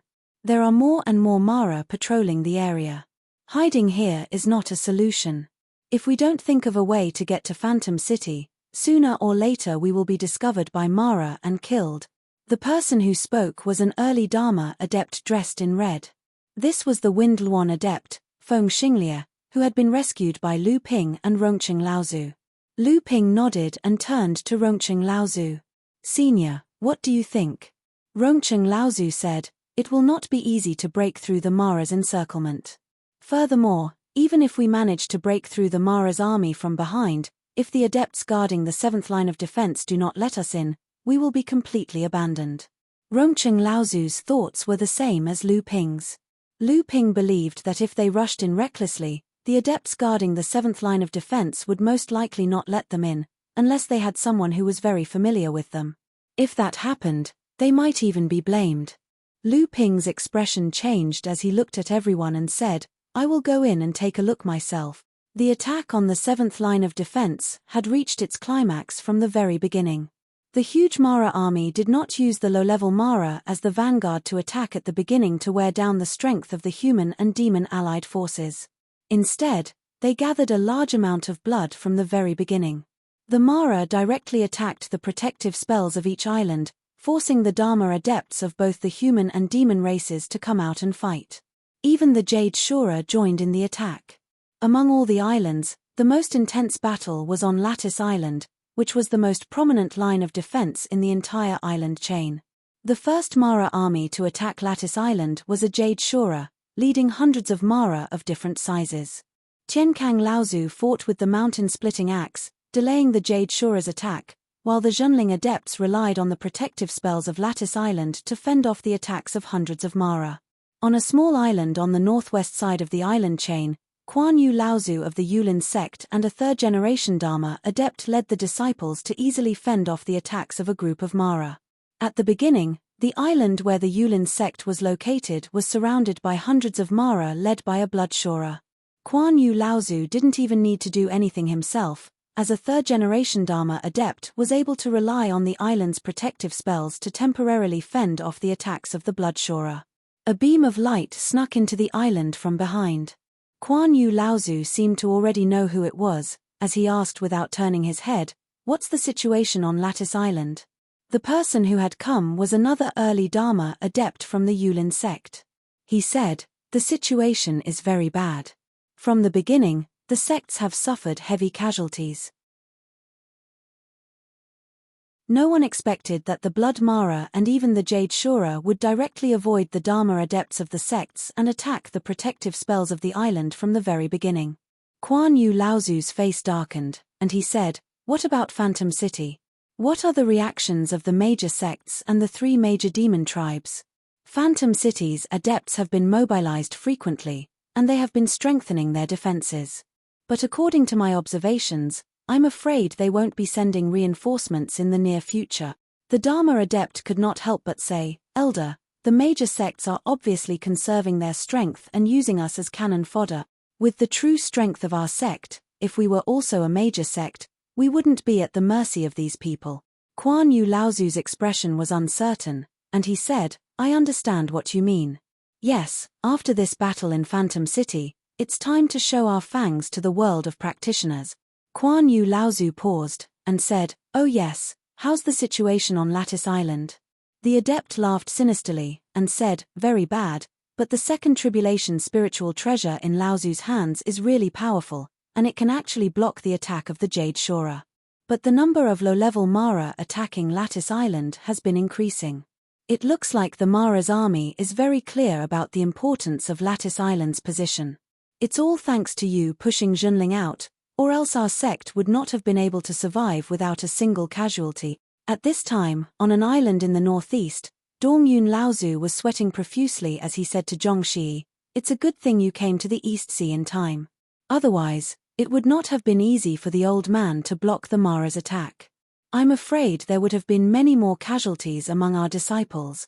Zhongxi smiled faintly and said, The most important thing now is that we have to pretend to resist the attack of the Devil Luo army with all our strength.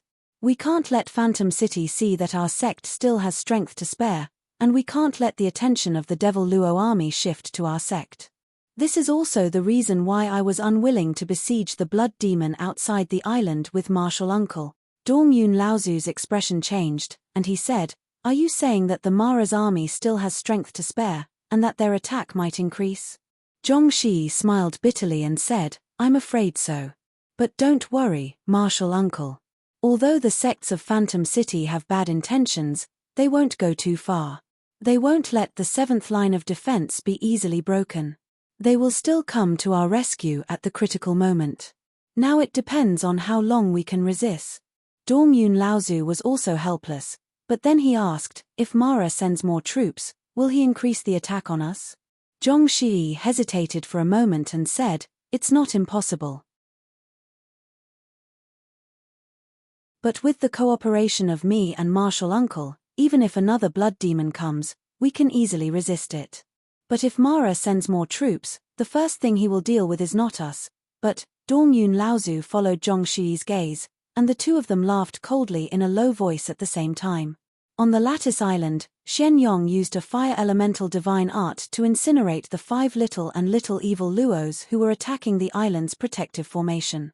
Then, he turned around and said, Senior brother Shen Peng, how is the modification of the formation going? When can we use the mother-child traction formation? Shen Peng Zhenren was lying on the formation board of the island's protection formation. He was sweating, but he didn't dare to wipe it off. He focused all his energy on the small knife that was used to carve the formation. He didn't even lift his head when he heard Shen Peng Zhenren's question and said, It's almost done. Spiritual Master Shen Shu's face was as gloomy as water. After Patriarch Heavenly Peace went out to stall Jade Shora, the defense of the entire Grid Island was handed over to him. Spiritual Master Shen Shu was very worried. Shen Yong and the rest might not be clear about Patriarch Heavenly Peace's situation, but Spiritual Master Shen Shu knew very well that Patriarch Heavenly Peace's lifespan was reaching its end. Every time he fought with all his might, it might consume Patriarch Heavenly Peace's lifespan, which was already running out. Shen Shu Zhenren could feel that, after fighting the Jade Shora on the Nameless Island, Tian Kang Laozu had aged a lot. Dong, dong, dong. Suddenly, the heavy sound of drums came from the back of the Devil Luo army. The Devil Luo reinforcements had arrived once again. Not only Zhenling sect, but also the 25 medium-sized sects and demon clans on the island chain that were defending at this time, all had a change of expression on their faces. Perhaps it was because Tian Kang Laozu was able to block the Jade Shora's attack, even though it was a second disaster treasure. Or perhaps it was because Mara's army had realized the importance of Grid Island. When they saw that the Jade Shora had been stopped, and that it wouldn't be able to defeat Tian Kang Laozu in a short amount of time, 2 more Blood Shuras came from Mara's army to help the Jade Shora. They wanted to kill Tian Kang Laozu. This time, even Shen Shu Zhenren couldn't stay calm. He didn't care if the spell formation was successful or not, so he rushed out of Grid Island with Shen Ling, Shen Yong, and Shen Feng.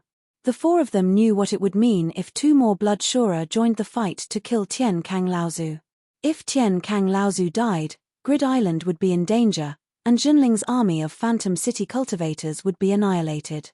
At this moment, Shen Peng Zhenren shouted, "It's done." A halo spread out from the formation plate. Shen Peng Zhenren quickly took out 5 supreme-grade spirit stones from the dozen or so Tian Kang Laozu had left for him and embedded them into the formation plate. The halo spread out along the formation plate's protective barrier, and after a while, it fused with the island's original formation. The Zhenling disciples on the island suddenly shone with light. The mother-child traction formation had finally been modified by Shen Peng at this critical moment. Shen Ling, Shen Yong, Shen Feng, and Shen Shong had worked together to fight against a Blood Shura in North Sea, and they had even managed to escape with their lives. This time, Reverend Shen Shong might not be around, but he had been replaced by the second-generation cultivator, Reverend Shen Shu, who was even more experienced and had a higher level of cultivation. The mother-child traction formation had also been successfully modified at this critical moment. The four of them immediately went forward to stop a Blood Shura that was attacking Tian Kang Laozu. However, the other Blood Shura that had been stopped by the 5 of them still joined the fight between Tian Kang Laozu and Jade Shura. At that moment, everyone could tell that even though Tian Kang Laozu could still fight against the Blood Shura with his second Tribulation Spirit Treasure, it was only a matter of time before he lost. Besides, Grid Island and the Zhenling disciples were also holding him back. It was not impossible for Tian Kang Laozu to die because of this. Zhenling was in danger. On the deserted reef 300 miles away, Lu Ping had yet to return. A group of human and demon cultivators that Lu Ping had saved along the way were still waiting there. Liu Yongchang from the Blue Sea sect saw that the other 2 Dharma adepts, Rongqing Laozu and Feng Xinglia Laozu, were sitting quietly at the side, and the 2 of them were whispering to each other from time to time. Liu Yongchang gathered his courage and said, "Seniors, this is actually the last step. We can just find a weak spot and charge in. With our combined strength, even if the cultivators guarding the island do not dare to let us in, we can still stand guard outside the island for a while. As long as we verify our identities, we will be fine. Why do we need to stay here for so long? If we are discovered by Mara, I am afraid we can only wait for our fate of being surrounded and killed." The 2 Laozu's conversation was not pleasant. Rongqing Laozu looked at Liu Yongchang coldly and did not speak. Feng Xinglia Laozu, on the other hand, snorted coldly and said, "Idiot. You're tuning in to the Celestial War YouTube channel. Don't forget to subscribe and join us on this journey to catch the most captivating stories.